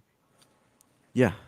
Okay, so if you replace the word fact with state of affairs, does anything you're saying mean anything, or are you just like confusing the terminology? Well, I don't think a fact and a state of affairs are the same thing. That's why I'm asking you this, right? Yeah. Because your question sounds like you're trying to conflate the two or do some kind of weird like equivocation about it. Like if you would just agree that there was some state of affairs that was not mind dependent or not a belief or a fact in somebody's mind, some state of affairs like amoebas or dinosaurs or whatever, right? What is it what you're asking TJump add to that concept? You're arguing, he's explained to you what he takes a fact to be, which is like a proposition in someone's mind that's true, like about a state of affairs, right? So prior to minds, there's states of affairs without any facts in minds. Right. So I'm asking you think that the fact that amoebas exist, that the fact would be true before human minds evolved. Right? That's what I'm asking him. So Ix is correct here. You're conflating the fact, which is a brain with an idea, and that sentence corresponding to reality, with the state of the affairs, which is the fact of the which is like, is it true in reality independent of brains? So you're just doing an equivocation fallacy, trying to confuse a fact as in a person's idea or sentence and its correspondence to reality, and saying if there are no brains, can that idea exist and be true? And as I answered like 20 times, you need a brain with this idea to even ask the question. You can't ask the question, would an amoeba have the idea that they exist? They don't have the idea. We do. You're the one asking the question. So when you utter a sentence, because it's coming from your brain right now, the sentence coming from your brain right now is true. But if you asked, would this sentence come about during amoeba? No amoeba would ever come up with this sentence. If something did, then it would be true, yes. But this sentence would not exist before humans, ever. So nothing is there to ask the question, which means that sentence would never exist prior to humans. And it was my understanding that you agree that fact identical to propositions which you think are physical brain states. So before the brain states existed, you don't think that facts exist.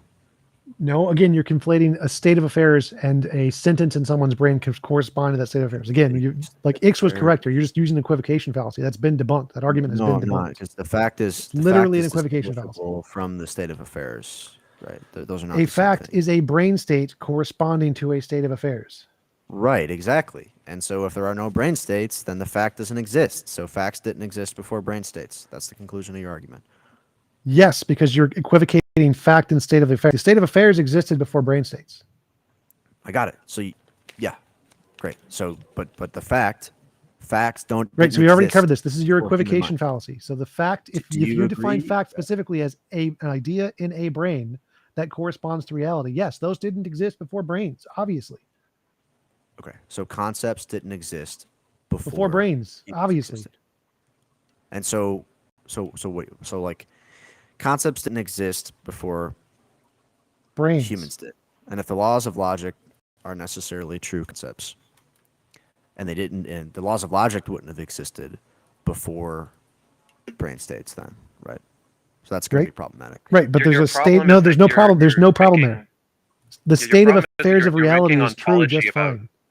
Abstracts. Abstracts don't have ontology. They're just useful tools What? for thinking. What do you mean they don't have ontology? You don't think abstract objects exist at all?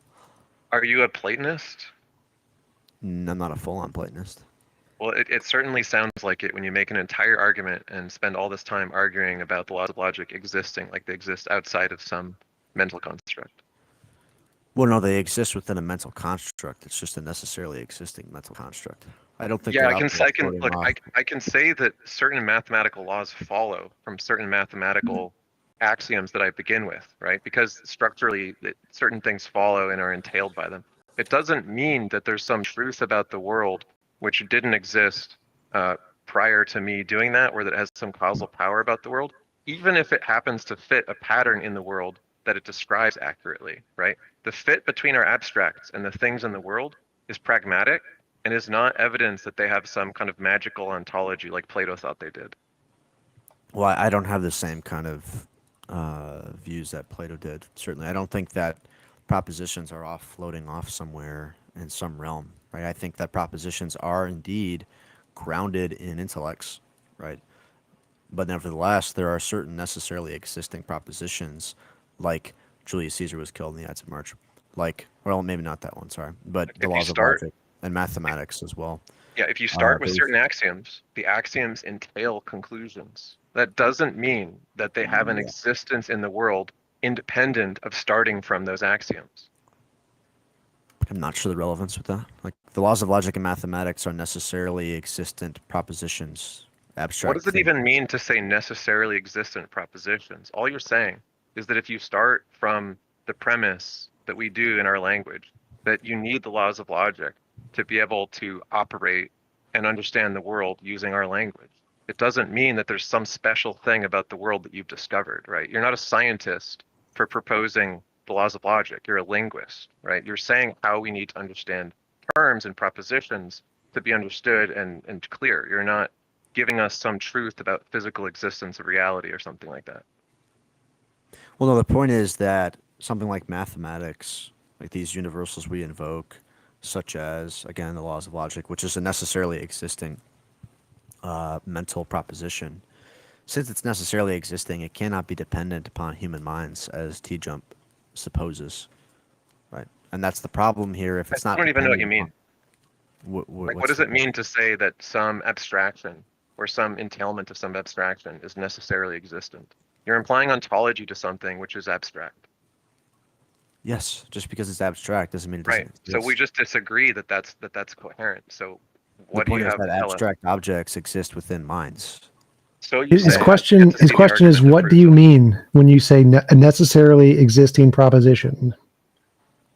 Right. So, like the law of excluded middle or the law of identity. No, he's not asking for examples. He's asking, what does it mean for a thing to be a necessarily existing proposition? An abstract thing to be necessarily existent. Right. So it means that it couldn't possibly not be true. Right. It's true in all possible. Do you understand what it means to say, look, if we start some presuppositions, some axioms, some things that we make up, and then we take what follows from them, the things that follow from them are necessary only in the sense they're entailed by the premises, right? So if we define the numbers a certain way, then the way math is going to work is going to follow a certain way, just because of the way we define the numbers. Now, we could have a system of measurement that didn't use the same kinds of numbers. And there are many different civilizations, many different kinds of numbers. and they We do math didn't- slightly differently, but in equivalent ways, right? So We saying that didn't- okay. these things necessarily exist is weird. Okay, we didn't make up logic or mathematics. We would discover. I would say we would discover those, right? We don't make up. Like, sure, we make up like Discovering how we something about our convey- brains and how they work and how language works. There are the faculties that we have in our cognition. It's not like discovering the truth of the universe. It's just how our brains conceptualize things. Right. I know. I understand that. Like, the way in which we express mathematics is created, like numbers are created, but numbers refer to a necessarily existing thing, a concept, an abstract object. Those abstract objects are not physical. It doesn't make any sense to me. Right? And I'm sure it doesn't make a lot of sense to most of the people in here to say that facts, ideas, propositions are merely physical, and that if there aren't physical brain states to conceive of these ideas, that these physical facts cease to exist. Right? It literally makes States of facts. affairs would You're still literally be the making case. facts. You know, like facts don't care about your feelings. Well, I would say that facts don't care about your brain states. They exist regardless of human brain states. So just imagine an alien, and imagine that this alien exists in like quantum fields or some other totally different kind of way than us, but it has a mind that does equivalent things to us thinking, right? So it's going to have some different cognition, and it's probably going to conceptualize a lot of things very differently, right? Now, it may have some weird like multivariable logic or multi-valued logic or something like that, which we think is really bad and like not recommended for human thinking. But it might be the only way that it can think, and it might think that our laws of logic are really piss poor because they don't fit with its logic. Doesn't mean that we're not just conceptualizing about the same states of affairs in slightly different but functionally, pragmatically equivalent ways that are functional given the ways our brains work. That's all we're saying when we say the laws of logic seem to be necessary to our way of thinking. It doesn't mean that there's something about the universe which you have discovered. Yeah, I don't think that the laws of logic are like, when I say they're necessary, I don't mean that they're necessary like to humans and that's it. I just mean that they're necessarily true in all possible worlds. They always apply. They never don't apply. I got a clarifying question. Let's say there's a universe with nothing but a potato. No God, no abstract objects, just a potato. You're saying that's impossible unless some abstract number exists to describe the potato? Sorry, could you repeat the question? I'm sorry. So let's say hypothetically there is a universe with nothing but a potato or a single particle, just one particle or two particles. You're saying it's impossible for there to be a universe with two particles unless some abstract proposition of two, like the number two, abstract numbers, have to exist for there to be a universe with two particles. And if these abstract things didn't exist, what would happen? So I don't know about, it's kind of a loaded question. I mean, first off, I wouldn't say that it's possible for there to be a world with only a potato, because the reality, yeah. That's not the point. So the point is just imagine hypothetically there's a universe with two particles and that's it, and some space-time. Space-time, two particles, and that's it. Right? So you're saying that you need to have these abstract principles that also exist. Why can't the universe just exist with two particles with no abstract principles? Because even in that universe, it's still going to be a fact that the potato exists. Like, there right, is and a it's still going to potato. be a fact that there's particles in that universe too, but that doesn't mean that English exists. And so in that world, it is true. There is a potato is true. There are particles is true. Those are true propositions. There needs to be something that grounds those propositions. What do you mean grounds those propositions? Because to me, it just seems like we are making up sentences to describe this universe. That universe doesn't contain any propositions. I would disagree with that. Where in that universe do the propositions exist? In the mind of God. That's where all propositions exist.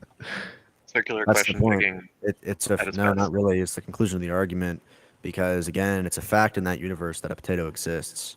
And to say that it's not a fact that potato exists is just going to be so weird, right? That's so completely unintuitive, and it doesn't even. I can't even like. We already conceive it. It established doesn't even make any sense to me, right? that you can state that there's a state of affairs that some particles exist in a universe with no minds and no propositions and no concepts, right? I wouldn't say no minds. Say no human. Okay, minds. what do you think existed in the universe Oh before my god, this life is and so minds? going in a circle. Can we please get off of this? But I do want to like think I'll just Ix. summarize and then move on. Or I just want to say Yeah. Ix brought up a really great point that I made that was talking about before, the difference between state of affairs and facts. So if you define a fact as an idea in a head which corresponds to reality, you would be right that the fact a potato exists would not exist in this universe. There would be no fact in this universe because a fact would require a mind with an idea, and that idea would have to correspond. But Ix is correct.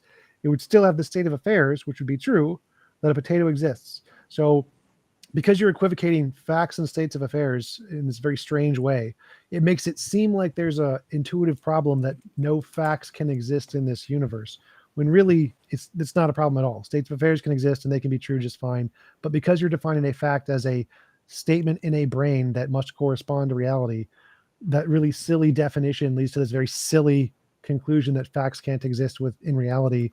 And if you lump states of affairs in with those facts, then it makes it seem like there's a contradiction when there's not. So Ix got it exactly right that you're just conflating those two concepts. Okay, I think I'll just summarize because I think we're kind of at a, we've hit metaphysical rock bottom. We have core disagreements. I don't think it makes any sense to say that facts are physical, or that in a world where there's only a potato, that there is no fact that the potato exists. I don't. It doesn't make sense to me. And so just to summarize the argument, the point would be that there are certain facts which are necessarily true. 2 + 2 = 4. Things about mathematics, things about logic, maybe even like triangularity as a universal existing, maybe not triangles though, but whatever. There are universal, necessarily existing propositions and abstract objects. We both agree that they exist within the mind, right? And I'm just saying, well, look, if these facts are necessarily existing, and human minds are not necessarily existing, then we need a necessarily existent mind to ground the existence of these abstract objects and facts, right? Now you object and you say, well, facts don't necessarily need to exist. No fact does, including the laws of logic or, the potato or whatever, right? So we just have a fundamental disagreement there. But I think the argument works because I think what you've presented is absurd, to be honest. And then I would just briefly, before I go, I guess I'll present one more thing. I could go through a few other arguments, but I don't want to. You've been here for a long time. I think maybe we want to go on to another person. We've concluded. Yeah, whatever you want to do. That's up to you. Okay, but you're welcome to come back and bring up another topic or revisit this if you want. Thank you for coming up. We do appreciate your time. Wayfaring stranger, you've waited a long time now. How's it going? Yeah, it's been good. I think Matthew had a good point with the potato thing, but I didn't actually want to talk about that. So I actually want to start with logic itself. So how do you get the truth claim or for logic itself? How do you make logic up? What is logic? Logic is descriptive of the universe. It is a descriptive language. And this language, is it objective? No, it's language. It's a concept. It's made up. So it's unnecessary to talk about logical concepts in order to talk about truth claims.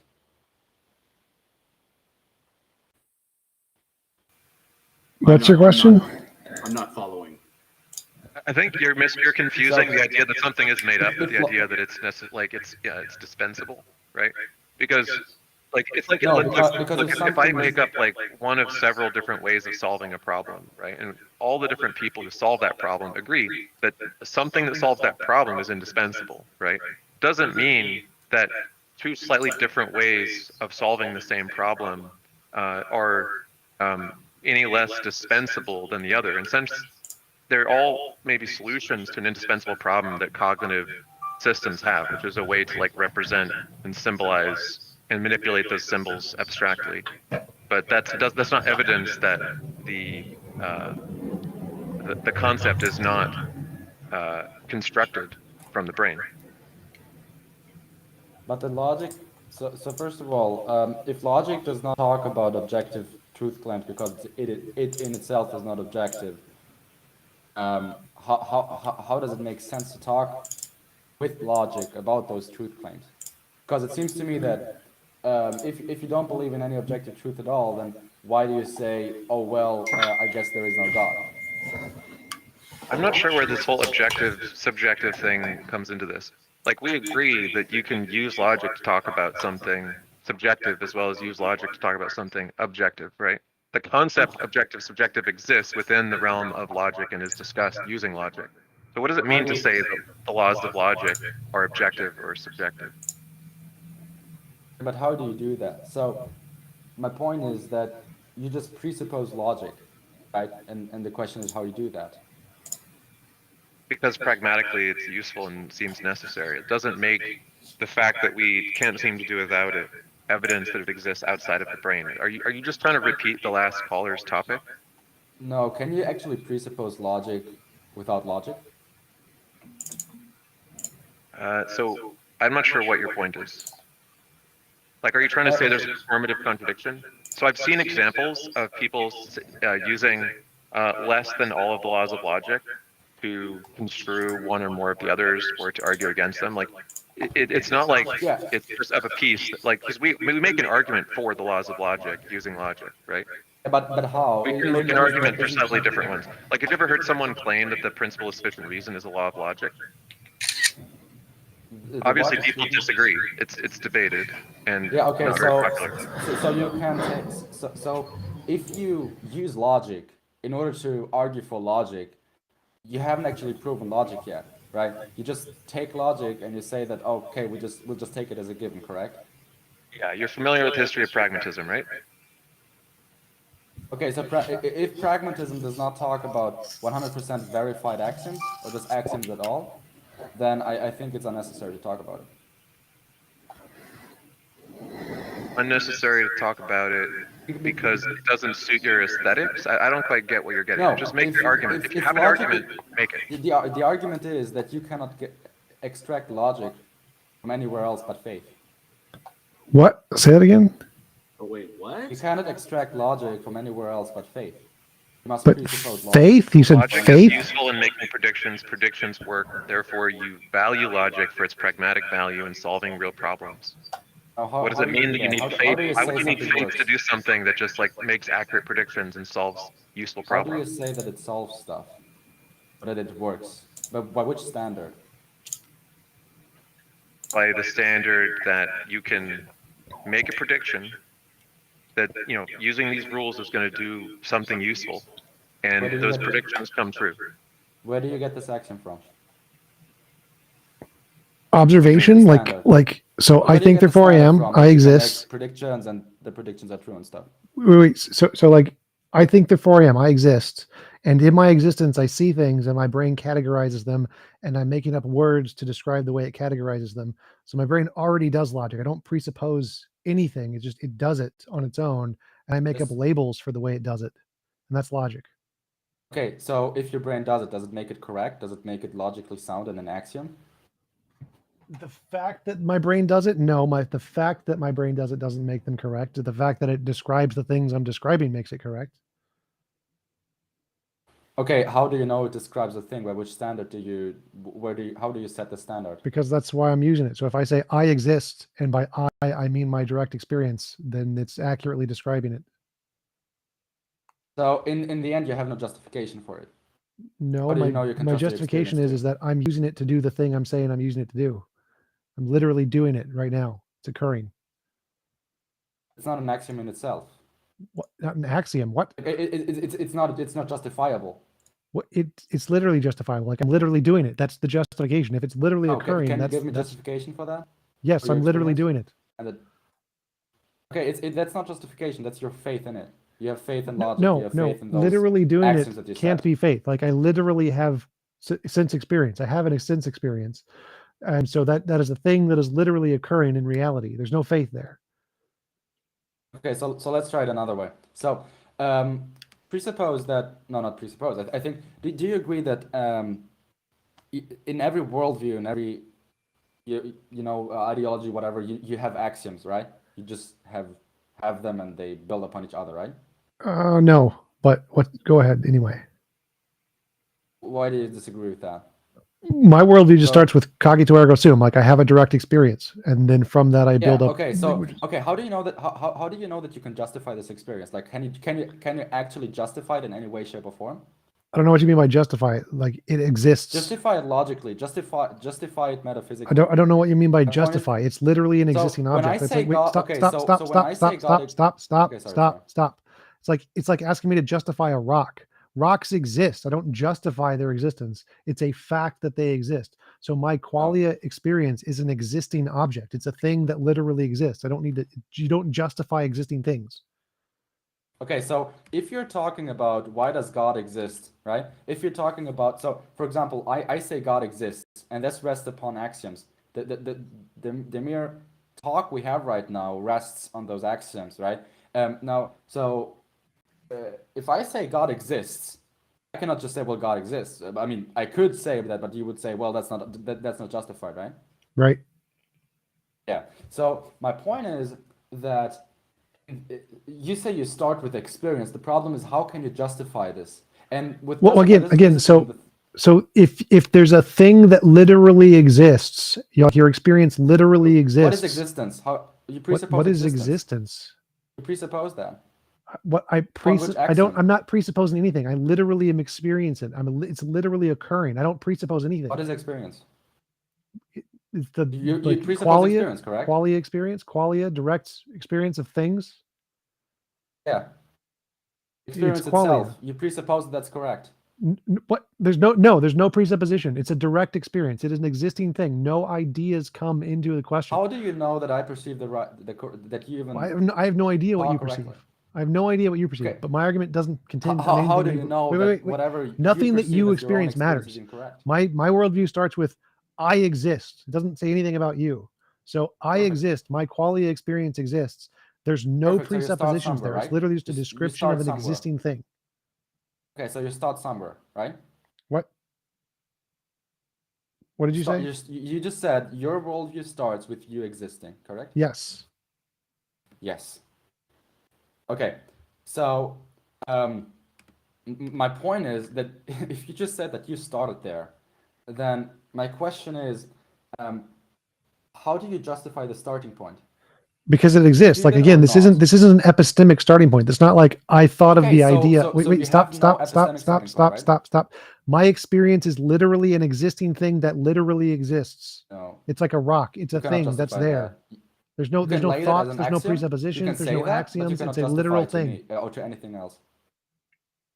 So metaphysically, and just as a truth claim, you can say that, but it's a ground-laying axiom and you can't justify it. No, there's no axiom. There's no statement. It's not a statement. Wait. You keep confusing the sentence that describes the state of affairs with the state of the affairs. There is a state of affairs. My existence is there. My qualia is there. It is a thing that is there in reality. The sentences are irrelevant to that. None of the sentences matter. Okay, no, you still didn't get the point.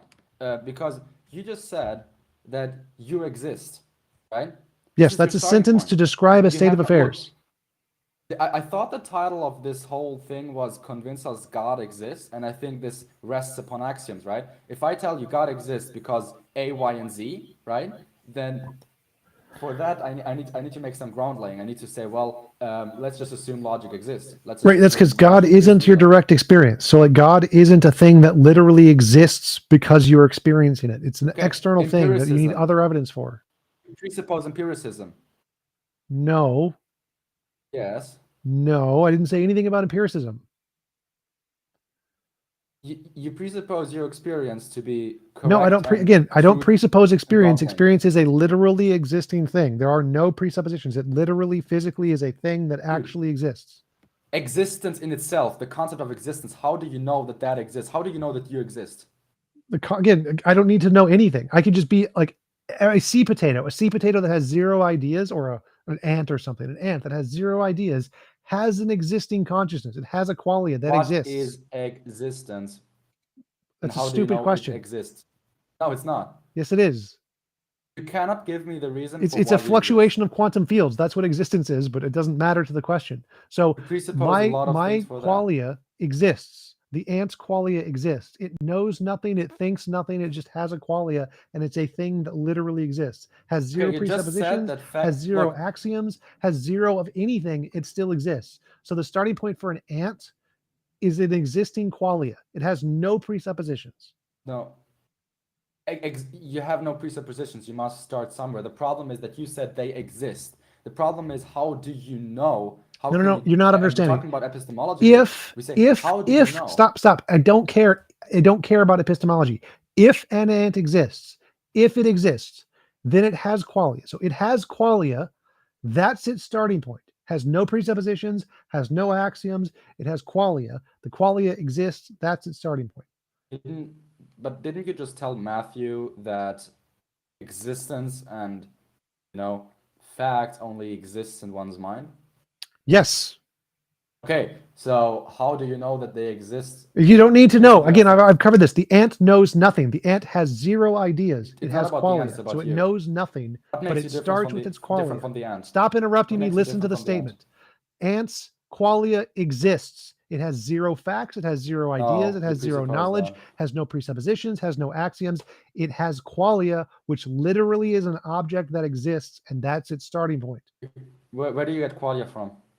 Reality. It's a thing. It's a literal thing in reality. How do you know that? Where do you? Because I'm literally having it right now. Having it right now. So that's your justification. You're having it, right? Yes, I literally have qualia experience right now in reality. That's how I know it's in reality. So you presuppose that whatever you experience is true. There's no presupposition there. Wayfaring is asking this long string of questions. We're not convinced by any argument that you put forward. If you want to get back to trying to make an argument that God exists, instead of just trying to repeat the stuff that Matthew already talked about, please state what your argument is so we can proceed. No, the point is that you lay a founding axiom and we lay a founding axiom. Now the problem is, and this is the biggest problem, when it comes to epistemological justification, everyone has faith because everything is faith, because the ground-laying axiom cannot be justified because you have not everybody operates from theology. It's not talking about theology. I'm talking about epistemology. And even look, for that, are you familiar with found herentism, Susan Hack? Found herentism. What? Are you familiar with found herentism? Found by herentism? H-A-A-C-K. Found herentism. Okay, so I assume that you're going off of some like JTB foundationalism, right? Oh yeah, foundationalism. Okay, yeah, I know foundationalism. Okay, you're assuming that we're all subscribers to JTB foundationalism by making these claims about epistemology, it seems, right? So you could argue, and some people do, that found herentism is just some kind of foundationalism, and there's people who argue it's just some kind of fuck, my brain is melted. Coherentism. Okay. So, but either way, look, if you just paint this picture, it doesn't require you to have some starting axiom that's correct. What it paints is a picture of people doing a crossword puzzle. So suppose you have a crossword puzzle, right? You know what crossword puzzles are, Wayfaring? Yeah, of course. Okay, just making sure, because this might be a cultural thing. I don't know if everybody has them. So you're doing a crossword puzzle. Now, you might start out with a bunch of words that you think are right?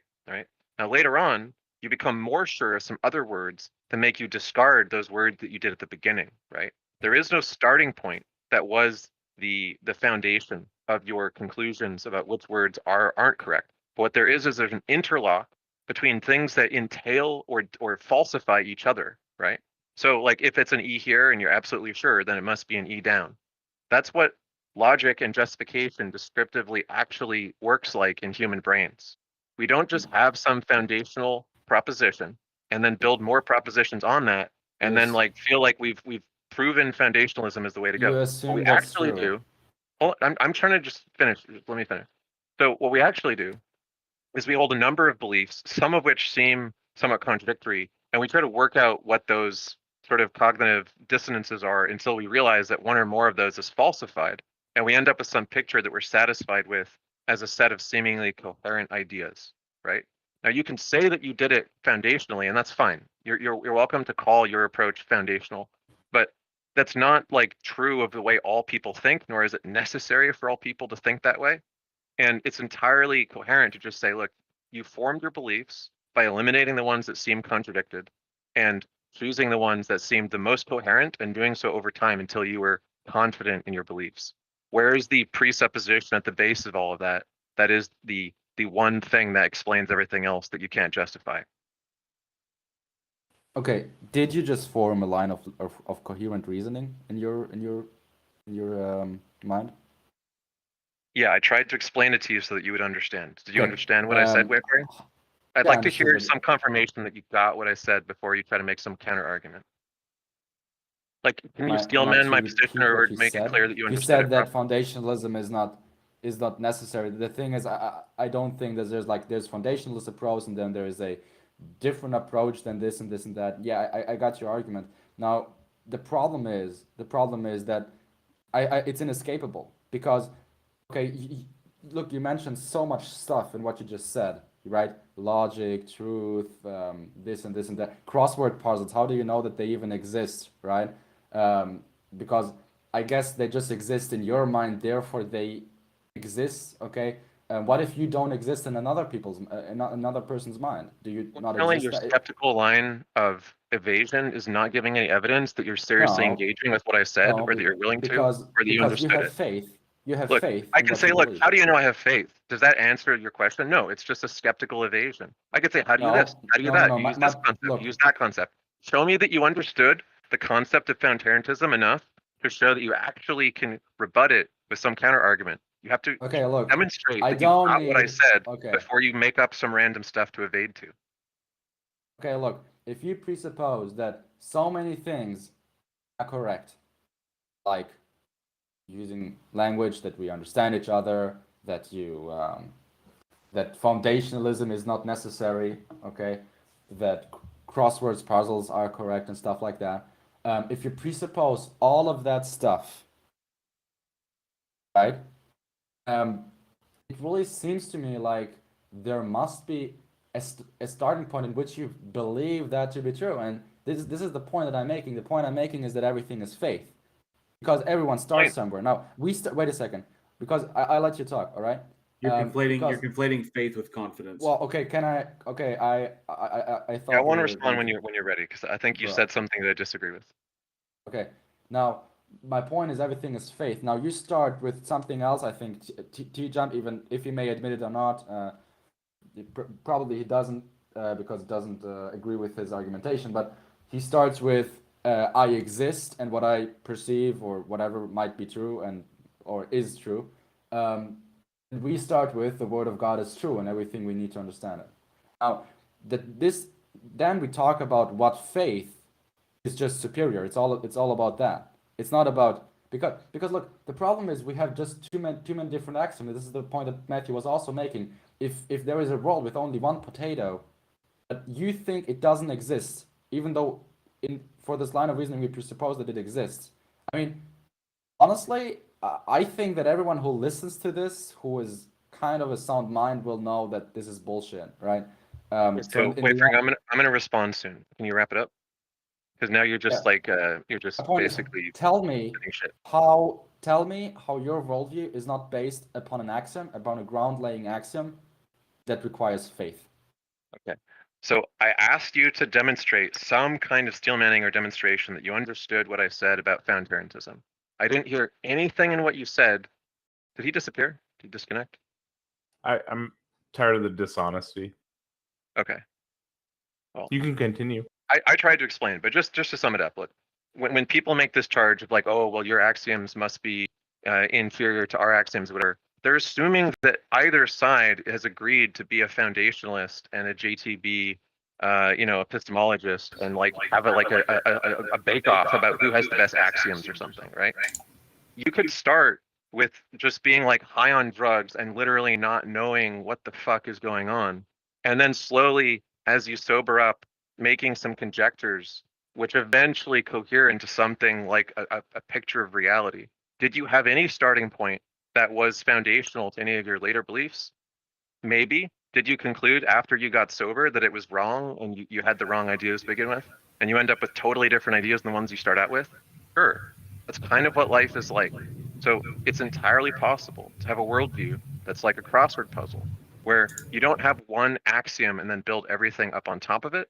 You might conclude that you do, like you might agree with Descartes or something retroactively, where you say, oh, I think that's a pretty good way to start. But what you're trying to do is like reformalizing mathematics, where we already did math, but we concluded we should reformalize it to have like better set theory and so on. So we did that, but it doesn't mean that we couldn't do math prior to reformalizing it from some different axioms. We're entirely capable of forming our beliefs in an ad hoc basis that has no single foundational starting point, and just eliminating the ideas that don't work and coming to the conclusion that the ideas that do work together must be the right ones.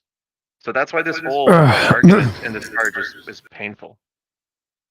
So I wanted to say a few things there. Like, to steelman his position, most of the arguments they make are based off of any axioms at all. And in coherentism, you start with a bunch of axioms, but they're all contingent. None of them are foundational. There's just lots of them. Like all the different crossword words that you have at any given time is your set of axioms. So most people would argue that you would have to, if you start with any set of axioms, those axioms are presupposed, and then it makes the tu quoque fallacy of, you're presupposing stuff too. That's where I go with the qualia, because he said everything is contingent on faith.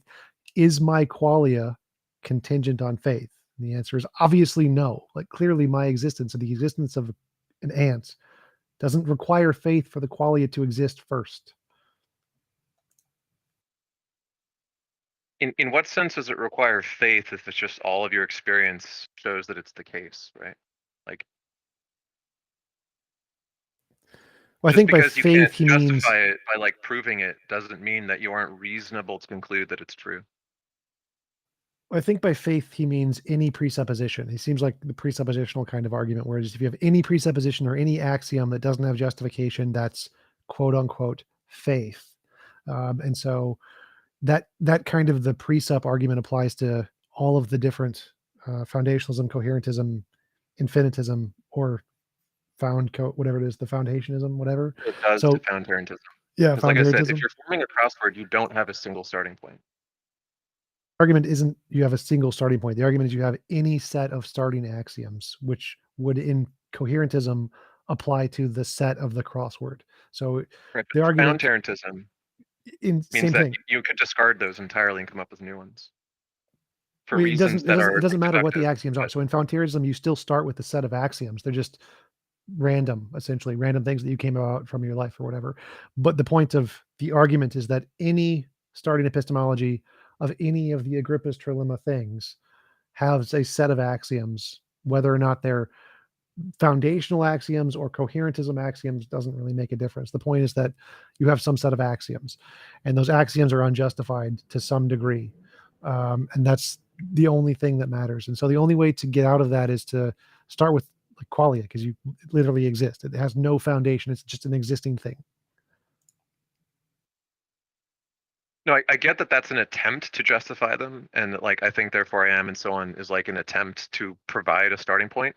I just think that we're trying to backfill something that we take for granted for pragmatic reasons, and the attempt to foundationalize stuff that we have all arrived at pragmatically isn't well summarized by the term faith, right? Faith has the connotation of something that's held for like I forget the right term, but for like spiritual apprehensive reasons, and using faith as equivalent to like if he meant presuppositions, he should have said so instead of constantly using the word faith. That's what I was objecting to. It's very silly to say we all just take things on faith when we just arrive at them pragmatically. Right, I totally agree, and that's definitely the way he should have said it. To be more clear, he definitely was talking not as clearly as he should be, and that's why the only way to start without presuppositions is just qualia, because that doesn't have any. Your presuppositions aren't required for qualia to exist. Yeah, I kind of think one of the things that happens is that before we develop language, like when we're toddlers and so on, a lot of our behavioral stuff holds true. A lot of our psychological stuff and behavioral stuff holds true. We're doing something like various kinds of logic in our like our responses to situations, and something like reasoning in our thinking about situations and how we respond to them that you can prove. And like you can teach babies sign language quite a bit earlier than they can verbalize, for instance. So even pre-propositionally, we're doing a kind of thinking, and I just don't think that that kind of thinking involves some like axiomatic basis. It is basically just like qualia thoughts, like you're describing. It's just feelings. Hello, order. Hey guys, how we doing? Great. Great. How are you? What you got for us? I had a question more for Tom. Tom, you said that you read the Bible. Were you ever a Christian at any point? Yes.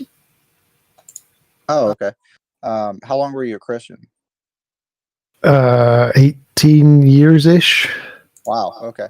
I actually just want to know, like, what convinced you?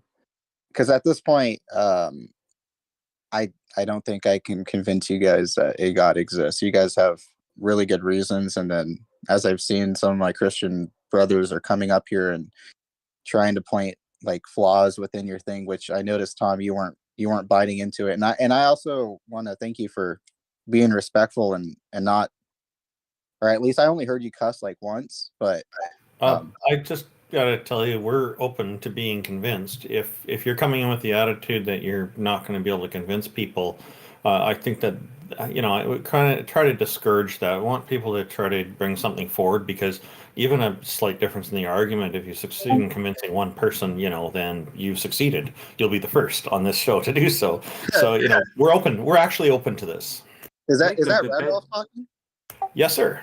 Hey, Randall. Okay, so I've engaged with you too before. Yeah, your voice sounds familiar. Yeah. The best place to start might be to explain what convinces you. Oh, well, the thing that convinced me is more of a personal testimony thing. So, miracle.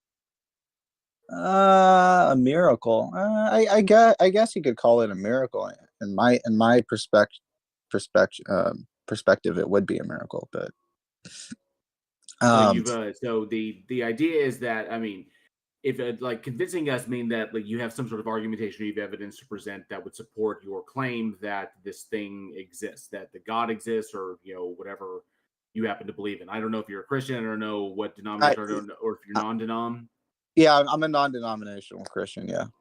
It seems, to be honest, like, I mean, it's totally beside the point, but it seems like I keep running into more and more non-denoms, which is an interesting trend to take into consideration as far as the longevity of Christianity and where trends are going against it. But when it comes down to it, then it's you're convinced that a God exists, and obviously something occurred, or there's some sort of evidence you have. So then the question will then become from someone like me would be is, okay, so you're faced with this phenomena. Mm-hmm. And you're attributing the cause or the relationship behind it to be God, and that is your reasoning. And then I would ask, well, how did you eliminate the possibility of other things? Have you gone through that process, or are you merely holding on to this thing because it provides some sort of psychological or physiological whatever utility for you in your life? And I just you're entitled to do so, but it's important to examine these things. And as just for you answer, or like one thing I'll just add to what JL is saying here is, like, when these non-denominational people come along, they're not part of a denomination, that I find that very often there's still an interest, a preference for a particular translation of the Bible.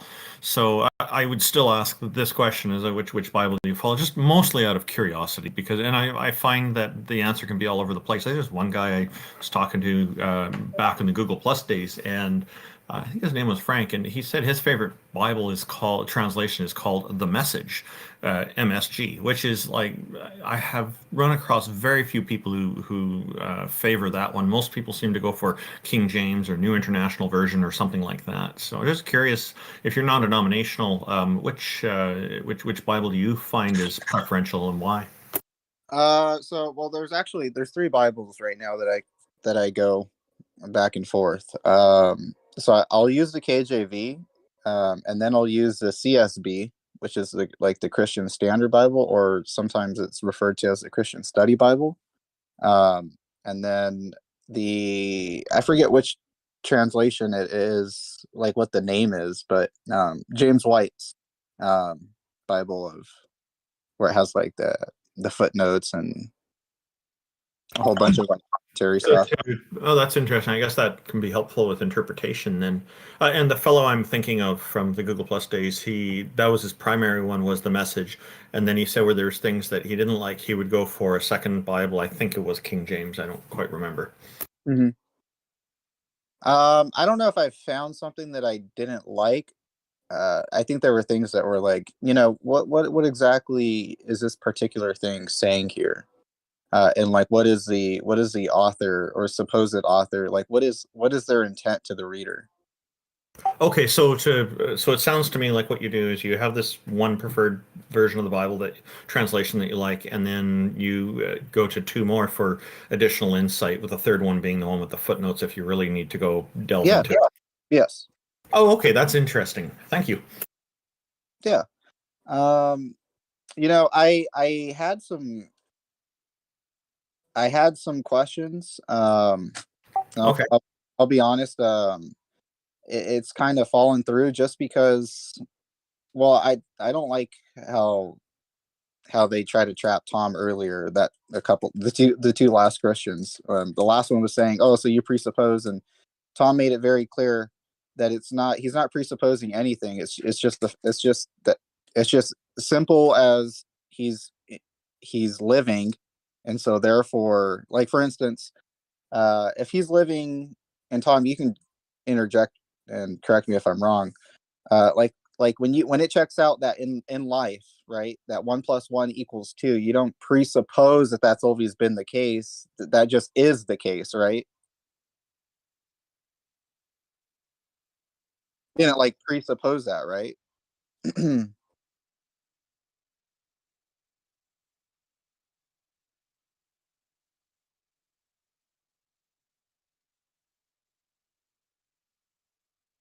So, conscious experience, does an ant presuppose anything for its qualia to exist? The answer is no. Mhm. There are no presuppositions are required for qualia to exist. It's a thing that exists before all presuppositions.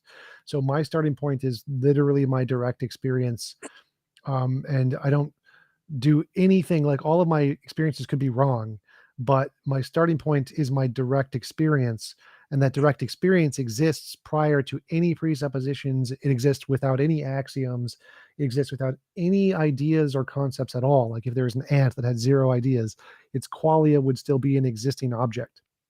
So my worldview starts with no presuppositions because it starts with an existing object, my qualia, which all presuppositions and axioms and things come after that. Right. Okay. I have 3 things. I'll make it quick. I think it's interesting. I'm not sure who the Christian was, but he was saying, I don't know if it was you, Tom. He was saying, "Oh, so you believe in an immortal man?" I just thought that was funny that he was, as a Christian, that he's questioning you on that. That, is it possible that an immortal man lives, while we ourselves believe that there is an immortal man named Jesus Christ? So I don't know why he was trying to get you on that, when that seemed to be like a double-edged sword. That was the argument that all men are mortal. Socrates is a man, therefore Socrates is mortal. Yeah. So that was just a argument about validity versus soundness. So it wasn't really a gotcha that would go against Christianity. It was just debating whether or not an argument can be sound or considered to be sound without evidence. Okay. And then, who was the gentleman who was saying that morality is subjective? It's up to the individual. That was probably me. Oh, okay. I also say this too. Yeah. Okay. Whoa! He's coming. Okay. Did you happen to be the same person who said that, like, that God is a monster? Were you saying that, like, from your guys' collective personal opinion that he is, or are you saying that, like, this is demonstrably so, or could you guys, from like, the logical entailments of God's attributes and God's actions result in there's only 3 intellectually honest conclusions you can draw from it. If you take everything that we know about God as I would say, is taken from the Bible in and of itself. You look at the Bible you look at the rules that God puts down, you look at the attributes that God says about himself, because if you take it like the Bible is essentially like the breathed word of God. So essentially it's God talking to human beings through the Bible. So it's kind of like he's describing himself through the Bible. So if we take everything that God says about itself through the Bible, and then, because that's all we have as far as a reference point goes, is everything out of the Bible. So that's all we have to go off of. We take those attributes and then we look at the logical entailments of those attributes. And then we see contradictions in those things, which means either, so it comes down to, once you examine all of these things and you lay them out, you come down to three possible conclusions. One, deism, that the whole Christian thing is all made up, but there's a sufficiently powerful agent out there that doesn't really interact with us. And we just made up religion to kind of like fill in the gaps in our understanding of our relationship between our existence and this thing that's out there. Two, dystheism, that God is actually a moral monster. It is a liar. It is deceptive. And the whole purpose of all of this is to try and curry as much favor and love as it can, but it's, you know, insufficient in that respect. So it you know, there's something lacking there. But otherwise, the nature of God is all false. It's all BS. Or three, we made it all up. So it's either atheism, or it's either deism, dystheism, or atheism. One of the three. There can't be a fourth one that we haven't thought of, like a fourth option. Sure. As far as it goes, I mean, I'll never say that we have absolute knowledge on anything. The only absolute knowledge that I have is that I don't possess all knowledge. So, right. I would say that maybe there could be. I don't see one of the other, given what we have to work with, because we can only work with the tools that we have. If we start hypothesizing tools that don't exist or may exist, then we run the gamut of coming into conclusions that could be really, really problematic, should further evidence come along in the future. So I simply say we work with the tools that we have. And the tools that we have are the Bible itself, which is it. That's it. There are no eyewitnesses. There's no one who is, no one that we can talk to. There's no way to verify any of the stuff. We do understand that there's a lot of historical problems in the Bible. So we begin to pick apart the Bible piece by piece. We pick apart the historicity. We pick apart the scientific accuracy. We look at it. We juxtapose it against the viewpoints of the people who lived at the time versus the viewpoints of the people that live now. And we begin to understand that we have given the evidence, we have a book that has been compiled over many years, over generations, that is deeply ignorant of the world. We're talking about people who had no concept that there was even an other half of the world, like a whole Western hemisphere. You know? So we look at the ignorance of these people and we look at how they draw their conclusions and how they try to explain things like why things happen. Why do bad things happen to good people? Why do bad people get away with things? And we try to assuage our fears and our frustrations with these things. We try to make sense of them. And these are the explanations that we come out with. Now that would lead essentially towards the atheism bit. But because we're trying to be intellectually honest, we can't completely rule out deism. We just can't do it. And it is entirely possible that if God exists, it is a moral monster, which is why it says things like, I tell you don't kill, I say don't kill, but when I command you to kill, it's good. But when I say don't kill because murder, I say thou shalt not kill because killing is bad. But when I tell you to kill or command you to kill, it's good then. So there are moral contradictions here. God's whims change on a dime. And then God changes its mind, like with the new covenant in Jeremiah 31:31, and it changes its mind on the rules of slavery, and it has specific things intended for the Israelites, and specific things intended for others, and it violates free will in some sections. It's ridiculous. So all we can do is we can come to some, honest conclusions on this. Right. Okay, and then the last point, translation that I brought up, and it was like... you're roboting quite a bit. Oh, okay. J-Mike said he's in my chat. He says, sorry, I haven't been able to come up. Schedule issues recently. I gotta head out. But please let him know. Sure. Please let him know he's welcome anytime. Jack Burton, thank you. Yeah, take care, guys. Yep, I'm gonna head out too. Thanks, guys. I'll talk to you later. Peace out. This was fun.